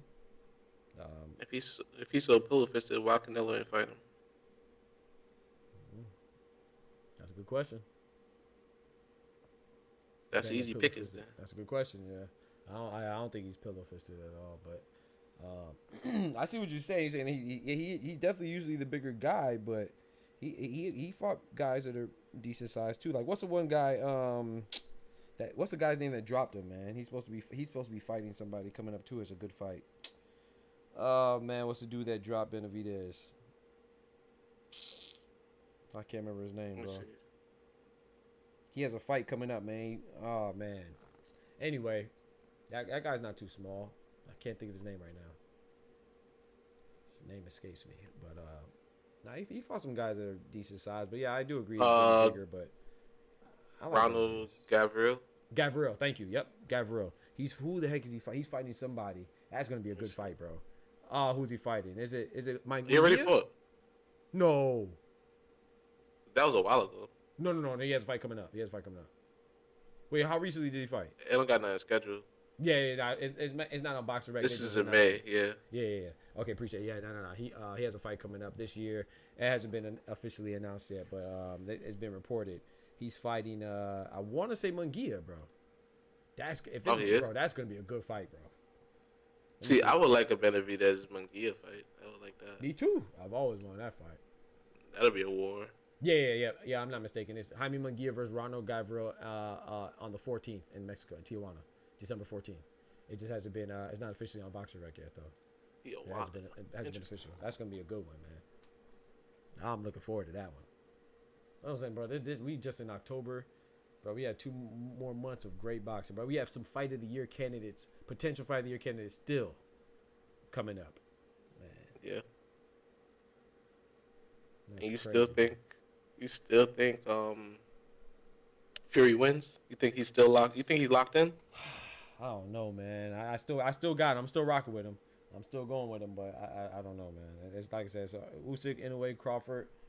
It's hard to go against those two, but Fury ain't the same after that Wilder money, man. I'm telling you, bro. Talk about you mad that Anthony Joshua lost. Well, you better worry about Usyk. And he lost to what's her name, in my opinion. Right. And to Ngannou, to me. That was the L. Right. So even if he made it to whatever, that was the L. You got dropped by that man, and that was his first professional fight. You feel me? So yeah, no, I'm with you on that, man. Man, I hope he's locked in, man, because if he's not, it's gonna be bad. But even with this law, like the first one, like I said, I had Fury up, but I'm not mad at the loss because Usyk, he buckled down, man, and he did his thing. So, but I do think if Tyson Fury could just do that again and be a little bit more careful, man, a little bit more locked in, I like him. I'm gonna stick with him. But yeah, I don't know if he's locked in because we just saw. I mean, I guess it was a little minute ago now. When he was at the bar coming out drunk and falling down or something like that. But I mean, to be fair, that I was like in August or September. Got some time. We even right now we're still 2 months out from the fight. So, but I would still like to see you be disciplined because I'm not gonna lie, man. I don't know how you feel, but I just feel like little things like that add up, man. It just does. Like you in the fight game, bro. Like Usyk, I tell you who I would never see falling down drunk. Usyk. Not saying he's not doing it, but I ain't gonna see it. You know what I'm saying? I ain't gonna see it. You ain't gonna see Beterbiev. You ain't gonna see Bivol. You ain't gonna see Floyd. You know ain't gonna see Tank. You ain't gonna see Tank. Not like that. You might see him in his drawers. But you ain't gonna see him on there, you know what I'm saying? Shakur too. Devin Haney too. Haney too. Haney consummate professionals, bro. Yeah, very professional. Right. So you're not gonna see them out there like except that. On Twitter. Except on Twitter.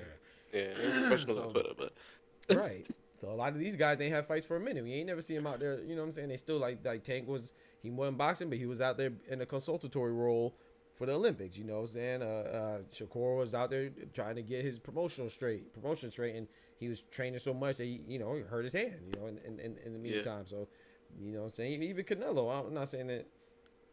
I can't remember. Yeah. He's a partying, but not he's a professional, bro. Like so, that does make me worry right there because. You got to be locked in, man. That grit that you build that, man. That's not a coincidence. That Bivol was the first person to go to distance with Beterbiev, bro. Like he knew how to, when it gets hot, bro. He been in these positions before to where, he practiced bad situations. You make yourself uncomfortable in practice, and the game gonna be easy. You think Beterbiev takes that fight? Beterbiev, or you said Beterbiev? Yeah. I think he takes the fight with if Morrell wins, I don't know. I think he takes the fight if Benavidez wins. But you think he'll rather get stripped at IBF? Man, I don't know. That's the thing. I don't know, but I don't know him that well. Like I don't know because I don't like this undisputed and then we don't defend it thing. Like I'm not liking the trend we're seeing. Yeah, I don't like it either. Because you got these two great fighters that's going for this great accomplishment, and then let's say Fury wins this next fight, but he's still not on that level of undisputed. You get what I'm saying? Yeah. On the flip side, my bad. I thought you were done. Go ahead. Go ahead. Oh, you good? I was gonna say on the flip side though, I do appreciate the IBF doing, you know what I'm saying, finally enforcing. People enforcing the rules, so it's hard for me to push back. But I'm with you. I don't like, bro. He just got it 3 days ago, bro. 4 days ago. Like, come on, like. At least pick a better fighter. God, you feel me, man? Like, come on, Michael Eifert. Who was that, bro? Like, who? Hold on, let me play the thing, man. Yeah. Michael Eifert. Who the fuck is that guy? Who the fuck is that?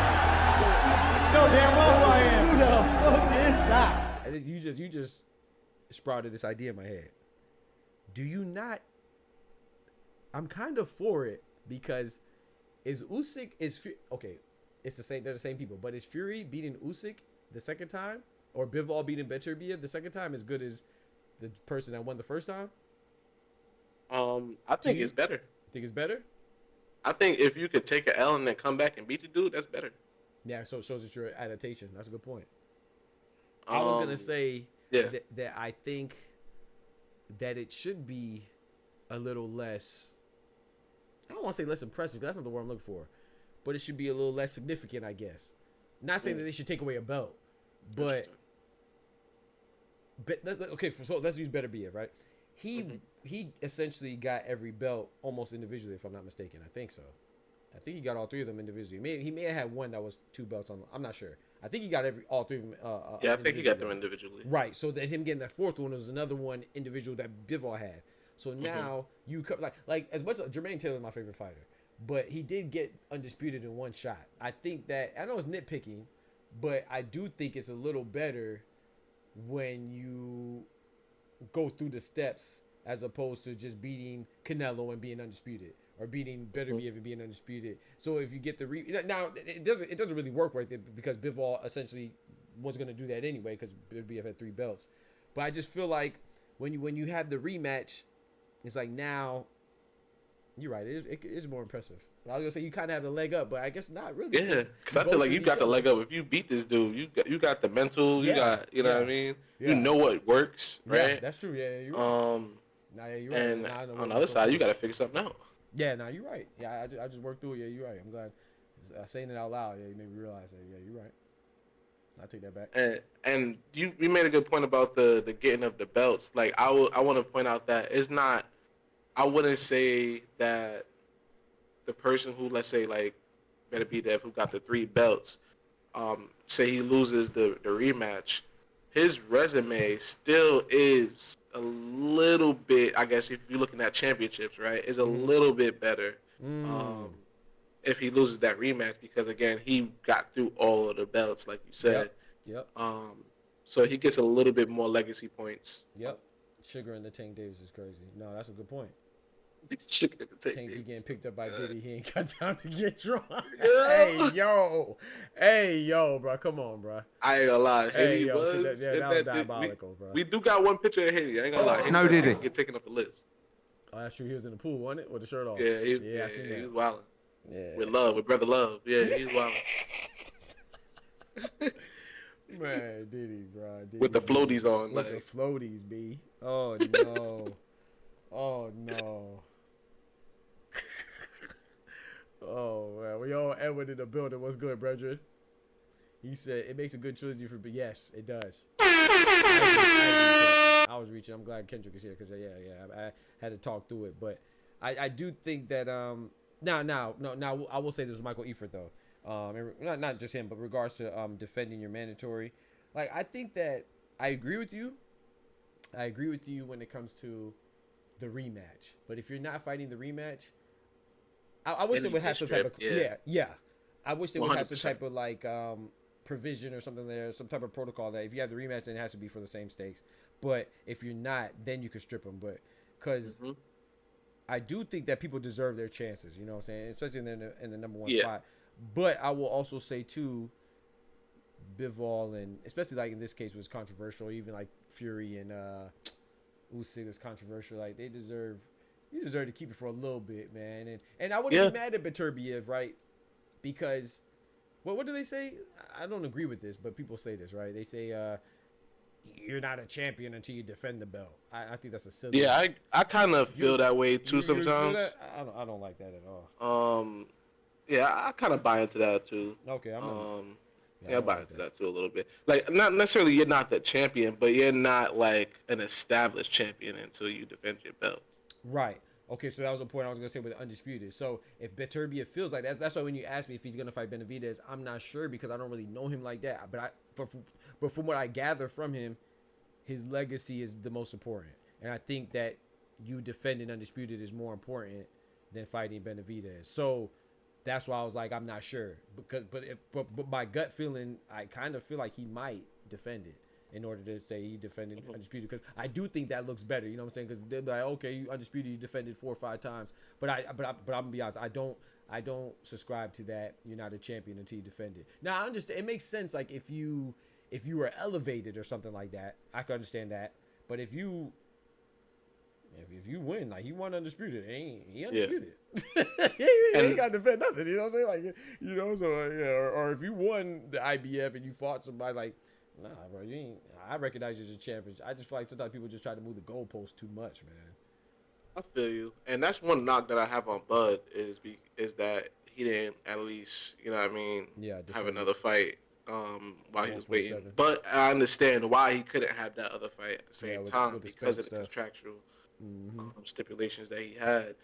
So I blame Spence. But yeah, I feel you. But in general, I think that most of the boxing commissions agree with us. It's just the IBF. Like, it's literally just the IBF. Yep. And if they can give him at least 6 months, you know what I mean? Like, you got to have an immediate rematch within 6 months. Right. That's fair. Do something like that, bro. Like, come on, bro. Like, this issue is easy is an easy solution, in my opinion. But Yeah. So I agree. And give them the purse, a little piece of the purse. Give the waiting fighter a little piece of the give him a purse so little he's step not aside. starving. Right. And he could go fight somebody else in the meantime. And Right. Yeah. Man, come on, dog. Undisputed take forever, bro. It's 4 belt era, bro. It's not 2 belt. It's not 1 belt. Yeah. It's 4 belts. I get it, and then you just, especially the way Beterbiev got it. Come on, dog. Yeah, and they're the only ones. Bro, hasn't even been a week. They're the only ones, bro. Bro, it hasn't even been a week, bro. That's crazy, dog. But on the flip side, though, okay, this is just for thought provocation. I'm just being advocate for the other side now. Yeah. What do we complain about, bro? We always, especially when it comes to Canelo, right? They don't enforce the rules when it comes to certain people, and they don't strip them, and then now it's like we getting what we want. And I'm not saying that it's not ridiculous. I do agree with it. I think it's ridiculous, but at the same time, it's like, well, now that people are finally stripping people accordingly, and now we pushing back on that too. So it seems like we just not happy. Nah, bro. Here's the thing. How long did they let Canelo have that IBF belt? Right. I don't know. Long enough though. Too long. Because I think it was longer than right? 3 days. Came to plan, right? It was longer than 3 days. That's all I know. Facts. So if we gonna be on that type of timing, then we gotta have the same energy for everybody, right? Yeah. But they don't. So it's still some sort of leeway there. So if you're gonna have that leeway, then just be universal. Make a universal rule within that 6 months. Blah blah blah, and then you go along with that because everybody knows what they're getting into when they have the undisputed fight to begin with.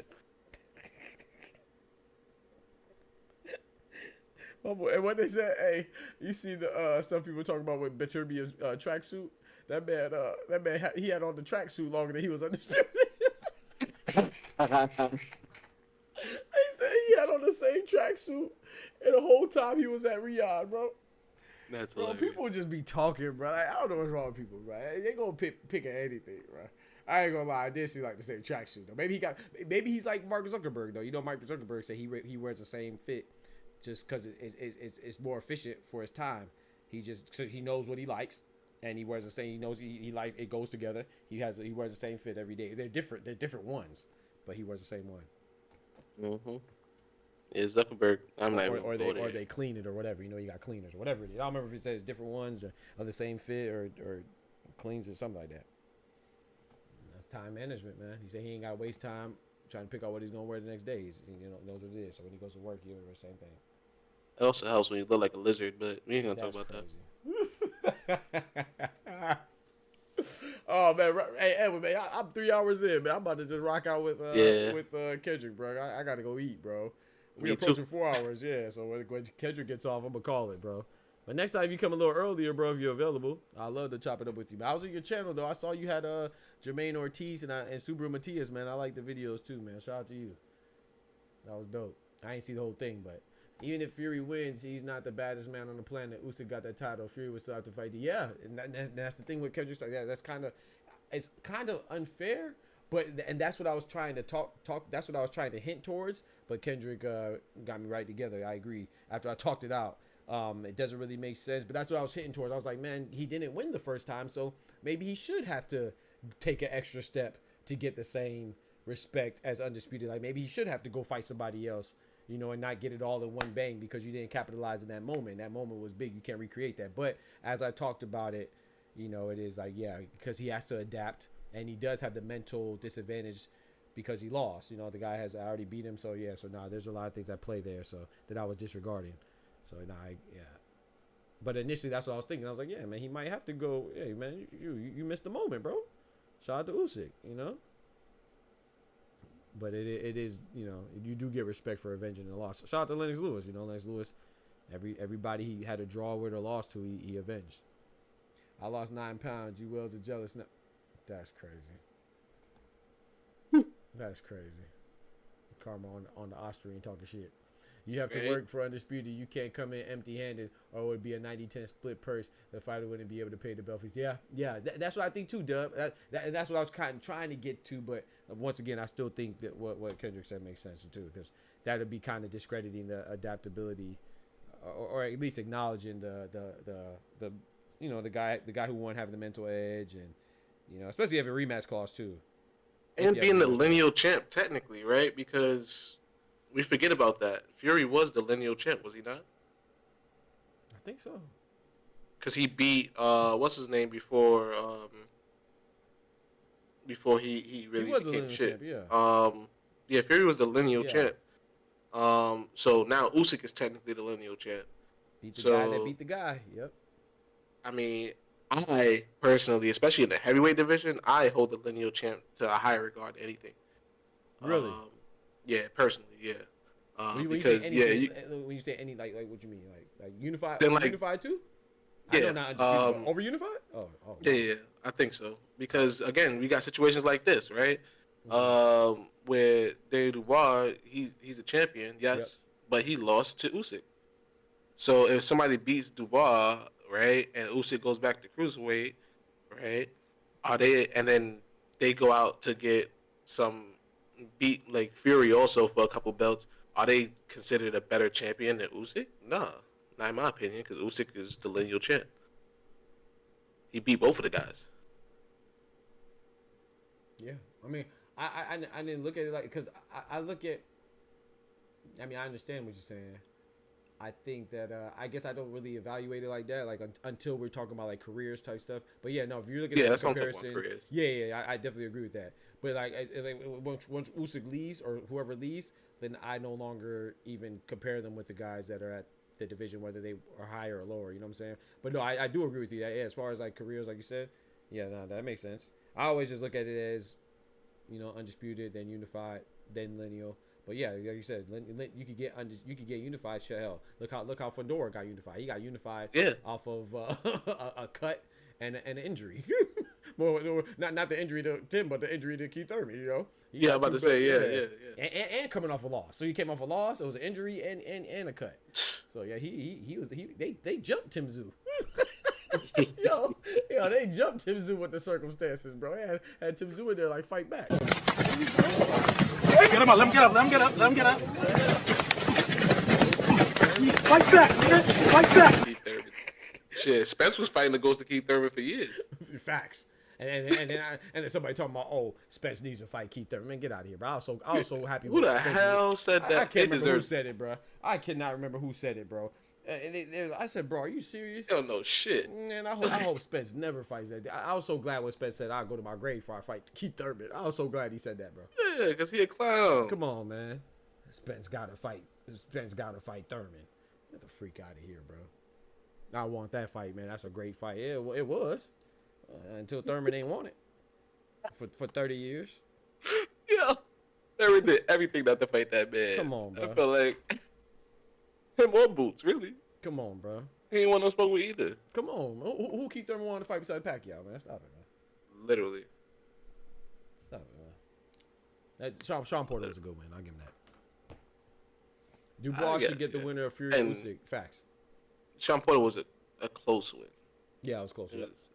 And I think that's part of the reason why he was like, you know what? Yeah. Maybe I'm not that guy. Yeah. Shout out to Sean Porter. I like. I wish Sean Porter was still fighting, man. Me too, man. I like Sean Porter, man. I like Keith Thurman too, but go ahead. My fault. Yeah, no, I wish he was still fighting, but I respect why he stopped. Right? Why did he stop? Because he just wasn't into it anymore. Okay, yeah, okay, I know that. Okay, I wasn't sure. Yeah. And he wanted to be the type of person who could have their faculties and stuff like that. I respect that. Shout out to Sean Porter. Yep. Yeah, I'm not mad at him, but I think he still had a lot left. Oh hell yeah, but that's the thing. That's why I like it. Like you said, I like when they go away while they have something left, as opposed to, you know what I'm saying, the opposite. You know, wait until they have nothing left and they out here getting beat on by people they ain't got no business losing to, like Roy Jones, Manny Pacquiao, and you know the list goes on. Yeah, because to me, even after that loss, I think, especially in this era, if he stayed at 147, I think he would be a champion. Norman probably wouldn't be a champion if Porter was still there. Because to me, Porter packs Norman up. Like Norman has, like he don't have a chance against him. And Boots is gonna be stressed. Yeah, Boots is gonna be stressed the hell out dealing with that. Yeah, that'd be a good challenge. Yeah, that'd be a good challenge. And it would have done a lot for Boots. I personally believe that Boots. I'm not saying he beat Sean Porter at his prime, but I think by the time they would have fought, I think he would have been, you know what I'm saying, a little bit diminished. So I think Boots would win, but that would have been a good I don't know, test. It would have been the best test for him. Yeah, a good test. Thank you. Yeah, Yeah. Like rites of passage, if you will. Dubois should get the winner. I think so. Linear champ is better. Agree. Okay, Dub said he agrees with you. He said linear champ is better. Yeah. Yeah, a lot of people like the linear champs. That's a fact. Yeah, because even when Fury was fighting Wilder, like even though I was going for Wilder, I had to give respect to Fury. Fury's the linear champ. I love that fight. I was going for Wilder as well, but I like Fury. That was another case where, you know, I was almost torn, but I like Wilder more. But I like them both too, so I was happy about that fight. But I was gonna say to Keith Thurman, I like Keith Thurman too. I want people to get twisted. I do like Keith Thurman, but Keith Thurman definitely ducked Spence. You know, if we want to talk about ducks, I think, like I always said, there was 3 to me. It was Keith Thurman ducking Spence, Danny Garcia ducking Terence Crawford, and Anthony Joshua ducking Fury and Wilder. Those are the 3 to me that, like, I can't really make an excuse for them not fighting them, you know. But at the same time, you know, they all did their thing, so I ain't super mad. Like, I ain't gonna dislike them for it. Didn't Thurman run time backed out the one time Thurman? He said backed out the fight with Tipsy. Well, he didn't back out. He was in. Well, yeah, he backed out, but he was injured. It wasn't like he was ducking. Like he so tore we his said. bicep. Yeah. So he said, yeah, true. I mean, I wasn't there. Ben Whitaker injured too. Let him tell it. So yeah, it could be. Hey, you gonna leave Ben alone, bro. Hey, yo. You gonna leave Ben alone. You see the tape and the tape. You see the tape where he flipped, and you see the tape on his ankle. Come on now. What we doing? But I'm gonna try to give Ben a doubt, bro. I'm trying, bro. But that's crazy, bro. He's just gonna have to come back and fight because homeboy got all bragging rights right now. He got to, bro. He got to come back and fight. He got to, bro. That was, oh boy. And I think it was one of those fights where he was just gonna be pressured. I think he was gonna be pressured. Like, yep. Yeah, that boy was coming. Liam Cameron had, but I don't think Cameron was gonna win that fight. I still don't think he was gonna win. If the fight would have went on before, I think Whitaker would have won. Because I think Whitaker was winning that round. Me too. But Cameron was making it hot. Yeah, he was fighting. But I had some speculation too. I was wondering, was it a lingering injury that got exacerbated maybe? Because if you look at the way he's fighting, a lot of people were saying this too, that he wasn't really moving how he usually moves. Yep. That's maybe that's what happened. Maybe we re-aggravated that joint. Yeah, that's true. And he's just being quiet, and then he gonna say it. I got respect that too. He's being quiet for that. If that's what it is, and I respect it. And then he comes back and whoops on him, and then be like, hey, my ankle's hurt. Yeah, you gotta do it after that. Yeah. You gotta do a couple backflips in the ring and then hit him with a punch and then Exactly. I will say this: Liam Cameron, and I did see the punch. He said that I was watching an interview with him on, I believe it was Talk Sport or something, but I watched a couple of interviews. He was like, in the second round he hurt him, and he said he never fully recovered. I do remember him hitting him with a good shot. I remember him with a couple good shots. I don't know if he didn't fully recover type stuff, but you know, according to AJ and Ben Davison and Eddie Hearn and them, they said AJ didn't recover from his first knockdown until like the 5th round. So I mean, that is. Well, AJ got knocked down. That's true. He got knocked down hard. That's true. He did. And Ben and AJ wasn't winning no rounds in between those. Ben was winning rounds. That's true. He said, if Usyk goes down, should Fury fight Daniel or AJ? If Usyk goes down, should Fury fight Daniel? I think he should fight AJ. Fury most likely. I agree with Carmen. Yeah, for the money. Yeah, for the money. Yeah, that's what it's for, right? At this point, especially when you're older, you know. English fans, not American fans like us, you know. I'm not talking about us individually. I'm talking about us collectively. We act like boxing is not for money, you know. English fans, they know, you know, and they're not gonna knock Tyson Fury for going for the money fight, and they shouldn't. AJ, I think you fight AJ. I think, but he's smart. Facts. But I will say this though, but what you just said is if Usyk goes down, that's why I don't know, because if Usyk loses, then I think Fury fights. I think you want to fight AJ still, but at the same time, Fury, that undisputed man, Fury's on the cover of Undisputed, and you get Undisputed. That's tantalizing right there, you know. Because fighting Dubois would get him Undisputed. Well, beating Dubois, not just fighting him. Beating Dubois, which I don't think he beats Dubois.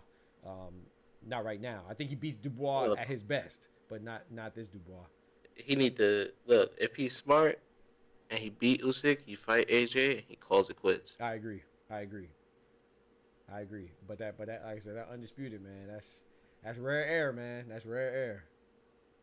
Ben said my name is John Cena off the top rope. What do you call him? Liam Cameron called him Ben Whittaker. It's crazy. Ben Whittaker. That boy, he was in the Royal Rumble. He wasn't ready. I'm telling you, bro.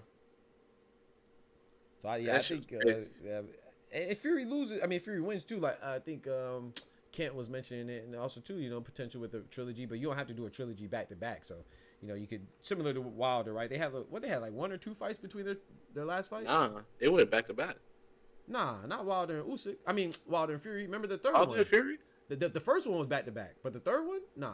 Yeah, wasn't it? You sure, bro? Yeah, I'm sure because I remember. So who did they? I don't remember Wilder fighting nobody in between them. Huh? Who fought?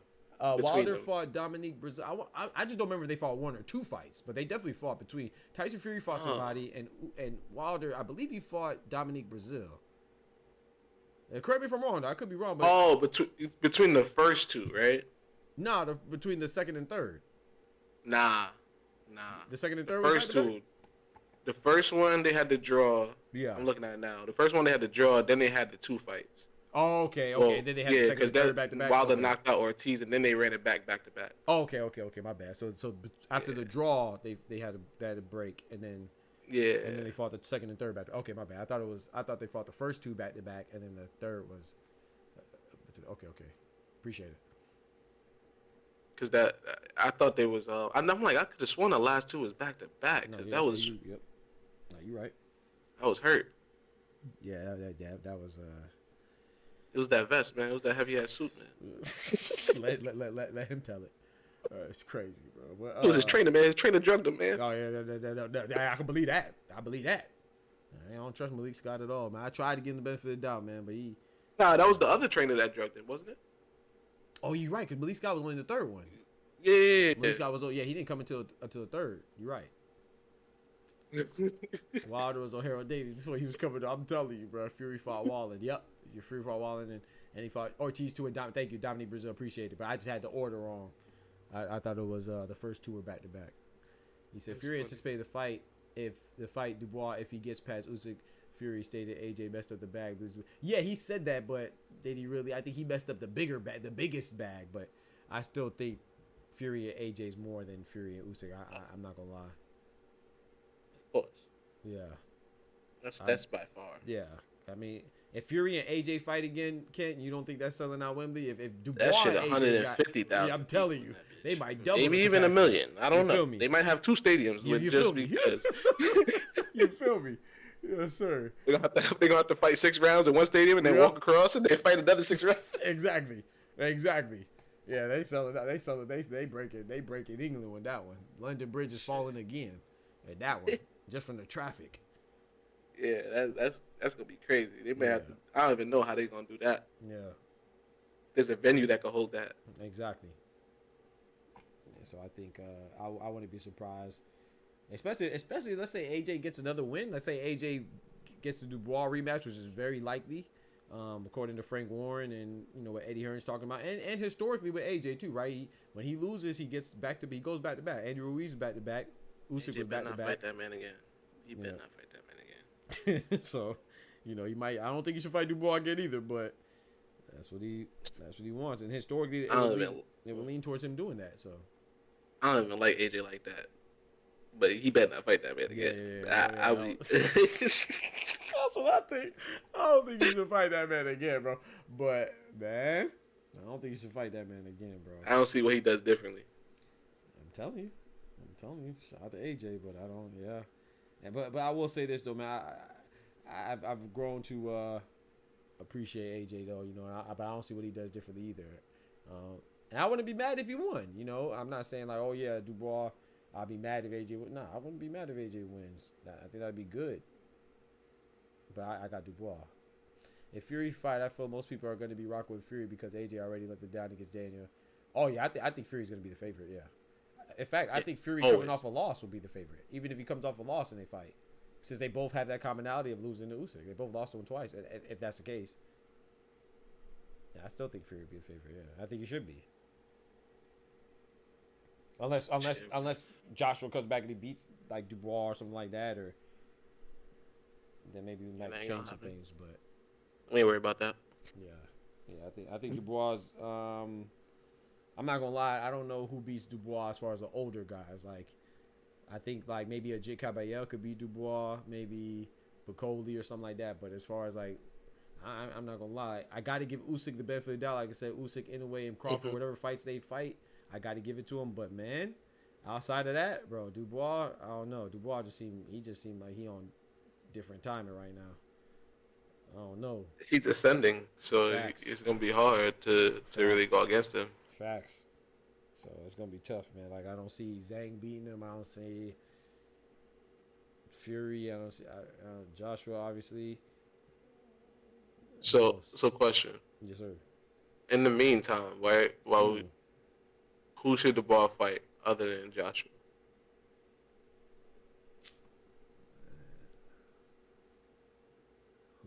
Or should he just wait? I think I think he waits. I think that's the best course of action. I think you wait and try to get Usyk Fury winner. Okay. I say fight Parker. Who? Parker. Hey. I think what is Parker? Parker's an interim champion for the WBO or IBF. He's an interim champion for one of them. WBO. WBO. Okay. Yeah. I mean, why not? I think, and Parker doesn't, bro. They be doing Parker dirty, bro. Why he ain't got no fights, bro? You said why he ain't getting no fights? Yeah, they don't even talk about Parker, bro. I mean, Parker all of his fights be low key if you think about it. Yeah. Cause even the one with Zhang, I didn't really know about it until like the Riyadh shit dropped. Like nobody cares about Parker, bro. And then Zhang lost, and Zhang got a fight against somebody else that Parker beat. Bro, I ain't gonna lie. Dudes don't like Parker's style as a heavyweight, I guess. That's it right there. I don't think they like his style. I agree. I think that, he's not really putting nobody to sleep. And I just don't feel like Turk is too fond of Parker, bro. Like, how you fight Zhang? You win. And then Zhang gets a fight before you, and he fights a dude that you just beat in Wilder. Like, we see the Jit Caballel. We talk about Anthony Joshua getting another fight he just lost. He fought an MMA fighter, and they ain't showing Parker no love, bro. Bacoli, you talk about Bacoli got a fight. Oh, that's right, Bacoli and the Jit Caballel. Oh boy, that's great. I'll take that. Yeah, I think Bacoli wins. They're supposed to be fighting. Yeah, I can't remember the date on it right now. I made a video about it. I got Bacoli, sure. Yeah. Man, I don't know. That's tough for me right there. I don't know who wins that, man. That's a good fight. I don't know who wins Bacoli or Caballel, bro. That's tough for me. Facts, Dark. You should get the winner. Yeah, I think you should get. And yeah, if Dubois gets Fury, right? I mean, Usyk, right? That'd be the rematch, a controversial rematch. Or a rematch for their controversial first fight. Parker ain't marketable. Yeah, that's probably it, clone. Parker being treated as a gatekeeper. Yeah. I feel like Parker's probably going to end up fighting like Guido Vianello or somebody like that. And he comes from a small market too, so. Yeah, he's from New Zealand or something. Yeah. He don't really got a big market behind him either, so.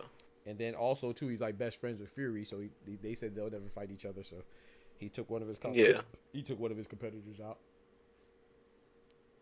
Pretty much. They're sparring partners, weren't they? Yep. And he already lost to in his defense though, he's been calling for the rematches to avenge his losses, man. He lost to Dylan White, said he wanted that. I didn't hear you. Oh, I said to be fair, Joseph Parker has been calling to fight his rematches. I made videos on him making music videos. I thought it was pretty dope how he was calling them out though. He called out Dylan White. He made like a music video. I can't remember what. I think it was an Ed Sheeran song.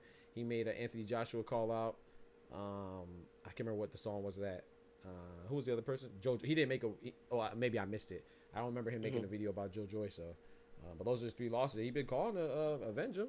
And Dylan White over here talking about he wants to fight Chisora, which is very weak to me. Like, why are you calling for a trilogy against a guy that you beat twice? Yeah, that's weird. That's just weird. Like, why wouldn't you go for Parker or somebody like? I mean, if you're gonna fight somebody again, and Parker called you out, fight him. He has an interim belt.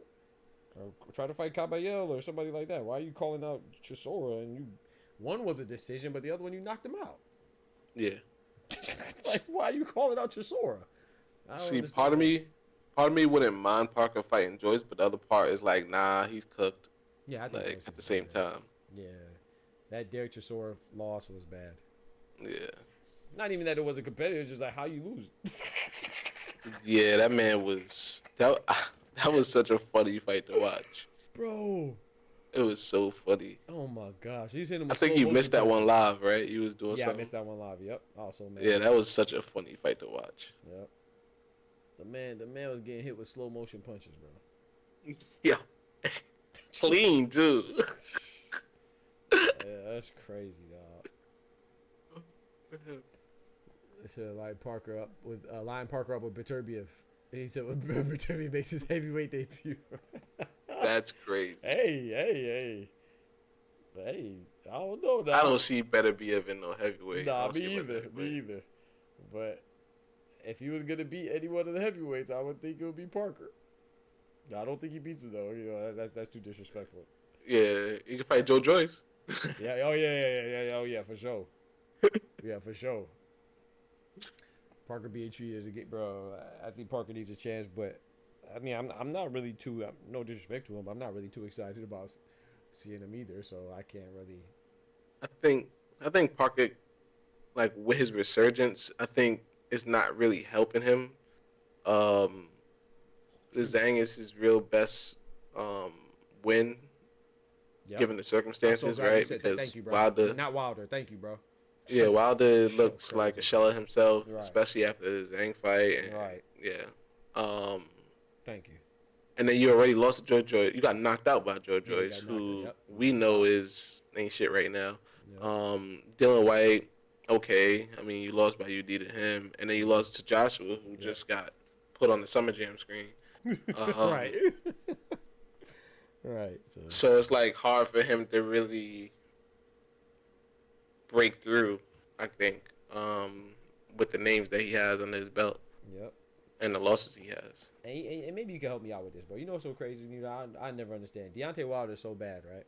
That's what everybody say he's so bad. How come people weren't considered good until they beat him?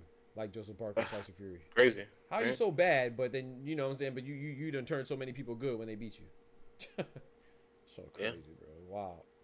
Wow. Everybody said, oh, Joseph Parker, Deontay Wilder's trash. Every time he fights a good boxer, he loses, man. Okay. Well, I never heard anybody say Joseph Parker was good until he beat Deontay Wilder. And it was an old, like Kendrick said, it was a shell of himself. I want any Deontay Wilder he fought. Last time somebody fought Deontay Wilder for real was Tyson Fury. Facts. In the first fight. Right. And that's when Tyson Fury became the best heavyweight in the world. But Deontay Wilder's not good though. How you beat somebody bad and become the best? It's crazy, bro. It just be disrespectful. He's one dimensional, yes. Is he had the best fundamentals? No. But come on, bro. Respect that man. Man was undefeated for a long time as a champion, man.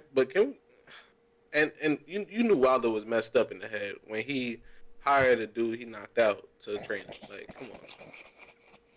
Like, we just gonna act like that didn't happen? Oh, man, quick too. Yeah, he put him out in the first round. And this dude's supposed to teach you something? Come on, bro. Bro, what Ryan Garcia? Ryan Garcia. He just wants some. Deontay Wilder just wants some friends, man. That's all, bro.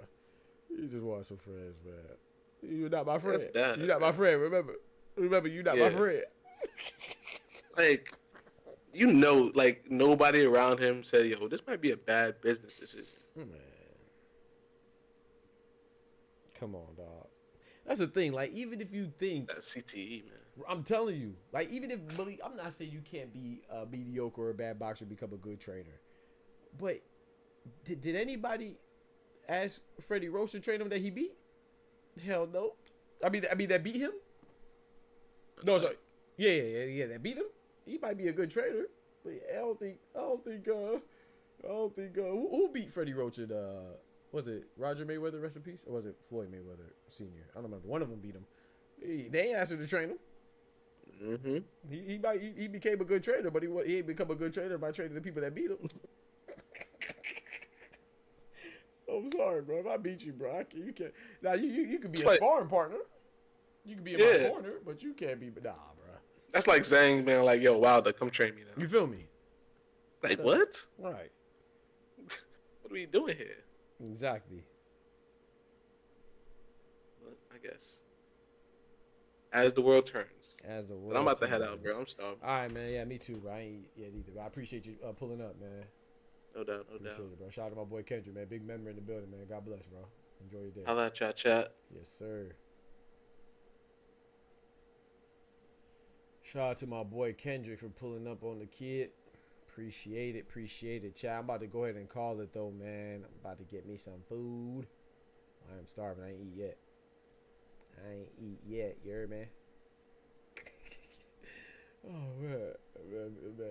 Train. That's crazy. Ain't no way. Carmen, get out. Get the hell out, Carmen. But chat, man, I'm about to go ahead and call it, man. Appreciate y'all. Y'all know, those of you new to the stream, don't forget to like that video. You know what I'm saying? Hit that like button for your boy. And if you enjoy the daily content, man, consider becoming a member. Starting at $3 a month. Hitting the cash app that's spinning. You know what I'm saying? At the bottom of your screen. And or dropping the super chat, man. Appreciate y'all for real. Shout out to everybody that does so. I think we got a super chat from my boy my boy Dub. Yes sir. Shout out to Dub for the super chat today. Shout out to Cito for the super chat today, and shout out to my boy Clone for hitting the cash app today, man. Appreciate y'all for real, man. I stream every Monday through Friday at 8 a.m. Eastern Standard Time and 7 p.m. Eastern Standard Time for the late show. So hopefully I'll catch you on the late show. And of course we provide live boxing commentary for all the fights. And I also stream live on the weekends as well. I just don't have a set time, you know. And but it's usually during the fights. And pay attention to the videos too. What did I do? I just hit you back in the on the Discord, talking about what you do. Yeah, more about what you didn't do. But yeah, chat, I'm about to go ahead and call it, man. Appreciate y'all coming through for real, man. Y'all know what it is, man. Y'all stay cool and stay blessed. Remember, with God, we can do anything. Without God, we're nothing. The doctor's out. Peace. From the hood to college, both worlds they had to meet. 6 degrees between us, so cold we're about to freeze. But we're Florida boys, hot takes, we bring the heat. We're moving the culture, the engineers to the streets.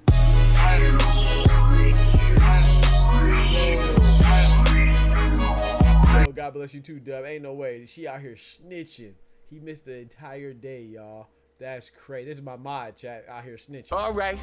I'm putting cases on all you bitches. That's crazy. I'm out, though.